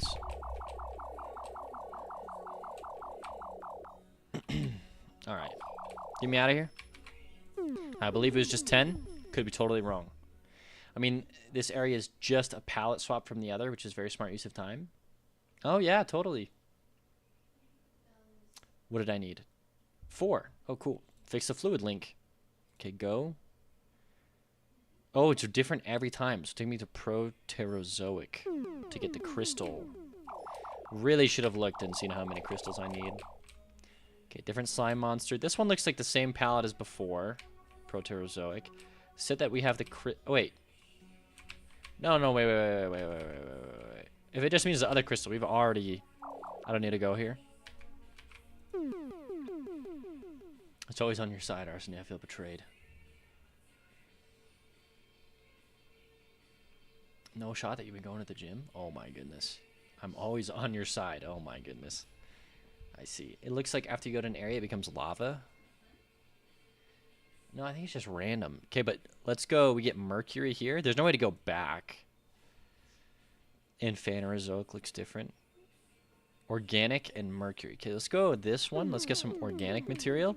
Once again, cool palette swap here. I like the plants, though, in the water. That's new. We got some green goo on the ground now. I'm going for 10 of it, I guess. I really don't remember.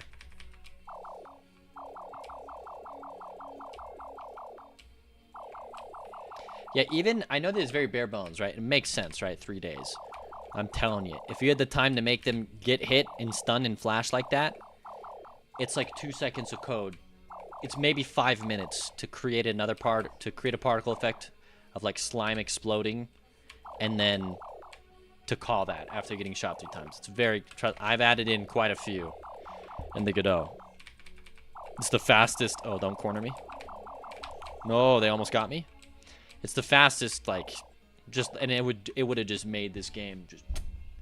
Would have sent it a ton higher. There's that small little... Oh, yeah, let me make it so the slimes explode at least. I'm excited for when there are actually like dinosaurs and stuff and different enemies in these areas. Because I know that that was in the game design document. I think I only need 5 of these. We'll go for 10. I really can't remember. Not going to leave yet.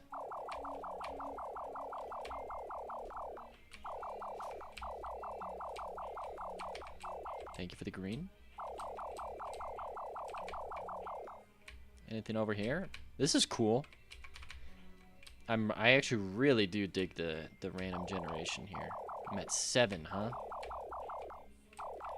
What are the chances it's 5?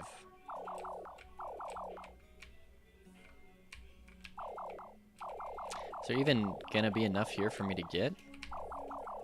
Oh, maybe not.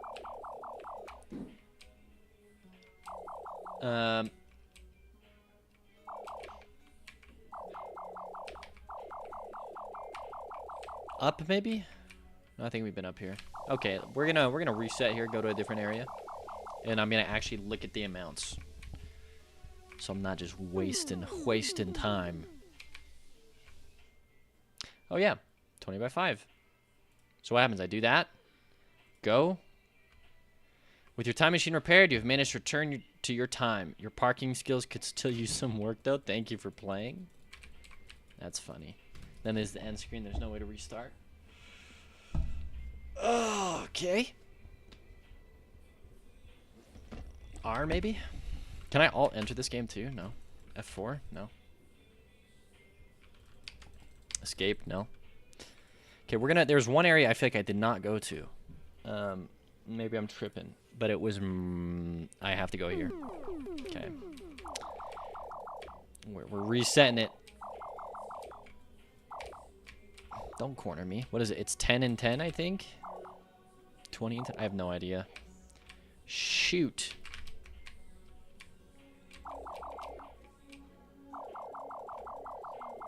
This is like the fossil era, right?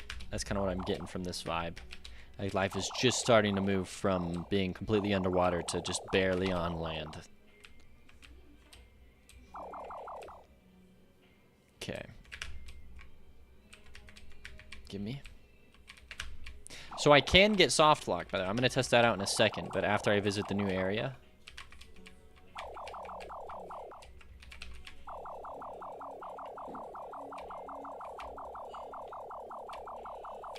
Give me this.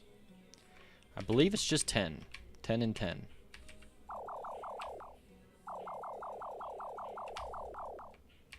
What is this thing? I saw green over here? No, I didn't. Tripping. Maybe it's 5. Oh my gosh. I really should just look. My biggest downfall. I like the gun pointing and aiming at the cursor. That's a really cool... It's all really cool.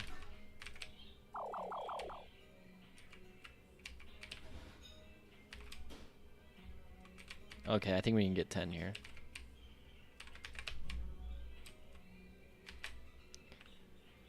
Please. Yes, 2 here. Just 1 more. We'll find out on the way back.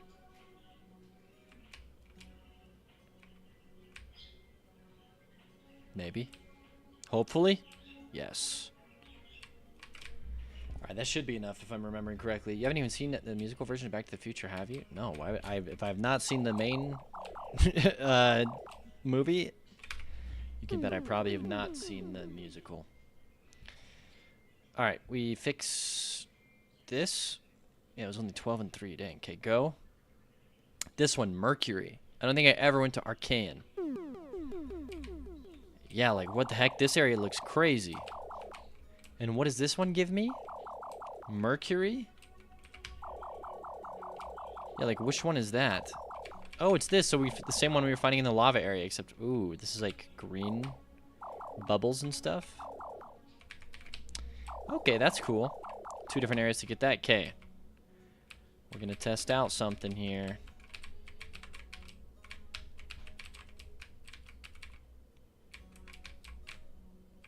Am I stuck? Can I get permanently stuck? I think I can. You can soft lock yourself. And there's no menu. There's nothing to get out of it. Okay. All right. Honestly, cool game. Initial thoughts. Eon Traveler. I love the idea. That's a really cool idea. Going through different, like, I can repair my time machine just enough to get to, like, the next Eon or whatever. And then I go there. And then I find, like, the new piece for my, my ship. Obviously, being able to move around and seeing everything from the isometric perspective, it was cool. Like, the second I loaded in the game, I was like, this is sick. I mean, this is just obvious stuff. I don't know if there's a casual version of this one where it gets added in later, but obviously being able to have a loss condition in the game that's not being soft locked. So being able to lose is huge. Even if it is just a gauntlet game, it's important to have Like, that's what makes a game a game. Right now, it's not a game. I mean, it is, but it's like having a loss condition is like huge. Because I guess there technically are some games that don't have loss conditions, but we won't get too lost in the sauce here. I needed to be able to kill stuff. I needed an HP bar. Even if I couldn't lose, I needed an HP bar, or I needed to be able to kill enemies because they were able to soft lock me. And obviously, I love the variation between the areas, but I wanted more. Obviously, like varying hazards. Yeah, enemies that just aren't different colored slimes. But it is cool that at least there are those variations here. There is that core idea there, for sure. Choosing to use rotation on the gun sprite rather than staying pixel perfect is a good choice for the time available. Yeah, I mean, I have no problem being pixel perfect. That never bugs me. There's sometimes it bugs me, but it's not like you can never do it. It's just like I'm not like one of those pixel purists or whatever.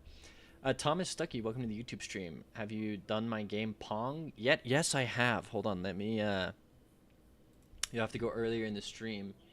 It was at the very start of the stream. It was my first game played. If you just want to slide that out to the front, or slide the stream up to the front, it's the very first one I did. Also, Thomas Stuckey. I tried to chat you on Twitch. I have no idea if you have a Twitch, but it was cool, dude. I remember it. I really liked it. Okay, so yeah, those are my initial impressions on Eon's Traveler. This game is cool. It is cool. There is so much here. It's just the style and the art alone with the concept has a sauce in it of like, this is fun. The second I load into game, I've never played it. I haven't even interacted with the mechanics, and I'm already like, this looks sick. That's special. Like, that's good. Which really shows how artwork and polish can really just take a game, like really make all the difference. Let's pull over the judging panel results. Runnability, your game ran, so that's a 10. Hold on, actually, sorry. The game run without major crashes or errors. I will say the fact that you can get soft locked with the slimes, I'm actually gonna bump you down to an 8. There aren't significant crashes or errors, but the fact that I can just not play the game and I have to start over, it's not likely to happen, but because it can happen, I'm going to give you an 8. You kind of have to be attempting to do it, but runnability will put you at an 8. Well, yeah, I mean, it just sucks to get soft locked, and while it may not be a crash or necessarily an error, it like requires me to relaunch the game. Theme implementation. To what extent does the game incorporate and explore the theme? I think really well. Primordial, I'm going through the different eons of time, going back to the beginning of these eons. I like that. I think you got a 5 on that aspect of it. Randomness, okay, completely random solar systems to travel to, random generations within each of those areas, the random spawns of the stuff that I have to go collect. It was kind of giving me No Man's Sky, but isometric pixel art. Oh man, those numbers, I feel like a villain judge. Oh, Fortune's favorite, it's good. Because as long as mine's consistent, it's not like it's gonna affect things that are super... you know what I mean? Like, my numbers can seem really high, but as long as, like, I'm consistent with how I'm doing it, it shouldn't change it if we all combine all of our numbers, you know? So I wouldn't get too lost in the fact that I have high numbers.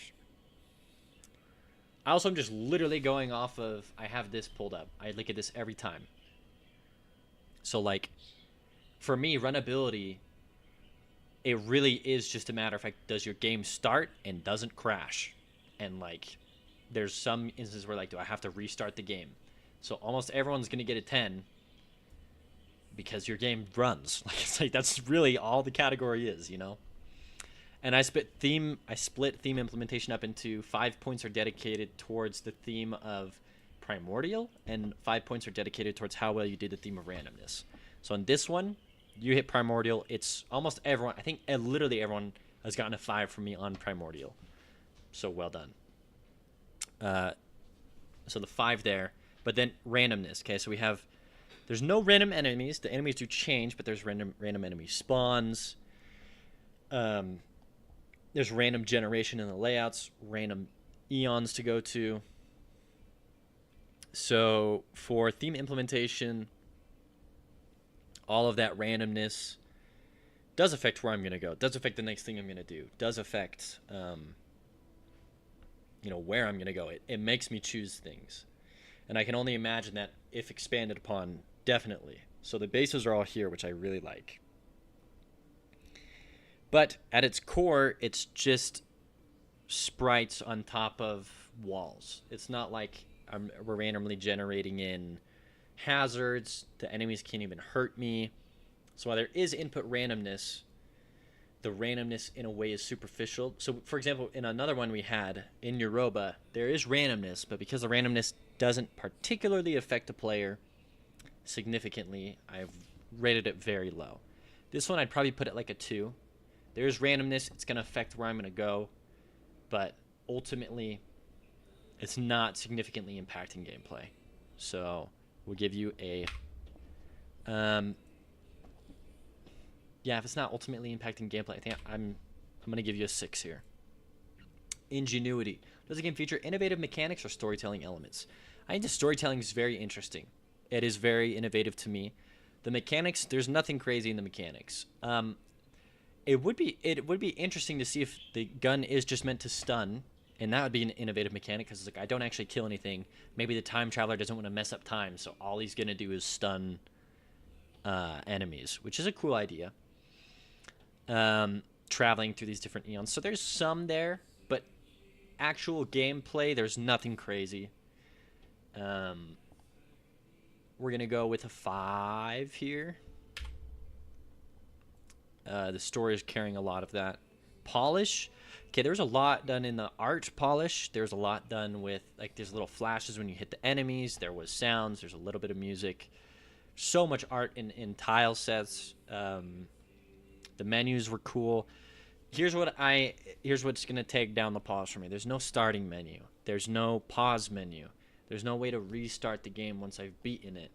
There is no way to kill the enemies. That would have, if there was health and damage and able to kill enemies, that just would have made the game.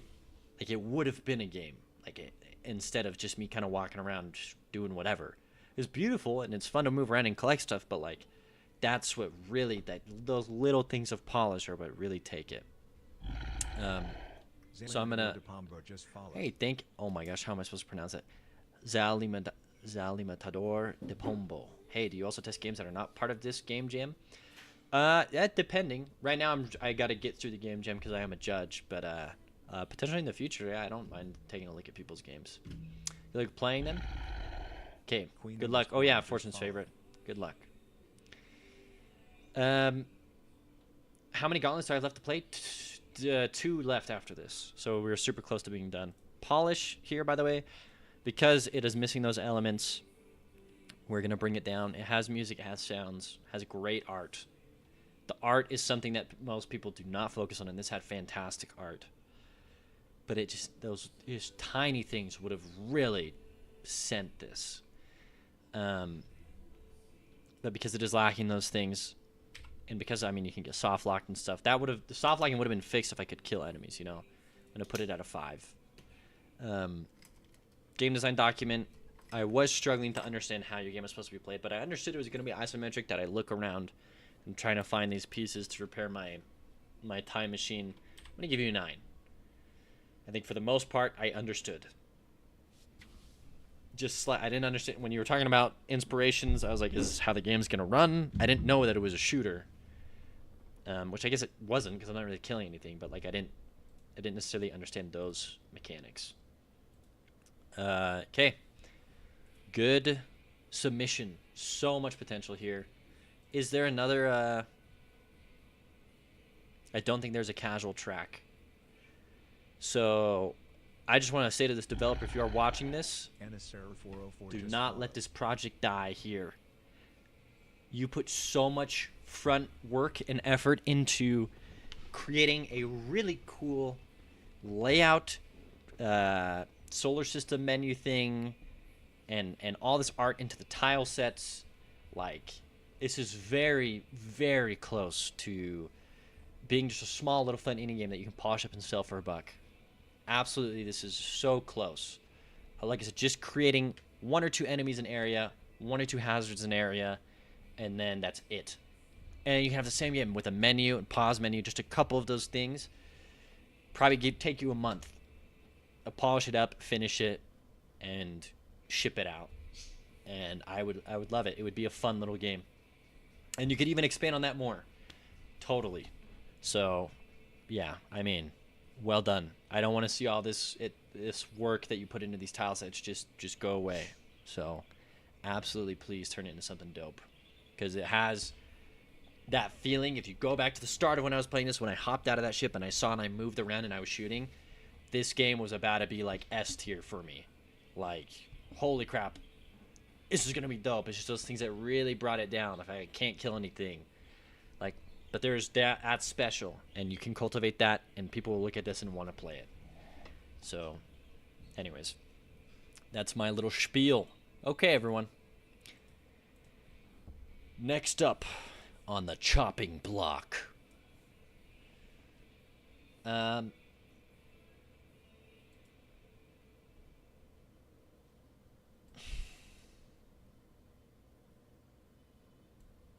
Next up on the chopping block is Eat the Banana. My nickname means Shaolin Pigeon Slayer. It's a Brazilian meme. So matador, yeah. I understood that. So I speak Spanish. Matador de pombo. I don't know what de pombo is, but I guess pigeon. Shaolin Pigeon Slayer. It's a Brazilian meme. Interesting. Anaseror. That is definitely not how you say that name, but I'm not gonna. Anas Error 404. Alright, Eat the Banana. Gauntlet submission. Let's get the game design document. Eat the Banana. Oh, let's see who this was made by as well. I guess I will download the zip file as well. Don't read any of this. We're not allowed to read any of it. This was made by... Oh. Discord Mr. Bro. Okay, he looks like he does not have a Twitch. But here is his YouTube, everyone. I'll give him a sub on YouTube. And we'll post this if you want to go check him out. Alright, Eat the Banana. Eat the Banana is a 3D first-person maze game for computers. For computers? Like what I'm playing on? Where you play as an alien. I just had an existential crisis, dude. Am I a computer? Where you play as an alien who is the first of his era willing to survive. Willing to survive. The rest of the aliens just die because they aren't willing to live. And exploring the place where he is. He spawns on a sci-fi asteroid. Not a normal asteroid. On a sci-fi asteroid. What, no shout out to a random user? Well, he had all of his socials linked. He didn't have one linked to Twitch, so no shout out to a random user, no. Do you think, what are the chances someone actually has that name, though? Shout out Ali Madco. No shot. Ali Madco, you're getting a follow. I have no idea who you are. Do not think it's the same dude, by the way. Is there some link where I can find the games to try myself? Yeah, totally. Here are the entries to this game jam. If you'd like to follow along, here's the game that I am playing right now. Okay, Eat the Banana. Okay, we're on a sci-fi asteroid, which is a maze by itself. It is a block-based... It is a block-based because it is a maze.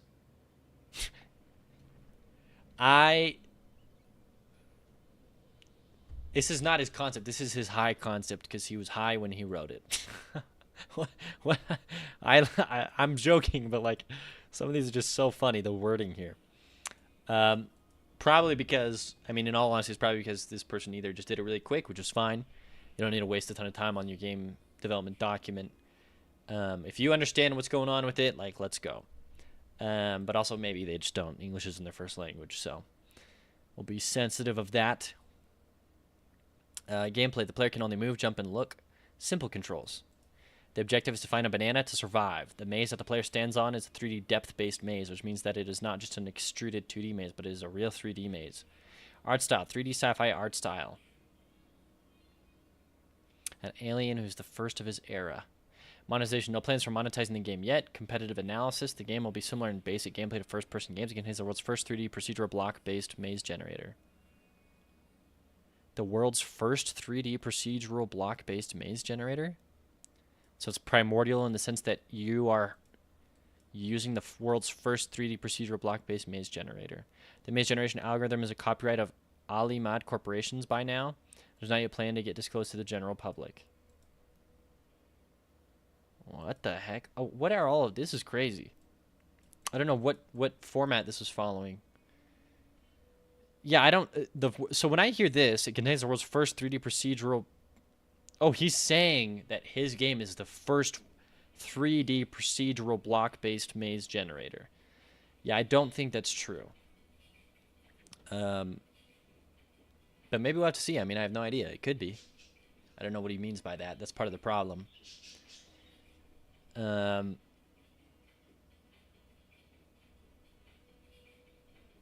Let's just play it. Send the document. I have no idea how this. I mean, I'm assuming it's like Doom, essentially, like the original Doom, and you're walking through a maze, and you're just trying to find a banana while walking through a maze, while you're on an asteroid. That's it. That's all I'm thinking. So if that's the case, then that's the case. And I guess I understood your game from the game design document. Although I will be honest, it does make me a little sussed out to freaking open the game, but it's okay. The pronunciation of Muhammad Ali is Muhammad Ali. Banana, banana, banana. Oh, this is your name, Muhammad Ali. Sorry if I butcher your name. This doesn't really help me with the pronunciation. You're 15 years old. With a background in CGI game design and a deep love for storytelling, Muhammad brings his unique vision to life in his games. Cool. Monroe SDF is the font used. Development info using Unity. Features procedural 3D sci-fi graphics. Procedural graphics. Created in 18 hours. Nice. So pretty quick. This game was developed as part of the FoxHollow GameJam 2. Focusing, excuse me, on the theme of Primordial. All assets, code, story, decorations, every other element of the service involved in the creation of this game were developed without the use of AI. Coming soon. No bugs reported yet. Compatibility supports Windows only for now. It has a small storyline. The maze generated by our game is not made by extruding a 2D maze. It is truly 3D. Primordial theme. You play as the first being of an alien life form. You play as the first being of an alien life form on an asteroid. Okay. No segment of this game was sponsored by Banana. Okay. Let's check this out. Eat the banana, extract all.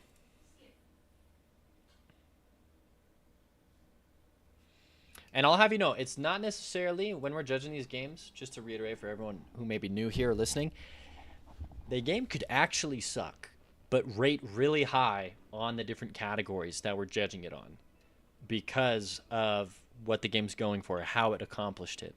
So this is not a rating on this is the best game. So even though this game, even just from reading it seems, or looking at it seems like, oh, what the heck? It's like, it could still rate very high, which has happened before. I think I rated The Caveman's Hunt pretty dang high because of that. So anyways, I just want to put that out there. Eat the banana.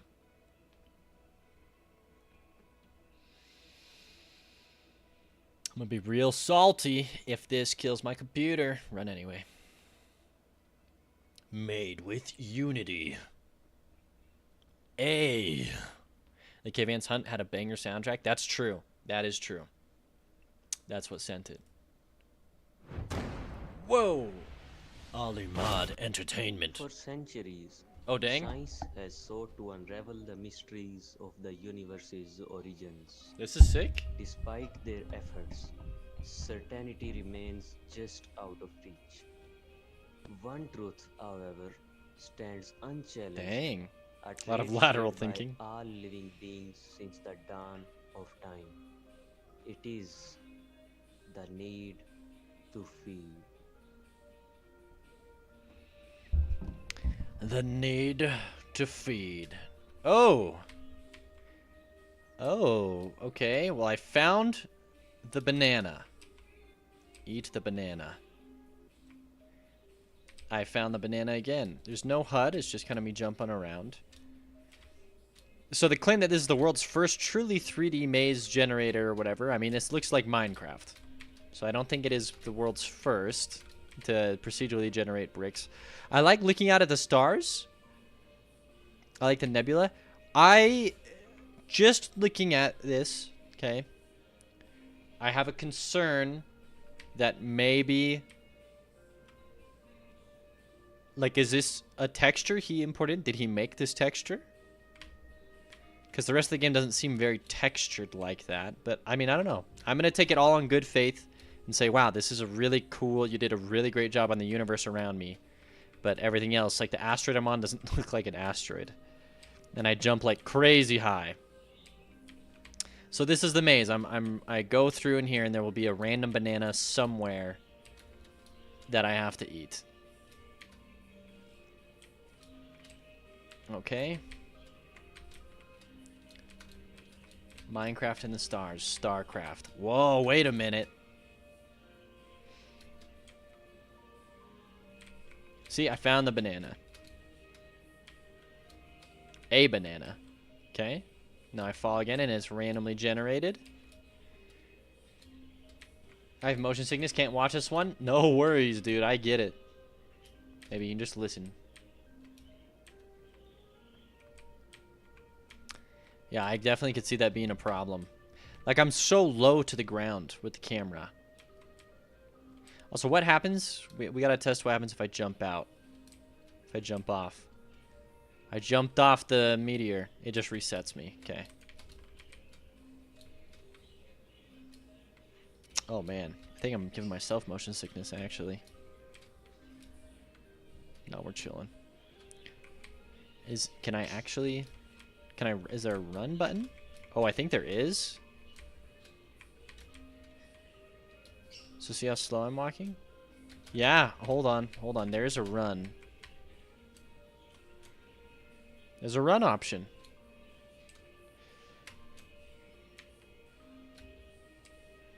Interesting. Okay, no more jumping off the edge. Let's find one more banana and then we'll call it. So this is the point of the game. I'm a little life form squirming around looking for a random banana on this asteroid.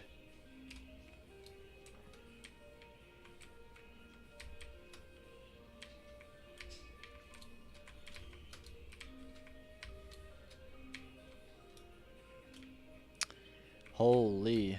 Please? Por favor?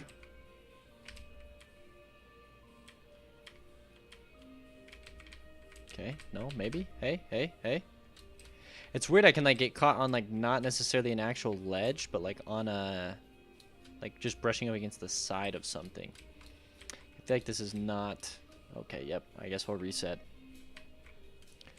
Oh my gosh. Fell right into the thick of it. Okay. And right down again. Yeah, and the lighting on stuff, like, why is it lit up this way? It's just a little strange.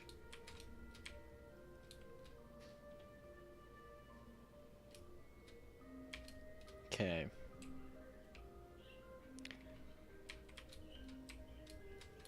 Man, I guess I have no idea where the banana's gonna spawn. Hey, Simon, game that dude. Did you join this game jam, dude? You better have. It was an opportunity to make money, and I know how you're so super focused on that. Yes? Heck yeah, dude. Okay, I got stuck up against that. Okay, yep. So you can get stuck on ledges jumping up. So I'm not... It must be like part of my collider is not a square or something. Dice and dinos? Sounds sick, dude. Okay, hold on. I gotta... It's probably gonna be in here. So I would have liked to seen... This is just a random assortment of blocks. I would have liked to seen like an actual 3D maze that has different levels, that feels more maze-like. rather than just like a random cluster of blocks that I then just have to dig through until I find a banana. Also, no way to close out of my game. I have to actually Alt-Tab out of here and right-click close window. It may seem like I played that one fast, but I mean, I feel like I played through everything multiple times. I just want to play enough to fully experience what's there. And I'm pretty sure that was it. I don't see anything else. This game is easily Nekdos. This game is easily the best game of the year, if not the decade. Dude, savage Nekdos with the freaking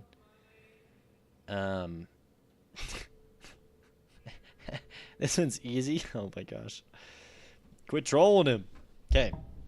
Look, I'm gonna give you actual feedback, okay?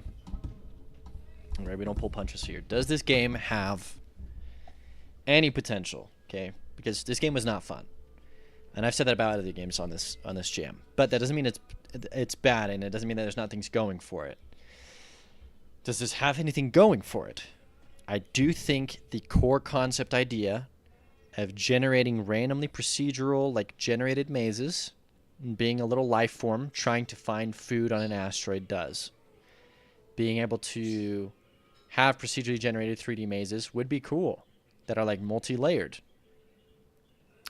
Is wandering through a maze very fun? No. Usually people get very frustrated getting lost or not having something. So it would need more mechanics.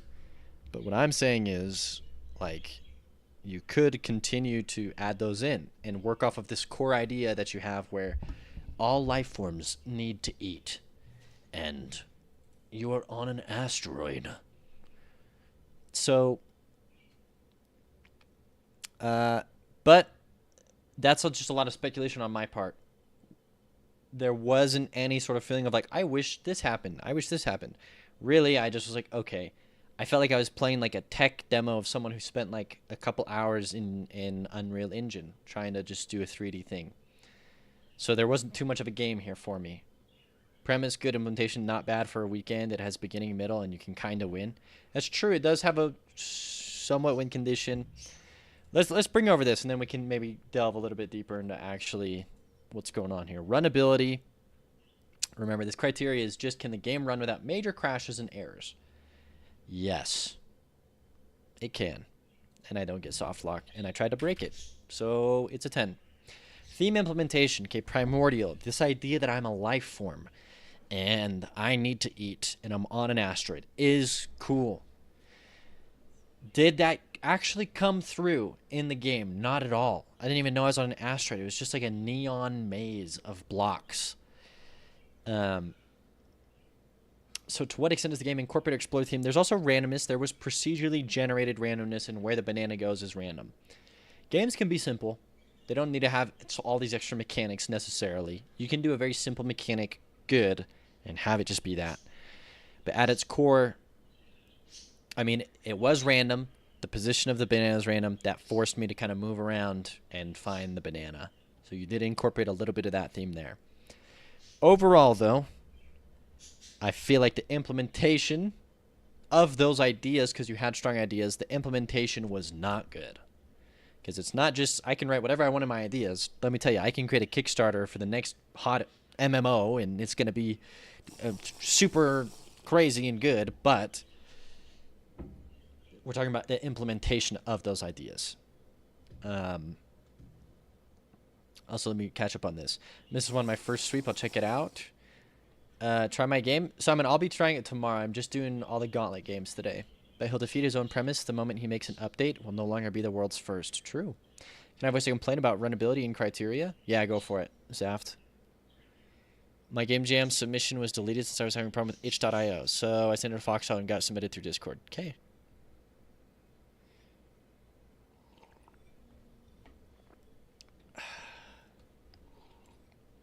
Thanks for the water, Simon.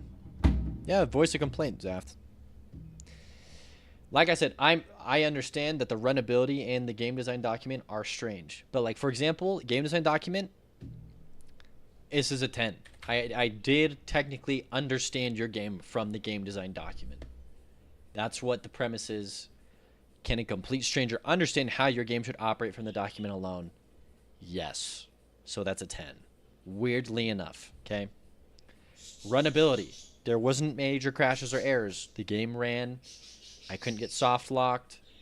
Okay, it runs. Like, okay, that's a 10. Theme implementation, though, like I said, there were great ideas here, but the implementation was just not there. So Zaf, the Fortune's favorite, mentioned lag spikes counting against people, and that's rough on web builds. I haven't had any lag spikes happen. There's some implied understanding that you might flat out or not even get a judgment if your game is not a web build. No, yeah, I mean, I'm fine. It's because it's bad to download games and run them. It just is. I might get a virus. That's really why that is there. Ideally, I would not play this game. And honestly, it's stupid of me to be doing this. But, like, in my personal opinion, FoxHollow and myself, and Fortune's favorite, we are not big enough to be the target of malicious attacks. We might be getting close, but I do not think we are. And, like, so because of those reasons, and because I'm not the first to play these games, because these have been played by other people, I'm like, whatever, right? Yeah, so Tiny Devil Games makes a good point. The web build is to innovate. It says you might not be able to. If a judge wants to do it, or if they want to set up a secondary operating software where they can run your game on a crap computer, where they're not afraid of getting stuff broken, yeah, that's fine. But yeah, I mean, in the future, because these things are only going to get bigger, it's probably not going to, like, it'll probably have to be web build. But I don't count that into runnability at all. Whenever my web builds lagged, I switched to Opera and made sure it was running fine. And I never once held any sort of lag because of a web build against the game. I've only ever held it against the game if the game does not run, if it crashes, if I have to restart your game because I'm soft locked. Those are the only reasons. Theme implementation or recommendation for future jams: only play executables with people who have directly reached out to you within the community. Yeah, that's another one. Like, for example, there are names that I trust in my Twitch chat where, like, if they sent me a game, I'd run it in a heartbeat. Which maybe I shouldn't, because that's actually when that Discord one went around forever ago. I actually it was a friend who reached out to me, and I probably would have just played and ran his game, but I didn't, because I didn't check my Discord that day. See you, Arsony. Okay. Theme implementation. To what extent does the game incorporate and explore the theme? So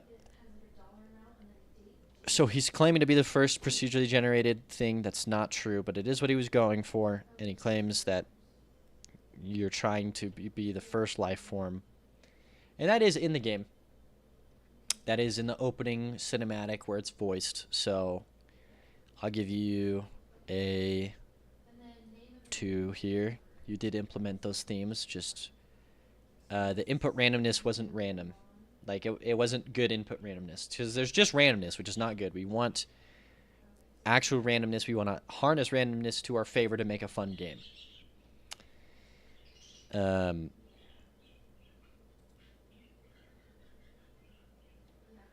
Yeah. To what extent does the game incorporate and explore the theme? I don't think it explores it very well. Ingenuity. Does it feature innovative mechanics? Okay, so a 3D maze that's procedurally generated, I don't think I've ever heard of. I'm sure it exists, but I don't think I've never seen it, so I know that it's a little more ingenuitive. Encrypting System 32 message at the start. Oh my gosh. That'd be so mean, Tiny Devil Games. Does it feature innovative mechanics or storytelling elements? Like I said, the idea behind it was strong, but it's not well conveyed. The ingenuity of a procedurally generated 3D maze is cool, but that doesn't come through in your game. Like I said, it's more a random cluster of blocks that I just have to painfully jump my way through. So I would consider it ingenuity if it really felt like a 3D maze, and it was random, and it had those multiple floors. Then I'd be like, well, this is actually really sick because it's all random and it has these interconnecting floors. That would be different if it felt a little more directed and sculpted in that way. So I'm going to say ingenuity. You're probably getting Yeah, I think it's my first one in a category. Polish. There's a lot to want to hear. I actually like the fact that, I mean, they had sounds, they had music, they had the opening intro, which was cool. I actually was really looking forward to, like, whoa, it's okay. Let's see it. So that was polished, but there was no menu. There's no starting menu. There's no way to pause. There's no way to close your game. There's no way to lose. Like I said, I need a loss condition. Otherwise, like, what am I doing, right? Unless I'm leaning heavily into the creative side of things, like creative mode in Minecraft, where, oh, it doesn't matter if I lose or not, but I'm building something. Like, you gotta, if you're gonna stray from the formula of win and loss conditions, I need something else to focus on, like a creative thing. The pink stuff, I mean, that just didn't look like an asteroid at all. Camera's too low to the ground. I would definitely pull it up. I loved looking up and out at the stars. That felt really cool. That was a really cool thing of polish. But even then, it didn't feel like I was looking out at stars. It felt like I was looking at an inside of a wrapped circle with some of the textures. I would have preferred if I just looked out and it actually just looked like stars. So there's polish that could be done there as well. Really, once again, this, with a couple things added to it, could be a game, like a fun game, like random other enemies. Like if it showed me and I was a little, if the graphic, not the graphics, but if the movement was tweaked so that I'm not just this, you know, I can jump super high in the air. Like if I zoomed in on a little creature and then it took the first person perspective. There's a lot that could be done here with the polish that would just make the game more fun. But I think, yeah, win-loss condition is probably the biggest one. Polish. Yeah, because there's no there's no major crashes or anything. What was there had some polish to it. I give you a 2. I actually think I do have to give you a 1. No pausing, no menus, no win-loss conditions. You know, people just watching the game getting motion sickness, playing the game getting motion sickness, having what was in your game design document and even in the intro to your game not aligned with what I'm seeing in the game, like me being on like this neon-colored asteroid, which I guess it did say sci-fi asteroid. And here's the thing. There is something to be said about, like, I'm not just hating on this game because it's so weird, right? Like, the Captain Coder's game was weird. You are a mounted minigun turret on top of a Triceratops shooting ancient sapiens and bees. Like, what? But the difference is just a brief explanation at the start changes everything, changes the perception. Like, it works with the theme to say, oh, yeah, this primordial goo de-evolved my chicken back into a dinosaur. That's funny. You can be weird, but, like, why is there a banana on the asteroid and why is the asteroid sci-fi? Like, I feel like if I had more, just slightly more, to explain away some of those weirder aspects or to show me that your game isn't just weird for the sake of being weird, but it's incorporated in and there's some cool reasonings behind some of these decisions. So even the polish and your overall vision of the game could be improved upon. Game design document, I did understand your game, so that's a 10. And that, everyone, is Eat the Banana. And you know what? Well done. Making a 3D game with procedural generation is hard, especially in the time frame that you did it in. So actually, I mean, I know it's a little, I gave you low scores, but, like, you did a good job. And, like, this, like I said, this game is very close, just with a couple things actually added into it to make it feel like a game, and it would be a game. And just a little bit more focused intention of what's going on and why is it going on that way. All right. Last one up on our results here is Moon Hollow by FoxHollow Games. What the heck? He joined his own jam? Does he always do that? He can't win, right? Oh, shoot. Hold on, I accidentally hit the camera. Did I accidentally... Is it frozen? Oh, no, we're good. Rigged. Booyah, Grandma. Yo, hey, yeah, Booyah, Grandma. Hello. Didn't Steam itself have an RM-RF bug some years ago? I have no idea. Small change to improve it. Just have a minotaur-like creature in the maze trying to get you. Yeah, totally. Yeah, well, I'm trying to remember the details of that. I think it had something to do with when you did a curl command to down or something. What the heck? Yeah, he's not allowed to win, but he joins his own. Okay, gotcha. He is the judge, jury, and executable of this jam. All right, let's play this game. Moon Hollow. This is the casual. So he has a Moon Hollow, not casual, right? Moon Hollow Gauntlet. Nice. All right, everyone. For those of you who haven't yet, go follow FoxHollow Games. He put together this whole jam, put in so much work and effort into doing that. And then he actually participated in the jam, the mad lad, and made a freaking game. And I'm super appreciative of all the work that he did for that. Let's read his game design document. Figma.com. Wait a sec, Moon Hollow? Like Hollow Knight? I have no idea. I think it's more like a play on his name. Like FoxHollow. Can I not zoom in here? What the heck? Holy crap, he's going hard. Yo, what the heck is this? Yo, who let him cook? What the heck is Joe doing? What the freak? This is actually, I'm seeing the inside of his brain. Dude, he just needs some red lines connecting some of these boxes, and he's gone full crazy. Jeez. Okay, what the heck? Can I not? Currently, you have to edit and collaborate on this file. I don't want to edit. I just want to read.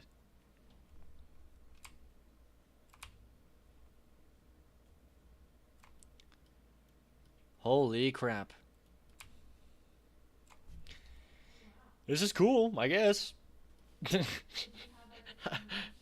This jam is just the top one. Just a Figma itself took a week. Sure. Pepe Sylvia isn't real. Charlie Day level scheming, honestly. Okay, summary. Because I don't care about my emotional state with this one, I want to throw in some slight music in the background. I've been trying to not listen to anything so that I don't, if I'm listening to music I like, it doesn't influence me unduly. I don't know, like if I don't realize it, but I'm just freaking annoyed because there's some stupid song going on. But this one, because the game ranking doesn't super matter, we're gonna listen to stuff.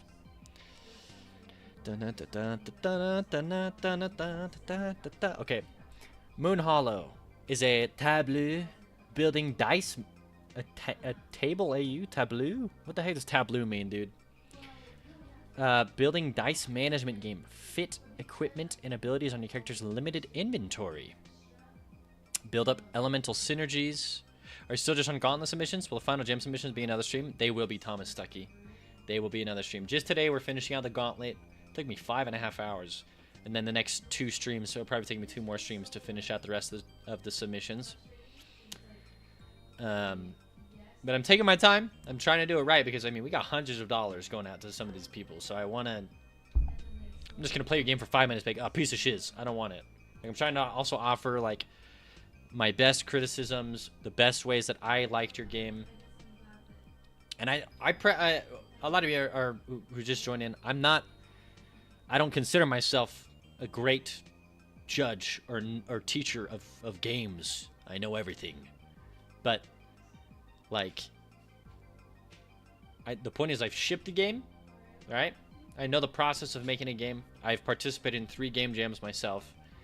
And I think definitely look to Joe for, like, a better analysis of, like, specifics. But personally, I think that I have something to offer in the sense of, like, I think I have an eye for, like, seeing, like, what a game can be. And I just want to let people know, like, hey, like, you could totally do this with your game. Or, like, I really liked how you did this. Send it and take it here. I think every game, I've always seen a way where I'm like, this just a little bit more and, like, send it. Like, you can make the game. Like, do it. which is partially the point of the rewards, is you're going to take the reward, and ideally you're going to use it to purchase the Steam page, and then you're going to finish your game and put it on Steam. Okay? That's what I want for everyone. Or you can just pocket the reward and go eat at McDonald's for like 15 times in a row. I don't care. I mean, I do care, but I mean, it's your life. All right, sorry, everyone. This pronounced Tableau. It's a genre of card game. Okay. Don't know what genre that is, but... fit equipment and abilities in your character's limited inventory. Build up elemental synergies and save Moon Hollow from the Mad King Lun. Player experience. What is the emotional experience of playing this game? Why will people remember this game in 10 years? What the heck? The key emotional experience for Moon Hollow is knowledge creates hope. Is this like a personal worldview, or is this just what you want to convey? Because I think I disagree. I think knowledge has usually only affected me probably, if not neutrally, negatively. Rarely positively. I don't know, it's weird. It's like positive, but then it like sucks. I don't know how that makes sense. But like like as I've gotten older and things have become more clear, I learn more about certain topics. It's cool, and I'm happier that I know more, but it definitely has absolutely just shredded some aspects of like my overall hope. So I know that well, actually, maybe I shouldn't say anything, but I was gonna say, if you are religious or you believe in the Bible, there's a really funny verse in there where it literally says like knowledge, or an increased knowledge is an increased sorrow upon the soul of man, or something like that. I'm like, bro, even like religiously, like bro, the Bible straight up is telling people that like more knowledge sucks, bro. Anyways, the opposite of ignorance is bliss. The opposite of ignorance is bliss. I thought ignorance is bliss. Okay, sorry. We are so tangent-y right now. Okay. The key emotional experience for Moon Hollow is knowledge creates hope. Also, hold on. Actually, 2 seconds.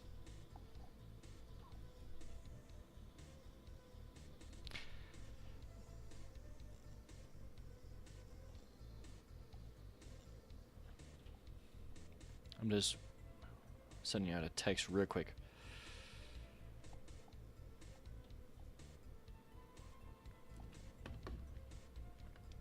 Hope should seem far away at the start, both thematically and mechanically. As the player learns more about the game, they'll begin to manipulate the mechanics to create unseen combos and feel like they can win. As they learn more about the story, they will learn that the impact they can have is more than they thought. Okay, I like that. I agree with that. Genre. Deck builder, roguelike, dice builder, potentially. Theme. High fantasy bugs that have been sealed inside of a tree for generations. Diurnal bugs have largely gone insane with no sunlight, and society is crumbling. The player is a freedom fighter, chosen to infiltrate and assassinate the immortal king who sealed off the Hollow. Target audience. Demographics teens to adults try to get into board games such games, looking to play something a bit heavier but not ready to play something like Twilight Imperium. Optimize our goals to find a specific build until it is as strong as possible. Attitudes and unoptimal choices unplayable. Numbers matter. Options are king. Behaviors. Compare every option available or not. Run the numbers. Story enjoyer. Goals. Enjoy the world of Moon Hollow. Unravel its mysteries. Develop attachments to characters. Should ideally include the one they play as. Attitudes. Read every line of text. Make connections that are not explicit. Dark Souls story fans. Nice. Behaviors. Look for descriptive text. Dig deep into every image looking for details. Pick abilities that seem good. Uh-oh. Platforms, web development software, Godot, Sprite, Audacity. Inspirations, example games. Hollow Knight, obviously. Dice Throne, I own this game. I've played it twice. I want to play it more. But my wife does not like it, so feels bad. Who am I going to play it with? It's a two-player game. Dicey Dungeons, I've played a little bit, but not enough to really know what's up. And Dark Souls. Okay, I've played Dark Souls. Cool inspirations. This is like Yahtzee, but nerdy. I highly recommend, actually. Gameplay, core, loop, move to a stage, reveal encounter, roll dice, place dice on your tableau to activate abilities, end turn. Oh, so it totally is like this. Enemy takes turn, repeat until win, move to a stage. Mechanics, primary. Dice placement. With the dice you roll at the start of your turn, place them on different abilities on your tableau. Different abilities have different types of triggers. Max number, min number, evens, odds, total amount of pips needed, match number, wild. Abilities can have multiple triggers, must be displayed on the ability. One box for each activation. Man, there is no game. Huh? What do you mean no game? Is anybody ever ready to play Twilight Imperium? It sounds so familiar. I gotta see the board. Okay, I've seen the board. Man, I'm down. But I just gotta find the right group to play it with, you know? Yeah, this is crazy. Holy crap. Hey, no, I gotta talk to Joe about this. Joe, you actually play this? No shot, dude. Dang.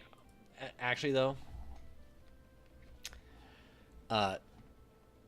You know those really nice tables that you can play board games on?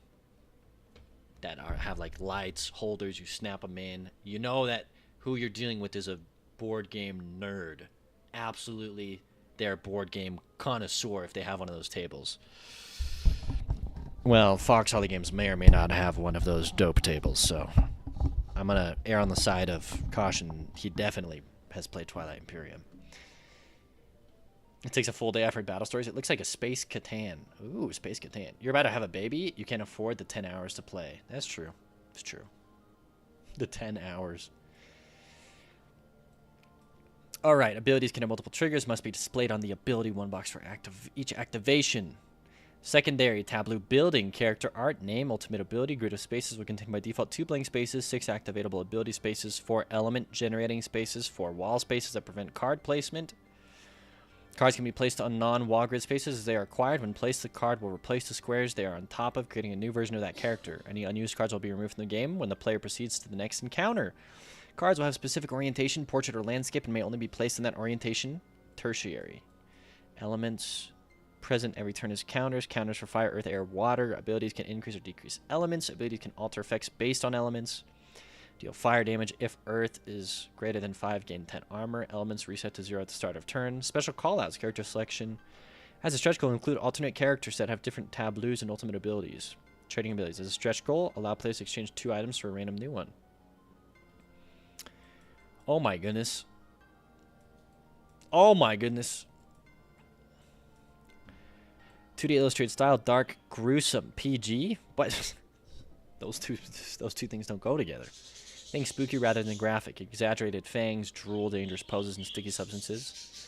Not blood, guts, dismemberment, sexual content, drug uses. Man, I like blood and guts, though. Come on. Style inspiration. Hollow Knight's world and emotional feel. If pixel art, abstracted shapes with gruesome detail. Or 2, not literal representations. This game that he's reading about, it's not the Moon Hollow I tried to play.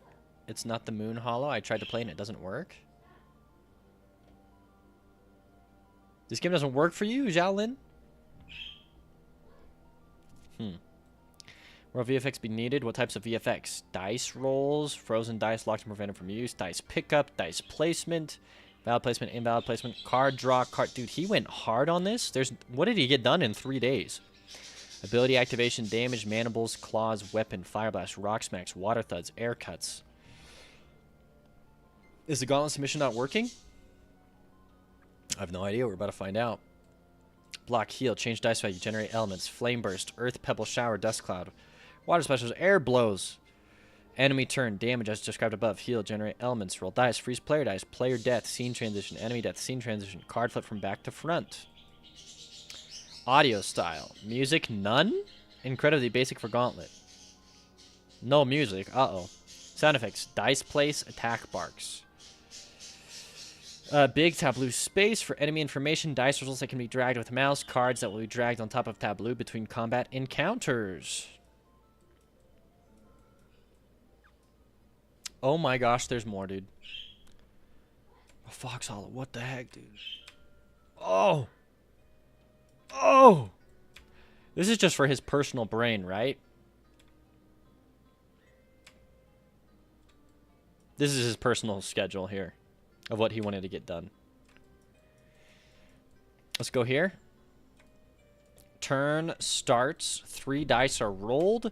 Player places dice on abilities. Player ends turn, which activates abilities with appropriate dice on them. Enemy performs action. Player rolls dice and repeats turn. On fight, win, move to next encounter. I think I understand how this game works from the document here. It's time to play.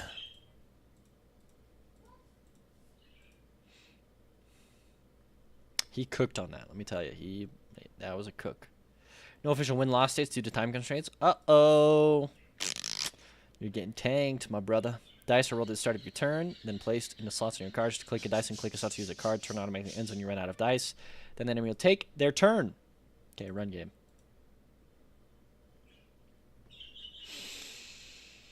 The Gauntlet version was quite ... rough. Okay, so we're just right in it. Here's an enemy, 30 health. Deal 3 damage, deal 2 damage. 3, deal 1 damage, heal 1 dice. I got a 1, a 2, and a 3.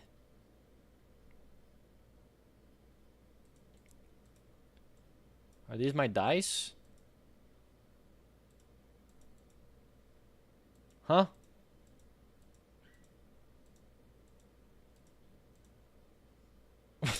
What the heck just happened? There's no sounds. I'm at 27 health. He's at 22. So the sword deals 3 damage. Hold on. I want a shield. No, I want a dagger. So they all need to be... Oh, they all need to be less than 3. Give me a shield. Okay, so that worked. I gained an armor. And then can I sword damage? It did do 1, but I didn't fulfill both. So in Dice Turn, usually you have to put both in, and it will do it. Deal 1 dice damage, heal 1 dice. So we'll go 5, 5, and then what, deal 3 damage? His health jumped back up to 21. Is that because he was healing? We have armor. Because we have under 3, is that what this is? Can this go in there? Can a 6 go in there? 6 cannot go in there. Can a 2 go in there? Do 1 + 1 dice damage. And then a 6 for a sword. So we're doing some damage. So all 3 of these can go in here. I think he's cooked. Yep, health -2.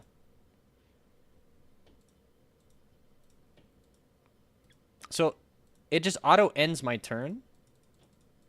Oh, I can't actually lose the game. Oh, and he just goes in order. He's just going to deal 3 damage, deal 2 dice damage, deal 3. He just goes in order. There's no real randomness there. And it's just up to me to take my random dice and make the best of it.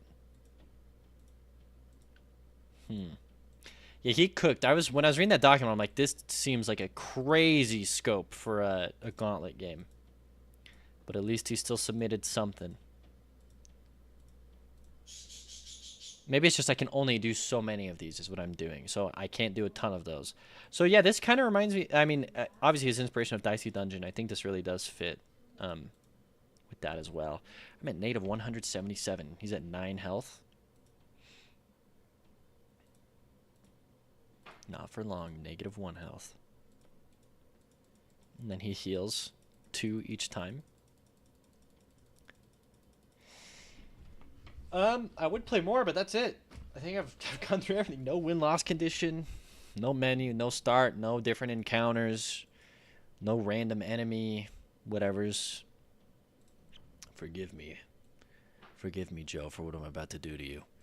Runability. The game runs without major crashes or errors. Theme implementation. What's primordial about this? Implementation, not just your idea.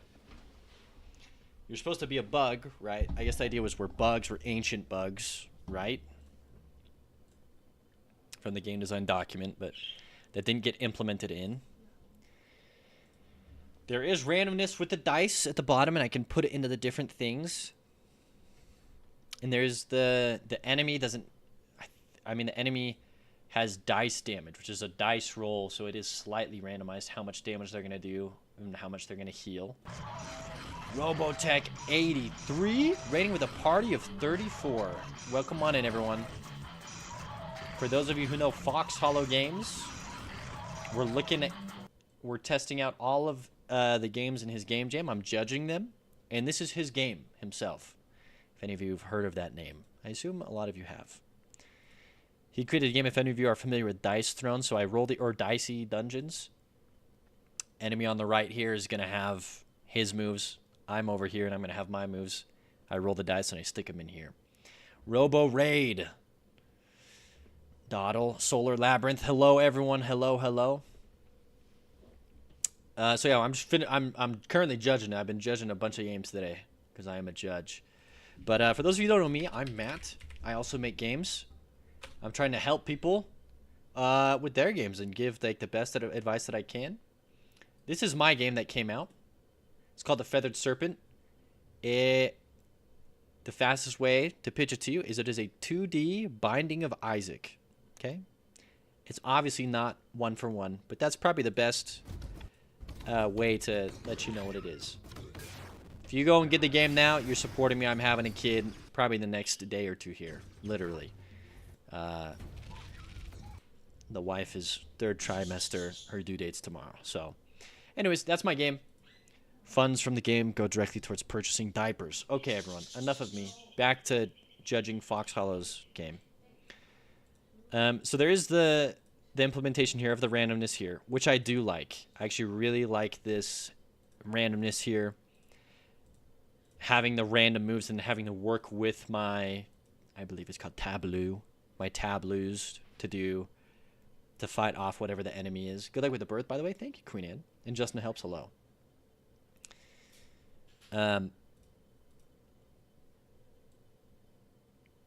So that is nice. So, okay, so hold on theme here in your game, Joe, FoxHollow, I'm going to give you just in your game, literally in your game, I'm not taking into account your game design document. That's your game design document. That's your plan. Your game has nothing to do with Primordial as it stands here. I don't see anything to do with the theme of Primordial. So that's a 0 on that, on those 5 points. The other 5 points of input randomness. There is some randomness with the enemy, which I like, and there's the randomness with what my dice rolls are. So I like that. I'm going to give you a 3 on that. So you're going to get a 3 for theme implementation from me. Ingenuity. This game's been done before. Literally, verbatim. I would like to see some sort of different mechanic. I know you're talking about different elements in your game design document. That's obviously not present here. It is a cool mechanic. Ingenuity, though, is innovative mechanics or storytelling elements. I didn't get a lot of that. Nothing super innovative. It is cool, though. They are cool mechanics. But the ingenuity of it all is pretty... From what I can see, we're just taking mechanics from other games, and there's no twist on them. I'm fine if you take mechanics from other games, but I want to see either multiple mechanics put together, or I want to see a twist on some of them. The shape of the enemy's head has horns, which are probably plucked from a triceratops. Oh, yeah, never mind. The theme goes up. So, ingenuity here. In your game as it stands, there's nothing. It's a 1. Polish. No sounds, no music, no starting menu, no win condition. Why am I playing your game? I mean, this is how I've judged every game in these categories. No different encounters. No way for me to lose. Hard to read UI. And the thing is, I'm not going to go too hard on the criticism here because there is another submission or iteration of this game on the casual track. So one that is made in 7 days versus 3.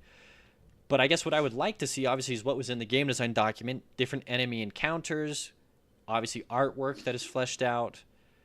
Actual dice rolls. I would love to see these dice actually roll. It would send my dopamine through the roof. I'd love to be able to, when I click on these, to actually have it be a better indicator here. As it stands right now, it's kind of just like grayed out. And I would like it to not immediately end my turn. I want to be the one who pushes end turn. And maybe I can drag around my different dice and switch things up. And from what I understand, I thought I'm supposed to fulfill this before any damage goes off. So if I can't allot 2 dice here, there's no need to do that. But I mean, maybe that's just what you're going for. But yeah, polish-wise, that's what I would love to see. Obviously, visual representations of these attacks going off. And a menu, pause menu, a win and loss condition would go crazy. So there's a lot here needing to be polished. This game isn't even complete, let alone polished. So that's a 1. Your game design document's a 10. I understood how the game was going to play.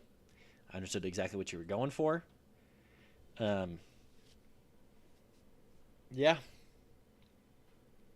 There it is. I'm excited to see what this game shapes up into with another 4 days of work that goes into it.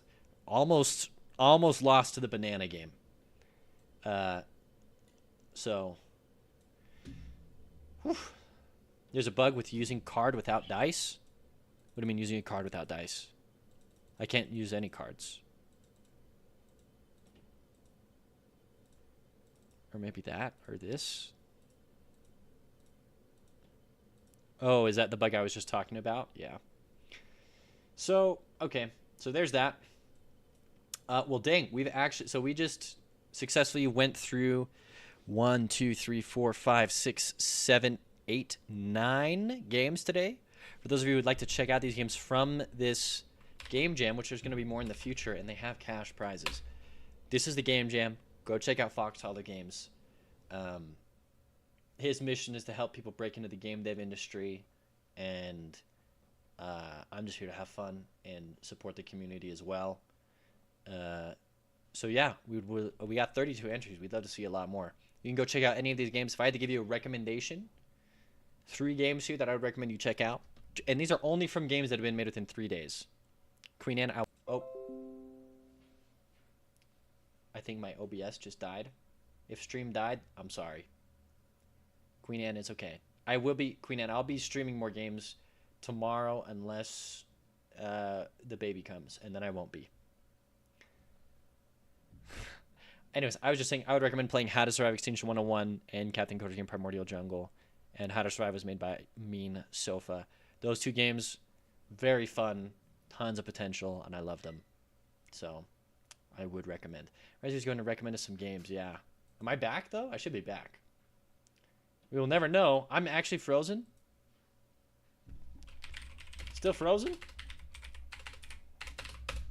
Oh, I'm back. Okay, cool. Yeah, I saw a little disconnect there for half a second. So, anyways, I'm going to leave it at that. I know I just got rated, everyone. Wait, go back. I missed everything. Check out the FoxHollow Game Jam games. They're cool. I highly recommend Primordial Jungle and How to Survive Extinction 101. You should check out all the games, though. But those 2 games definitely went above and beyond, in my opinion. They have the highest scores from me so far. Arseny says I'm still frozen. If I'm still frozen for you, I'm sorry. I appreciate the Robo Raid. I know it's just 8 minutes ago. I do got to pop off 6 p.m. my time. I got some real life stuff to do, especially regarding preparing for this very important week in my life. But let's find a small... Look, guys, stick around. Let's find a small game dev. Let's blow them up. Let's find someone with 1 viewer. And let's just be like, yo, what is up? Okay? Let's find someone. Raid a channel. Thank you, everyone. This was fun going over games, though. You guys are super talented. Super happy for everyone who decided to participate. For me, viewers, low to high.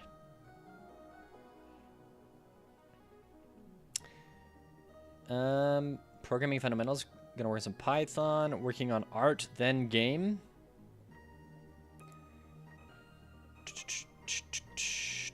Working on Starlight Express, our first game.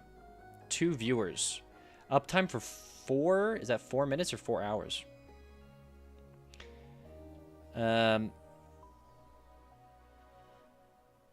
We got this, everyone. Let's try and find someone cool. Hey, Solar Labyrinth, thank you for the follow. This looks cool. 3 viewers. Game dev. Wishlist death machine. Let's go blow up this guy's game. Like, let's show some love in the community, everyone. See ya, Arseny. What the heck? He's got a monkey for his camera. What is? Thank you, everyone. And once again, check out my game if you have not. Okay? I'm gonna peace out. Thank you, everyone. Super fun stream. That's all for the Gauntlet. We finished. We finished all the games for the Gauntlet. Mean Sofa, you did get second, dude. Thank you for the stream. No problems, Zaft. Well done on the game, dude. Everyone, let's make this guy's night or day or whatever it is for him, okay? We're rating him. Phil Tacular on Twitch.